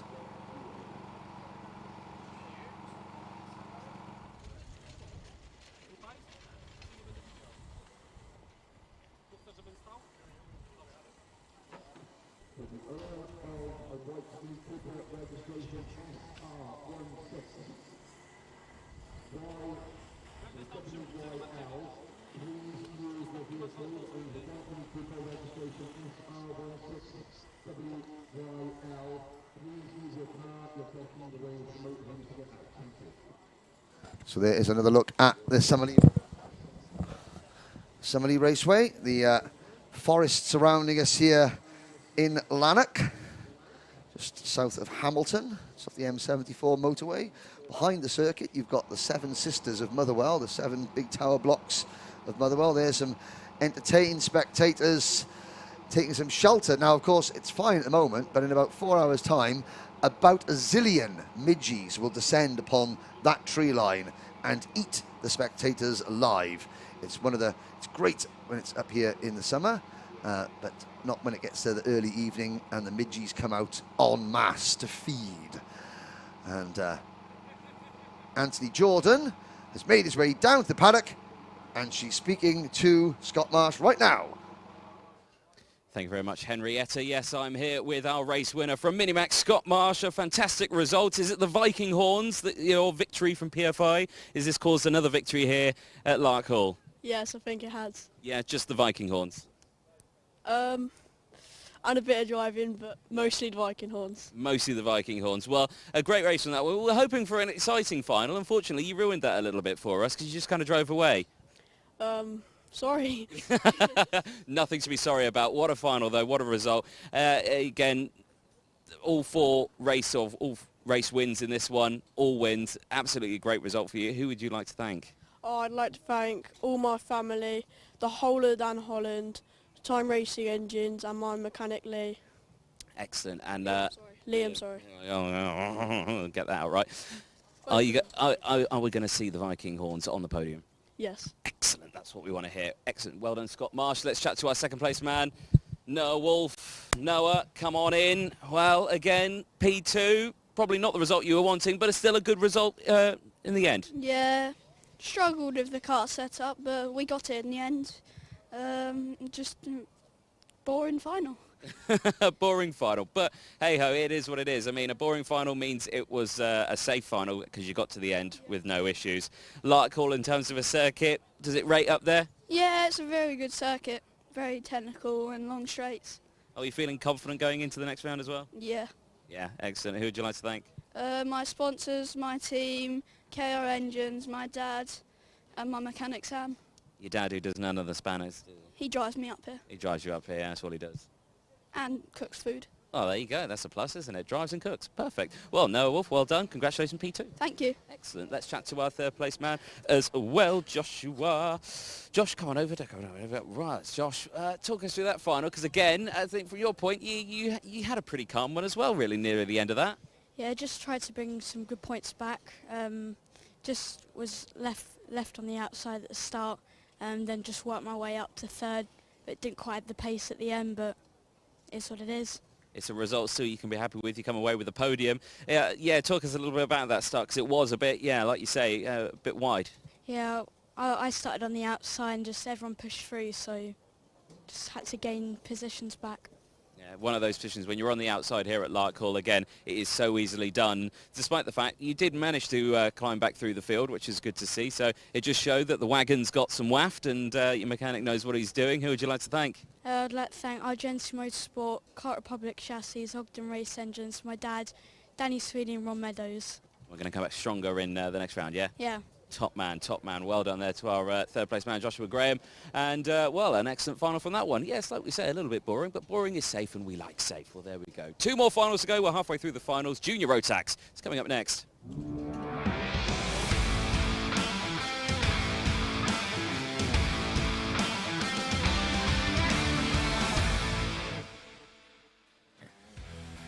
Thank you, Anthony. Junior Road Tax indeed. We started this weekend with 55 drivers, have whittled it down to the fastest 34. A reminder, Harry Burgoyne Jr., Scottish born and Scottish bred, he won the opening round at PFI from Harry Linden and Brandon Carr. Strawberry Racing and Argenti Motorsport have won the last 4 Junior Road Tax British Championship finals between them. The most successful team in the championship in terms of race final wins are Dan Holland Racing, no less than 11 final wins. But the last time they won a final was at Wilton Mill, the opening round of Wilton Mill last year with Harry Linden. So they're going to want to try and break a 4-race win streak for Strawberry and Argenti. In terms of individual success, Kai Hunter, 8 wins in Junior Road Tax, the British Championship in total. Nobody else has managed more than 3. Dan Ginchard, last year's champion, had 3 wins. 2 wins for Tom Adams, Matthew Higgins and Archie Walker, and 1 Junior Road Tax final win for Leon Henderson, William Jenkins, Sam Gornall, Ryan Taylor Truman, Harry Linden and Harry Burgoyne Jr. Haven't been to Larkhall for the Road Tax rounds in the modern era of the British Championship, but a look down at the grid, well, there is the two of the leading starters, Ethan Jeff Horn, the green and white Strawberry Racing race suit, and your pole sitter, Brandon Carr, the number 30 kart on the left there, just having a little look, waiting. They don't want to be sitting in the cart. Every driver has a different start sort of superstition. Some drivers like to get in the cart nice and early and just be left alone. Others prefer to just, chat and keep themselves loose and, at ease. There's a little look at that there, and going through one of the Strawberry mechanics. He wants to maybe get a bit of factor 50 on that one, son. There's 3 very shiny helmets there, heads even. Vinnie Phillips on the right, Jeff Hall there's the number 11 kart of Gabe Fairbrother for Ultimate Art. Gabe up into 6th on the grid. Championship standings, Harry Burgoyne Jr. led coming into this weekend from Harry Linden. Vinnie Phillips 3rd in the championship, Brandon Carr 4th. Reg Haywood 5th in the championship, but didn't even make it into the final. Got knocked out in the repechage. Further back there is the leading Thule Motorsport driver on the grid, William Antrobus. Only 32nd in the championship, but he's having a blinding day so far. And Antrobus on course for potentially a best ever British Championship result in this next race. The number 52 of Reese Lomax. See, there's the 2 differences. Sitting alone, focused, doesn't want to be disturbed, doesn't want to be spoken to. He just wants to visualise that first lap in his head. Other drivers there happy to just sit and chat, just to kick their minds off what's going to happen. Every driver has their own individual way of psyching themselves up for one of these races. There is the Charmander, Ewan Charman, multiple race winner in Honda Cadet, and now last year in Minimax. Ewan didn't quite make it onto the podium in Minimax, but he finished 3rd in the Minimax Championship last year. Now he's moved up to juniors. There is the number 85 kart of Thomas Behrman for KR Sport. Again, Thomas, the younger brother of Ollie Behrman, current FIA Formula 3 driver, and again, showing so much improvement year on year, especially this year. Behind him is Blake Ticehurst. Haven't seen Buddy Ticehurst, Blake's pooch in the paddock. He was a star of the show at PFI, but there's Blake Ticehurst sitting and waiting. He starts from the 9th through the grid. Anthony. Yes. You a very happy trio of Minimax drivers that you just spoke to. Yes, they were quite happy, weren't they? But like I say, they all thought their final bit tame, but yeah, no, tame is good. Tame is good. It's a testament to Scott Marsh who made it that way. Absolutely. There's the Hunter Motorsports, number 46 of Scotland, Stephen Duncan, and again Reese Hunter, reigning senior champion in Rotax, but he's now a team owner. There's Ben Folland. So Ben won the repechage yesterday and got it up to 24th in the pre-final for Thule Motorsport. Again, Thule having a much better time of things this time around. Really strong performances from the Thule team, and Ben Folland will be looking to gain more place. There's Gustav Uzakovs. He must have walked under a ladder, run over a black cat or something on the way up here, because he's been so fast all season, and luck has not been on his side. But the Anglo-Latvian driver with a very nice sort of crash helmet design. What's the steampunk-esque design on his crash helmet? Yeah. Too short, not too short. Yeah, steampunk. Yeah? Yeah, Okay. You know what steampunk is? No. No. See, you're not a man of the people. You're not a man of the people, Anthony. Got to be a man of the people. There's Daniel Sabula. Nice crash helmet. Daniel's, that hair's getting a little bit long, Daniel. It's going to be put in a ponytail before long. I mean, Thomas, you can't Thomas, talk get about the long hair. shears out. Where's Thomas? Thomas, come on, there's that. Get the shears out. People are threatening to shave over here. There's Pearson Bullock Carter, another driver. Needs some good luck. Let's have a look, though, Anthony, at the full starting lineup. Let's have a look at the starting lineup as the drivers head out onto the circuit. We'll whiz through this as quickly as we possibly can, because the race is going to be starting very soon. Brandon Carr, Jez Williams starting on the front row. Charlie Hart and Ethan Jeff Hall on row 2. Row 3, Macaulay Bishop and Gabe Fairbrother. Row 4, Harry Linden and Vinnie Phillips. Row number 5, Adita Kulkarni and William Antrobus. Harry Burgoyne Jr. and Rhys Lomax on row number 6. Row 7, Joseph Rippin and Ewan Charman. Row 8, Ollie Stevens and Thomas Behrman. Row number 9, Gabriel Silp and Blake Ticehurst. Row 10, Alan Freddy and Sam Baker, which I believe are the other way around. Yeah, Neil Clark and Stephen Duncan on row number 11. Alfie Gallagher and Ben Folland on row 12. Harry Beaumont and Gustav Henry, I did it again. I'm sorry, Henry. on row 13 with Gustav Cross, Harry Hannum and Daniel Sabula on row 14. Sam Longley and Angus Scrivener on row 15. Evie Poulane and Pearson Bullock Carter on row 16. Ted Bradbury and Alex Duncan will round out the grid. 34 karts taking to the track for this junior Rotax final. I'm very sorry. Well, only because his name's Henry. Yeah, I know. There's Harry too the much Lion, Henry in fear my no life. foe. Always going to be proud of you. Fingers crossed for a good start. That says Lyle Hammond. Go Charlie Hart, says Tamsin Green. Gabriel and Ewan, says Harry Friel. Good luck.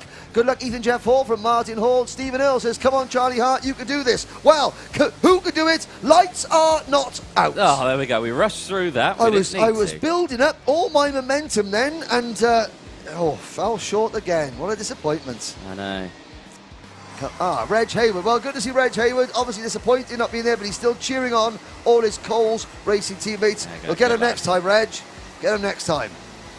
Michael Burke, go on Evie. So Evie Poulane, she's got fan club in Australia. There you go. Look at that. These drivers, you know, the coverage that Alpha provides just allows these drivers. They're from all over the country. Some of them from all over the world. Harry Hannum's come all the way from the UAE to right there. Oh, by the way, marhaban to all our supporters and viewers out in the Emiratis. Now, second time of asking, 34 junior Rotaxes. Charlie Rippin just trying to get back into... Joseph Rippin. Charlie's got exams. Charlie is education. But well, Joseph's about to have a racing education. He's having an education in life this weekend. He's got Lewis Malin mechanicking for him, and he's going very, very well indeed. So, a KR Sport 1-2 on the grid. Brandon Carr and Jez Williams.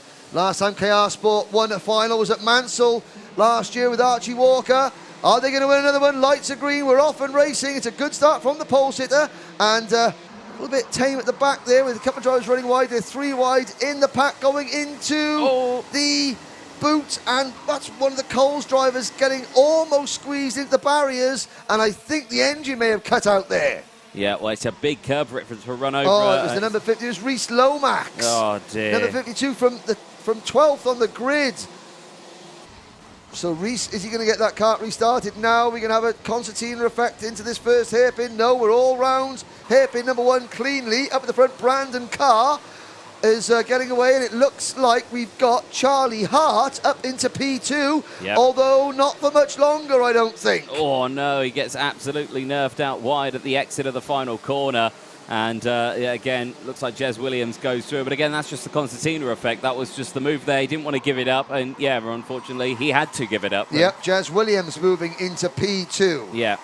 And so it's Brandon Carr and Jez Williams, 1-2. Charlie Hart third. There's somebody else getting sort of shuffled into the barriers there. That was, who was that leaving the scene of the crime? It was a KR Sport entry. We'll come back, we'll try and catch up on who that is. They got underway again. There's the number 7 car of Harry Linden. And Harry started on the 4th row of the grid, hasn't made much early progress. He's got Macaulay Bishop in the number 79 car right around him. Ethan Jeff Hall. Macaulay Bishop going wheel to wheel. Now Harry Linden gets alongside his teammate Bishop. Macaulay Bishop moving into Rotax this weekend. And Bishop making up a place there. But as they complete lap number 2, it's Brandon Carr, Jez Williams, Charlie Hart, Jeff Hall, Linden, Bishop, Aditya Kulkarni, and then Harry Burgoyne Jr., championship leader, only 8th, just in front of his teammate Vinnie Phillips and Gabe Fairbrother, rounding out the top 10. There we go, and it's still all chopping and changing in the middle of this pack. Again, everyone getting through. Aditya Kulkarni up one place now into P6 as the rest of the field go through. Burgoyne Jr. and Vinnie Phillips also, I think, they're right in that mid-pack sort of section, trying to get past Bishop. Bishop looking like he's struggled at the start of this one, but again, that could just be set up. They might want to fight back. As changing here, as down the inside, Ethan Jeff Hall gets into P3 from Charlie Hart. So Charlie Hart now, after fighting for the race lead early on in this race. Go on the Welsh, Jez Williams. He's done it, yep. So now a new race leader. Jez Williams takes it. So again, Jez did this early on in the pre-final as well. We saw exactly this, and Brandon Carr fought back straight away. Yeah. Now, is he going to do the same thing this time around? I mean, what happened in the pre-finals is that Brandon Carr didn't lose one position; he lost about 3 or 4. Yes. And that really got his dander up. It did. And yes. So he's still second. He only lost one place, and they've got a little bit of breathing space between themselves, a little bit, not much, between themselves and Ethan Jeff Hall. Ethan Jeff Hall having a very good lap though, and actually Brandon Carr talked about that being too aggressive on the brakes into the hairpin and then bogging down on exit. Yeah. That's happened to Brandon Carr. Although I say that, I'm not sure if Brandon Carr's in a little bit of trouble. That looked very slow out of the hairpin, didn't it? That's 2 hairpins in a row that Brandon Carr's been very slow out of. And look at the ground he's lost. Right, we'll keep an eye on the number 30 KR Sport Kart. But there's some nervous eyes watching that, because certainly Brandon Carr coming out of the slow corners has a bit of a problem. Maybe there's a slight miss in the kart, or maybe the kart's really, really bogging down coming out of the corners. He's maybe have to adjust his driving style ever so much. But Jez Williams, who's got a bunch of wins in Minimax and in Junior Rotax, not yet. And there's a problem. Yeah, that was the number 31 just pulling off. That's Sam Baker for the Jack Texas Racing team. Oh, Found himself in the barriers at the boot section. Now, see, Carr under pressure from Charlie Hart. So Jez Williams. There you go. Ethan Jeff Hall is second. I'm at it now. You're rubbing off on me, Anthony. Yeah, what? Pardon? Jez Williams and Ethan Jeff Hall, 1-2. Brandon Carr under pressure. Oh no, Ethan Jeff Hall went for it, and he overcooks it. Oh, he burnt it like you burnt last night's dinner, Anthony. I didn't burn it, I just put too much spice in it. But anyway, yeah, no, that's not what you want to see from Ethan Jeff Hall. I mean, a rare mistake from him now. And Charlie Hart's capitalised on it. He's managed to get back up now into P3. P2, actually. P2, actually. Oh, right, crikey. So Brandon Carr's in P3, but this is Jez Williams now beginning to pull away. The last time Jez Williams won a round of the British Kart Championship was back at Clay Pigeon in September 2019. Oh, it's been a long time coming, but we're still very early stage. Just look at the lead he's got. Brandon Carr muscles his way back into P2. Jeff Hall is third. Hart is fourth, and everyone else is fifth. All chopping and changing, but look at the lead. Jez Williams is going to lead at the end of this lap by about 3.5 seconds. Yeah, he really is. Look at that there. What a gap, and that's all because they've just been scrapping in the background. That's all that is. It just shows how much the race leader can break away if he just keeps his nose clean, follows the racing lines, doesn't go like defensive early or anything like that. You can just break there's away. Some more moves, and I mean, Macaulay Bishop with the white crash helmet there moving through. up. Yeah, he's coming through as well. So you've got to keep a very close eye on all the way through this pack. There Here's goes Harry Linden. Yeah. There's making Mr. Rippin, trying to make it 3 wide. That's Gabe Fairbrother in the 11 kart up the inside. Oh, that's going to end up with someone going over the grass. And it was Vinnie Phillips, I think, in the Strawberry race number 87, who went grass tracking. And now it's Gabe Fairbrother's turn to go a little bit too wide coming out of the first corner. And now down the hill, there's that battle. Oh, and somebody's shoving their nose in where it's not wanted. That was Thule Motorsport, I believe. I can't see who that was. That may have been William Antrobus for Thule Motorsport, the 57, making a move. Here comes Brandon Carr, trying to have a little nibble at the inside of Ethan Jeff Hall for second. Jez Williams, 2.3 seconds up the road. Now, we're just under half distance. Jez Williams is in a race-winning position. He's now got to keep it calm. He's got to just sort of reel off the laps, lap after lap after lap. I don't think any of these drivers can catch 2.5 seconds on Jez Williams in 8 laps unless Williams makes a mistake. Well, we thought this in the pre-final again when you saw how far back Brandon Carr was. He came back through to get back past for the race win. So it just shows that even though he has got that gap, there's still plenty of time to close that in. There's number 32, Aditya Kulkarni. So again, the Argenti Motorsport team, Aditya raced in TKM last year. So he's not just moving over from Miami to Rotax. We've got somewhat similar, characters. TKM, very, very different driving style required for that. And Aditya Kulkarni is really, adapting very, very, very well indeed. Have to say, very impressive. Freddie Allen under investigation. But it's Jez Williams, 2.1 seconds. So, Anthony, the gap is now beginning to come down little bit by 10th by 10th. Jeff Hall in the number 51 Strawberry Racing Kart. They've sorted themselves out. Brandon Carr in the number 30 and Aditya Kulkarni, the number 32, second, third and fourth. Now working well together. Bishop is in 5th. Then it's Lyndon, Hart, Phillips, championship leader Burgoyne Jr. and Rippin round out the top 10. There's the bottom end of the top 10. Rippin in the number 22 in 10th position. Fairbrother in Kart 11 in 11th place. Neo Clark up to 12th. Then it's the Charmander, Ewan Charman, followed by Ollie Stevens, Harry the Lion up into 15th position. And a move, Anthony. Yeah, Gabe Fairbrother down the inside there of Joseph Rippin, but not being able to get that move really complete. Slots back into position.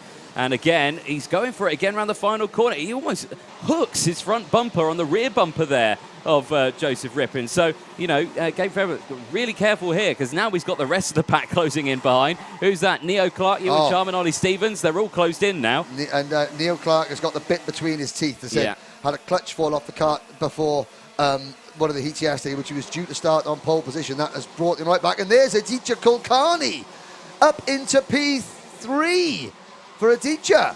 What a performance from the number 32. Now, Aditya, let's look at the championship standings. After the first round, Kulkarni was, and I'm looking down at the stats, 19th in the championship coming into this weekend. Well, that stat's going to change. Oh, yeah. And I mean, I saw his mum yesterday. She was on the phone, talked to family members, and, she was all smiles. Got a feeling she's going to be all smiles, but whilst biting her fingernails at the moment. Now, virtual championship. Brandon Carr, Harry Linden, they both passed Harry Burgoyne Jr. Jez Williams, with this, as things stand, would be 6th in the championship. Things closing up in the point standings nicely, Anthony. Yes, they are. It's going to give us a nice close championship. Yes, okay, we've only had one round. This is only round 2, but still, they're all important rounds. Every lap is critical. Oh, yes. When it comes to the end of the season, we've seen British Championships decided on count back in terms of tied points at the end of the season after dropped scores. Every position becomes critical. Yeah, definitely so. And you've got to calculate each move that you do very, very carefully. So, each one that we see has been thought of. Now, sometimes they're accidental, sometimes they're planned. Anthony, yes. As much as I hate admitting I'm wrong and you're right. Right. Ethan Jeff Hall, now only 1.5 seconds behind Jez Williams. Dear. And it's taken him 4 minutes to take nearly a second off Jez Williams' lead. He's got 4.5 minutes plus a lap as Brandon Carr makes a move and takes over 3rd place from Aditya Kulkarni, who fights back. Ethan Jeff Hall, if he carries on like this, he'll just about catch Jez Williams on the last lap.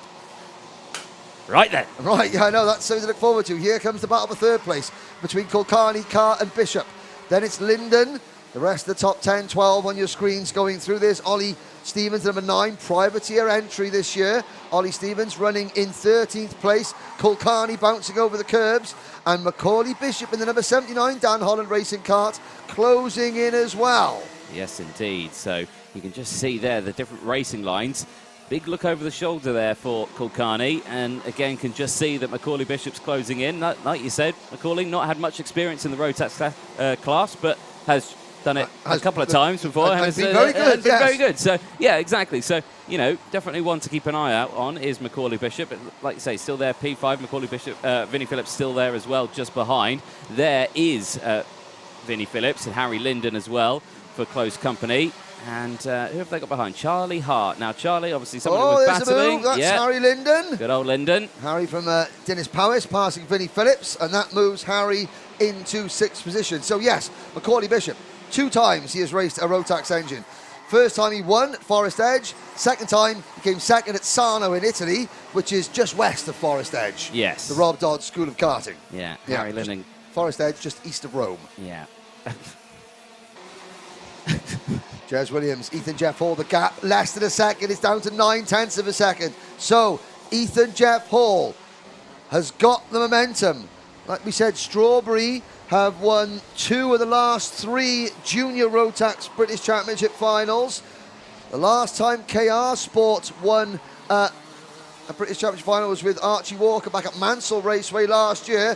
Jez Williams had all his own way for the last 6 minutes, and Ethan Jeff Hall is now on a mission and closing in.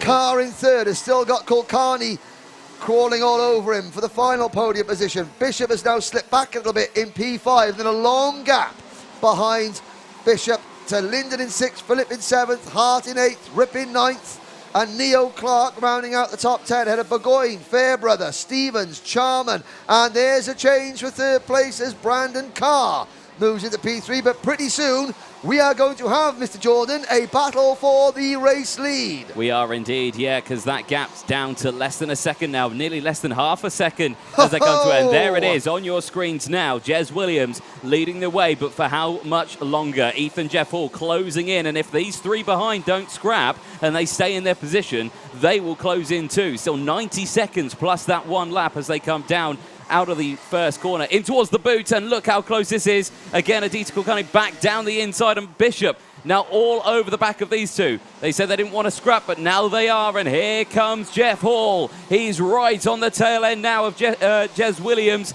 as they come into the hairpin 1. No major moves there, no changes, stays in position, not close enough yet, but again, I reckon Jeff Hall will wait for the last lap. Well, we'll have to see. Last year's Minimax champion, Ethan Jeff Hall, and he's already forcing Jez Williams to defend, so Jez knows he's got company. Yes, indeed. 45 seconds to go. Ethan Jeff Hall's got the momentum, but Jez Williams has got the track position, and it's going to be white line fever from here on in for Jez Williams. There's a long old way to go because they've still got this lap and another lap to go. It's a very early time to go start going defensive. You've got to keep an eye on the group behind as well because, like I say, Bishop, who's now actually, I think, managed to get up into Bishop P3. has popped it onto the podium. He has indeed. And here comes Jez Williams. Now, look at the switchback. Ethan Jeff Hall, he's going to be on the outside going into the banking, and Jez Williams is not going to let him round there. But what will Ethan Jeff Hall do? The undercut coming off the banking? No, can't get the waft out the corner. 5 seconds to go. So the clock will strike 0 now. Oh no! Ethan Jeff Hall at the inside, and he absolutely clatters into Jez Williams. And Ethan Jeff Hall, he says sorry. He steps out of the cart, nose cone off, and that means Macaulay Bishop leads when we start the final lap. Jez Williams frantically trying to get his cart out of the park into the race to try and salvage some points. He's going to get that cart going again, but it's Macaulay Bishop whose championship starts today. He didn't do the first round. He leads Brandon Carr second, and Aditya Kulkarni is now going to finish at the podium. We'll follow this last half a lap. We're going to have to look at that again, Anthony. But Macaulay Bishop out of nowhere. Well, sometimes you've got to be good. Sometimes you've got to be lucky. Sometimes you've got to be both. And today, Macaulay Bishop was both. He wins in Junior Rotax for Dan Holland Racing, Brandon Carr second, and it's a first Junior Rotax podium for Aditya Kulkarni and Argenti Motorsport in third. Well done, Aditya Kulkarni. Vinnie Phillips comes home fourth. Neo Clark started on the motorway outside the circuit. He was so far back, and he comes home in fifth for Thule Motorsport. And Joseph Rippin, a sixth for MLC Motorsport. Harry Linden seventh, Gabe Fairbrother in eighth, Harry Burgoyne Jr. in ninth, and privateer Blake Ticehurst rounds out the top 10. And there is a look at the shattered remains of Ethan Jeff Hall's karts. Now we've seen that. I wonder, have we got a replay of that? It was coming in to start the last lap, and Ethan Jeff Hall had driven the wheels off it to get there, so he comes through the dog leg. He's still 3 kart lengths behind, and Jez Williams leaves the door open, and Ethan Jeff Hall just commits. Jez was always going to turn in. Jez left the door open, but he was ahead, and he was always going to take the racing line. And commentators, we don't apportion blame, and surely there was nothing malicious in that, but unfortunately that is the result of that. But it's not often you get a chance to win a round of the British Championship, and he had done such a good job. He obviously thought the move was on.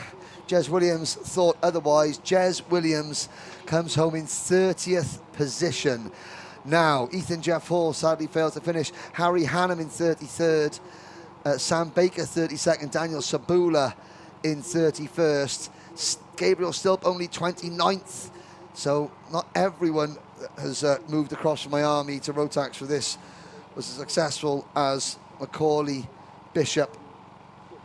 But, well, I know the official Royal Oak, Michigan, USA arm of the Macaulay Bishop fan club is watching, because she's told me she is.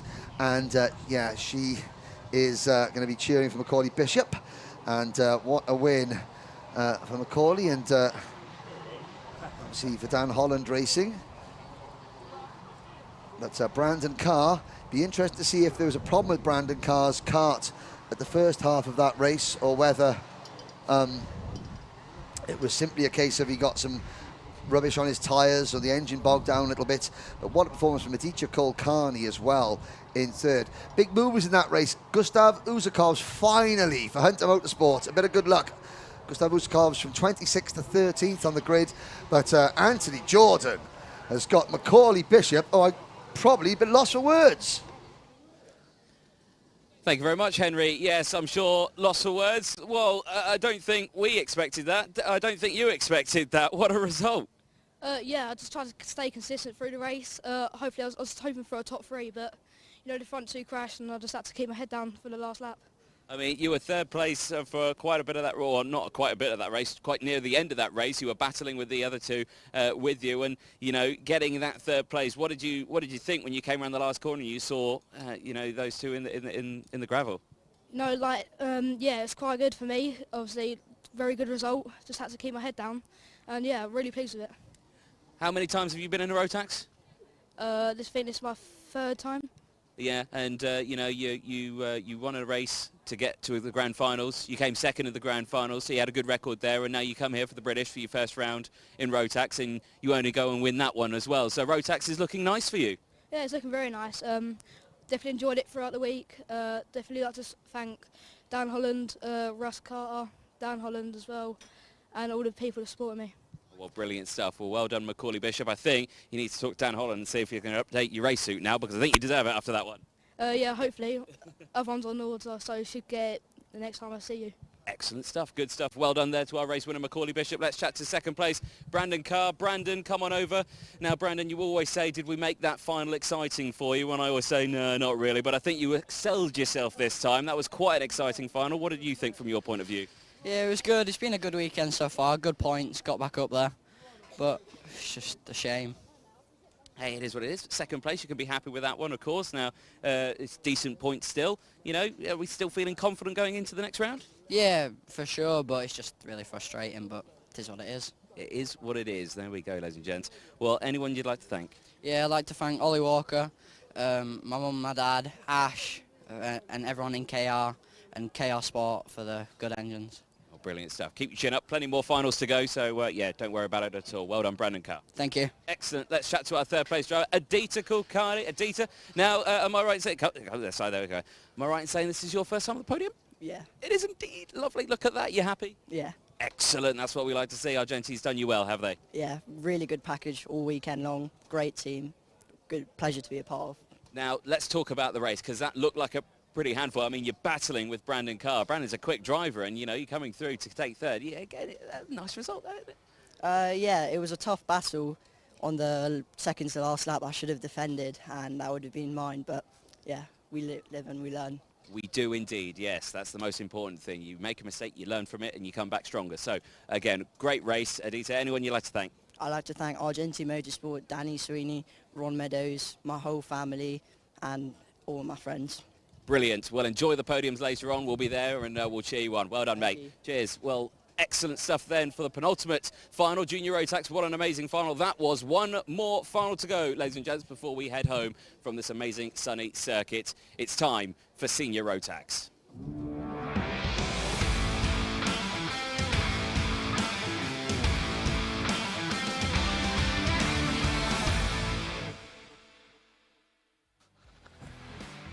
Thank you, Anthony. Just a quick aside from that Junior Road Tax race. So Macaulay Bishop has now raced 3 times in a Road Tax. Once in England, and he's won. Once in Italy, and he's come second. Once in Scotland, and he's won. The next round is at Warden Law in the People's Republic of Tyne and Weir.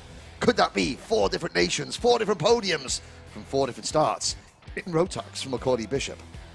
We will find out next month. But before that, we have one race to go today. It is the Senior Road Tax final. Senior Road Tax, 41 drivers entered. We lost 7 after the repechage. 34 remain. The championship led by Callum Bradshaw from Sean Butcher. Caden McQueen and Sam Gornall, 3rd and 4th. History. Callum Bradshaw won for Strawberry last time out at PFI from Sean Butcher and Caden McQueen. That was Zip's first podium outside the cadet classes in the modern era of the British Championship. But look at that, the last 4 Senior Road Tax British Championship finals won by 4 different teams. Reese Hunter for Dan Holland Racing, Lewis Gilbert for Potenza, Sean Butcher for KR Sport, and of course, Callum Bradshaw for Strawberry. Now, overall, Guy Cunnington, who will start this one from 3rd, remains the most successful Senior Road Tax driver in the modern era of the British Championship. He's got 5 wins and the 2020 and the 2019 title. Reese Hunter, now team owner and the reigning champion. He's got 3 wins and 2 wins for Oakley Pryor, Brad Barrett, Lewis Gilbert, Kai Hunter. 1 win for Callum Bradshaw, Catherine White, Morgan Porter, James Johnson, Tom Edmonds, Sean Butcher and Kieran Gifford. Dan Holland have got 8 wins. Persistence Motorsport have got 5, they're no more. Then KR Sport with 3 wins. Team Clay have got 2 wins. 1 win is for a privateer. Then Potenza have got a win. Argenti have got 1 win. Vision Motorsport have got 1 win. And of course, Strawberry Racing have got 1 win. Now, there is a look at some of the contenders. The number 3 kart of Sean Butcher starting only 17th. So, for Anglo-Australian fans, and I know Michael Burke from Bathurst is watching. We've got Western Australia, Albany, Western Australia. We've got people watching. Well, there's Sean's dad, Glenn, proud Aussie through and through. And Sean sports the Australian flag on his crash helmet and his kart. Now, there's some discussion going on between a member of the Hunter Motorsport establishment and someone from Ultimate R. That is, on the left-hand side, Jack Lilly, I think, and Tristan Rennie.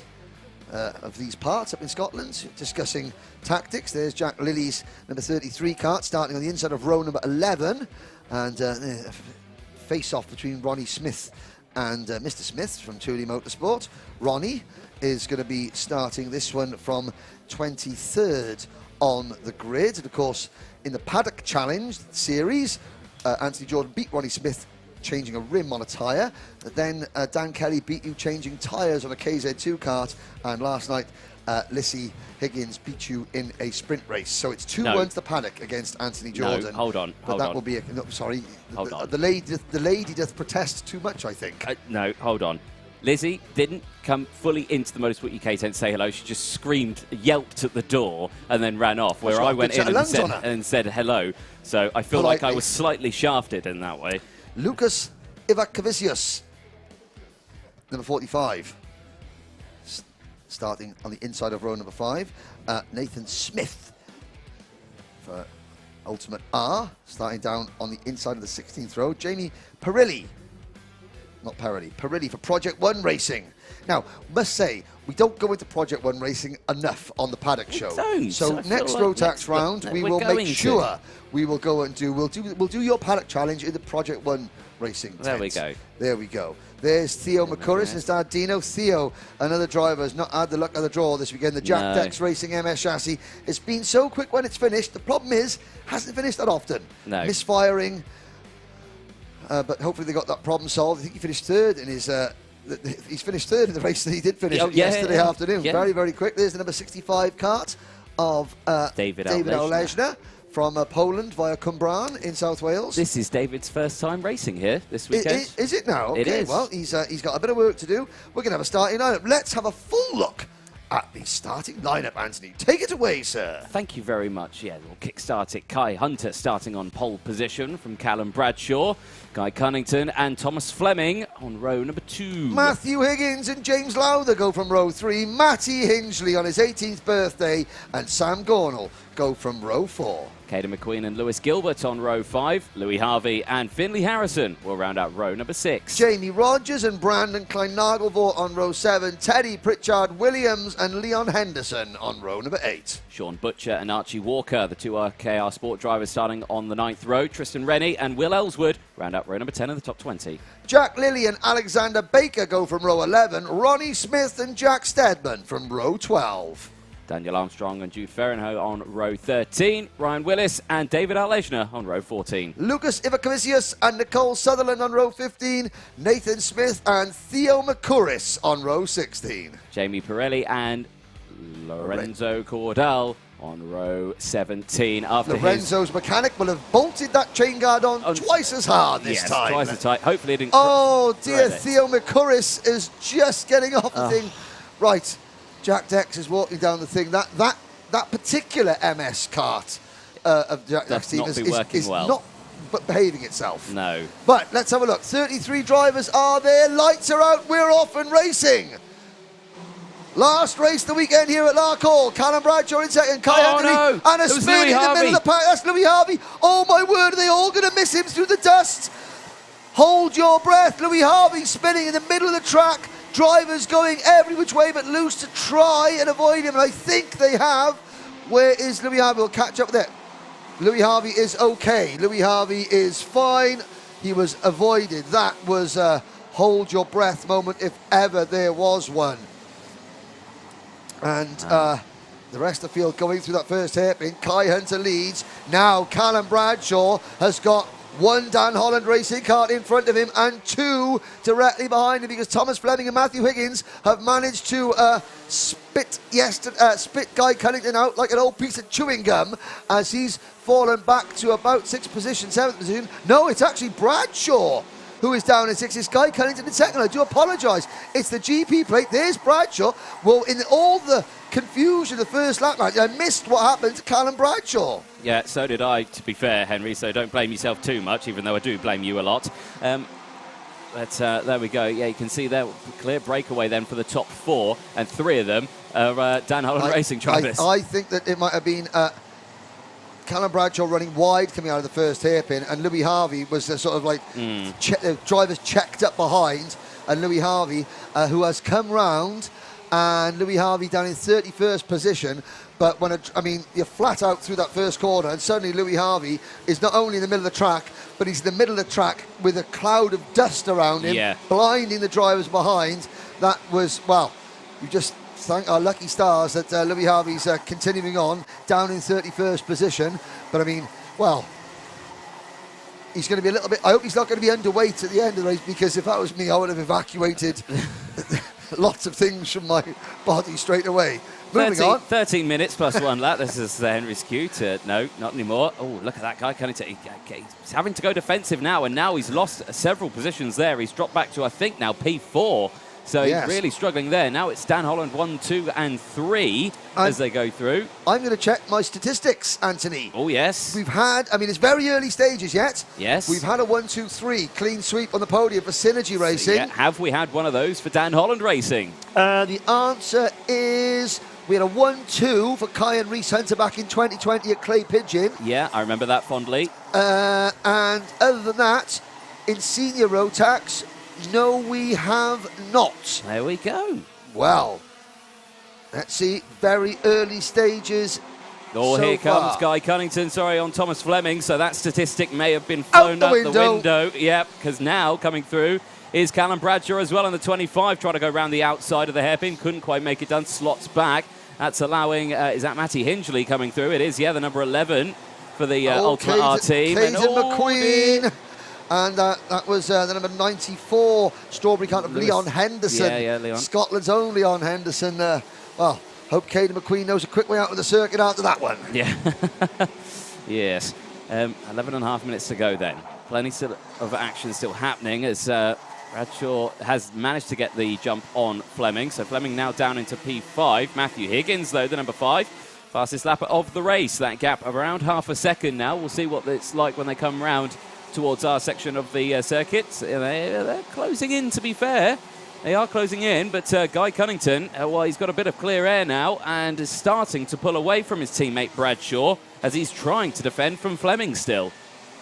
Certainly Callum Bradshaw's not had the pace that he had yesterday. There's Lewis Gilbert in the O-plate cart, defending from the number 3 of Sean Butcher, the number 55 of Teddy Pritchard-Williams. They're all chasing the number 7 Coles Racing cart of James Lowther. Yes. And that is the battle for 7th, 8th, 9th and 10th. Jamie Rogers is up to 11th position. Then it's Caden McQueen down to 12th. Philly Harrison is 13th. Tristan Rennie up at the 14th. Archie Walker is next. Then Leon Henderson, Jack Lilly, Brandon Nargavot, Daniel Armstrong and Alex Baker, your top 20. Lucas Ivaskavicius didn't take the start. Nathan Smith has sadly retired. Theo McCurris is still running, but 3/4 of a lap down after missing the start, but he's still out there, running in 32nd position. Louis Harvey up to 28th. So, Louis Harvey, after that incident, is up to 28th. Nice How recovery much more? drive. Yeah, nice recovery. Nice. But Kai Hunter has got Matthew Higgins. Now, Matthew Higgins, he retired from the final at PFI, whilst in a very strong position, and he retired whilst leading one of the heat races yesterday, but he's showing that he can be absolutely quick, and he's now closing in on Kai Hunter. Cunnington is 3rd, Bradshaw is 4th with a new fastest lap. Yes, indeed. So, I think, yeah, your little cable hit something there, Henry. Do apologise, I'm destroying the place. There we go. 9.5 minutes to go then. That battle for the lead still starting to heat up, but of course 2 teammates, they'll work together versus another 2 teammates that hopefully shall work together. Well, yeah, they will be. But who is going to be quicker? Dan Holland Racing or Strawberry Racing? Well, Callum Bragg, Caden McQueen, a 5-second penalty. There we go. Yeah, so that was for the somewhat over-ambitious move on Leon Henderson. Leon Henderson, yes. Yes, well, yes. And we'll have a little look now. Well, I mean, Kai Hunter has been very, very, very calm there. So, new fastest lap for Kai Hunter, 48.47. Matthew Higgins, 3/10 behind. So Higgins, he's there, but he's not like able to push Hunter along, and he's not sort of in a position where he can even think about making a lunge on Hunter. We've got a Project 1 cart pulling off the side of the circuit just to the inside of where the drivers are now. You can just see it to the left-hand side of this shot. I'm not quite sure who that is. I think it may have been Jack Steadman. There it is, Jack Steadman. Now. Change. Crucially, yeah, Thomas Fleming has managed to get back past Guy Cunnington. So the Strawberry Racing duo have been separated. They have. They're like Simon and Garfunkel, going their separate ways. Yeah. But don't say strawberry and cream sandwich, because it's not a cream in the middle. It's scone. No. Scone? No, I say scone. I say scone. I say scone as well. I don't know. Anyway, 8 minutes, 1 lap, Senior Rotax Racing. We're racing, ladies and gents. Oh, dear, yeah. There's a Marshall, not sure. There's Jack Steadman. Not happy. No. Not happy at all. Looks like a man that went to order a steak dinner, took a bite and realised he's just eaten his own elbow. Yes. Interesting statement on that one, yeah. Fleming in the number 72 kart leads Cunnington, the GP plate holder. Hingley in 6th, then Lowther. Lewis Gilbert, the Diamond of Dalry. Well, the Diamond needs to start shining. Shine on, you crazy Diamond. He needs to start shining that Diamond up pretty quickly because he has not got much time if he wants to try and make a bid for the podium. Teddy Pritchard-Williams is right behind him. In 9th place, Sean Butcher, rounding out the top 10 just in front of Jamie Rogers. Now this is, I've got to say, this is frustrating from Callum Bradshaw. Yeah. He pops in the fastest lap, but yet the car doesn't look that quick. Yeah. I hate saying it, but it's like, it's frustrating. It's been off and on. The setup looked like it's off and on, and when suddenly one lap it's blisteringly fast, but then the next lap it's under pressure. Very, very strange, but he's third at the moment, 1.7 seconds off the race lead, Callum Bradshaw. There's a move, and that's the number 12 kart of Daniel Armstrong for Strawberry Racing, and that is Armstrong passing Brandon Nagelvort for 17th place. Well, there's Gilbert chasing Lowther down for 7th place. I mean, up at the front, Hunter leads Higgins by 0.3 of a second. That gap hasn't changed for the last 4 or 5 minutes. No. But Bradshaw is now 1.8 seconds back in third. Bradshaw 1.8 seconds back in third. Here's the battle for 7th again, Lowther and Gilbert. And they're the two leaders, and you can see, well, Bradshaw, he's pulling away a little bit from Thomas Fleming. He's now 4.5 of a second ahead of Fleming. Cunnington is next, and Hingley in 6th. And this battle on screen for 7th and 8th with Pritchard-Williams in 9th. Yes. So 6 minutes to go. We're on lap number 11 now. I think we're in the lull. I think everything's got a bit tame. I mean, have a look at your screen. 48.51 seconds for Hunter. 48.57 for Higgins and for Bradshaw. Crucially, both Higgins and Bradshaw were faster than Kai Hunter on that last lap by quite some ways. Yeah, by over 1/10 of a second, which is only 1/10 of a second, but in karting, that's quite some ways. Now, so we're concentrating on this battle for 7th. It's the best battle on track at the moment. Lewis Gilbert, Scotland's own Lewis Gilbert, the British Open champion. That's why he's got the 0 on his kart. He is chasing James Lowther, who is just, James Lowther raced for Argenti last year, now has come to Coles Racing this year, and, it's 7th in the championship last season. That's why he's got the number 7 on his kart, and he's just very, very calm, cool, and collected is Lowther. Here's a good battle going on behind them. This is 9th, 10th, 11th, and 12th. That's Rogers, Walker, Caden McQueen, Tristan Rennie in this battle. Here's the leaders. Here we are then, Kai Hunter in the number 2, Mark Higgins in the number 5 kart. The gap has remained 0.3 of a second, 0.4 of a second for the last 6 or 7 laps, and Bradshaw isn't able to close in. The gap is stable between 2nd and 3rd at about 1.5 seconds, just under 1.5 seconds, but we're maxed out on pace now. Yeah. This is all she's got, it seems. Yeah. No, everyone is they've lit the candles. This is all that she's got. Yeah. They've lit the candles, but now it's a question of which one of the top 3 is going to burn their fingers before the end of the race and make a little mistake. Because it's going to boil down to one little mistake. There we go. So 4 minutes to go then, plus that 1 lap. Anything can happen. Kai Hunter's leading from Matthew Higgins, who's only a few tenths behind. Bradshaw still there in 3rd place from Fleming. Fleming still there. Fleming not in a position to make a move either. No. Again, it's just everyone is just, they're going at full chat. It is honestly who is going to make, like you say, who's going to make that little mistake. That's all it's going to take. Is the pressure going to get to them? Is the heat going to get to them? Is they going to clip a curb? Is something mechanical going to go wrong? I mean, I very much doubt it. These are the best, both in the pits and on the track. But I mean, behind Cunnington, it's Matty Hingley in 6th, Lowther, Gilbert, Pritchard-Williams and Butcher. So no change of position. Here comes Lewis Gilbert though. Again, didn't have to waft out the corner. Going to go into the slipstream. Is he going to go for a move into the Dunno corner? I don't know if he's going to go for it. He doesn't. No. And he's just again staying behind. Again, is that tactical? Is he wanting to see if they can close it? But the thing is, they're not closing in. No, he wants to get past. He wants to get past and then try and get up to Matty Hingley in 6th position. Here are the leaders into the last hairpin on lap number 15 with 3 minutes to go. Looking down the order, we've got 31 karts still running. Theo Makura's in 31st. Now behind this group, we've got Jamie Rogers defending 11th place. We've got a good battle for 11th, 12th, 13th, 14th, 15th, 16th and 17th place. With David Aulejna on 18th place also on that. Lewis Gilbert just can't get the waft going up the hill to pass Lowther. He's quicker than Lowther through the boot section, but not going up the hill. So Kai Hunter, 10 final victories for Kai Hunter. In 2021, that was the very first season since he joined the British Championship that Kai Hunter did not win a final.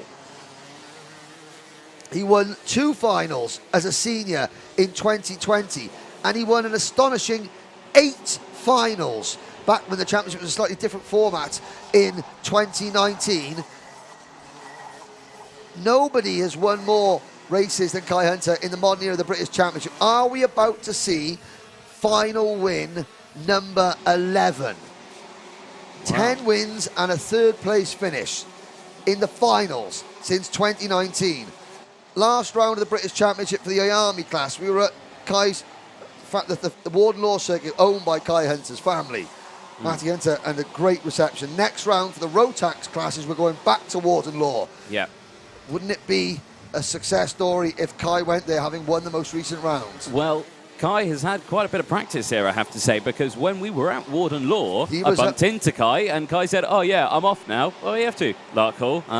Okay. Yep, for the club meeting up here. Yep. So he's had practice here. He just wanted. He just didn't want to help his dad out. No. For the British Championship. By marshalling or changing the bins or sweeping out the toilets, something like that. No. He wanted to go racing. Yeah, exactly. He's a smart boy. Oh yes. And as we saw on the paddock show, he's well happy to have a laugh on camera and poke fun at himself as well, which is great to see, because not all the drivers are that comfortable on camera just messing about and things like that, but Kai definitely is, but he can get it done on the racetrack as well. Matthew Higgins now half a second behind.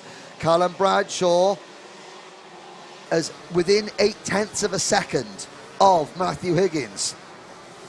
So Bradshaw is closing in ever so slightly.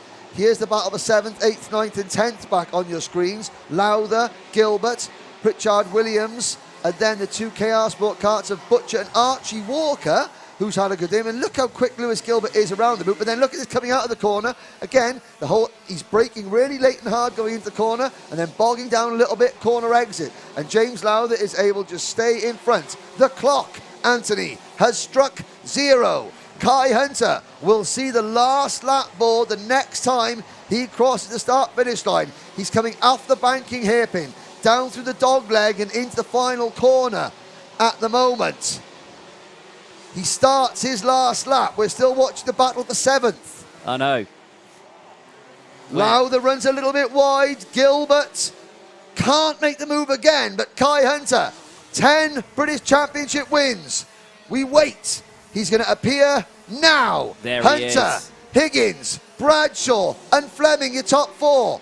Kai Hunter has controlled this race beautifully. He comes through Dunno Bend into the first hairpin. Matthew Higgins has pushed him every step of the way, but has not been able to get on terms. Warden Law awaits next time around for the British Championship, and one of their own is going to arrive there, having won the most recent round of the Wera Tools Motorsport UK British Championship. It's a record-breaking, record-setting 11th British win for Kai Hunter. He punches the air, his first win as a senior driver. Matthew Higgins comes home in 2nd position. It's a 1-2 for Dan Holland Racing. Callum Bradshaw, the championship leader, has to make do with P3. Thomas Fleming on his Rotax debut comes home in 4th place. 5th for the GP plate holder, Guy Cunnington. Matty Hingley on his 18th birthday takes 6th position for Ultimate R. James Lowther does hold off Lewis Gilbert for 7th position. Gilbert, the leading Scotsman in the senior Rotax field, finishes in 8th place. And it's a 3rd Welshman in the top 9. Teddy Pritchard Williams finishes for MLC Motorsport. The dream team of Teddy and Mr. Rippin Senior take over top 10 results. In 10th place was Sean Butcher, then it was Archie Walker and Jamie Rogers, with Finley Harrison in 13th place. So KR Sport finishing 10th, 11th, 12th and 13th. Caden McQueen comes home in 14th, then Leon Henderson. Not happy day for Scott's driver Leon Henderson in that one. David O'Lesner from 28th of the grid to 16th on his first time here at Larkhall. Behind O'Lesner, Tristan Rennie, Alex Baker and Jamie Perilli. From the back of the grid, Perilli comes home in the top 20.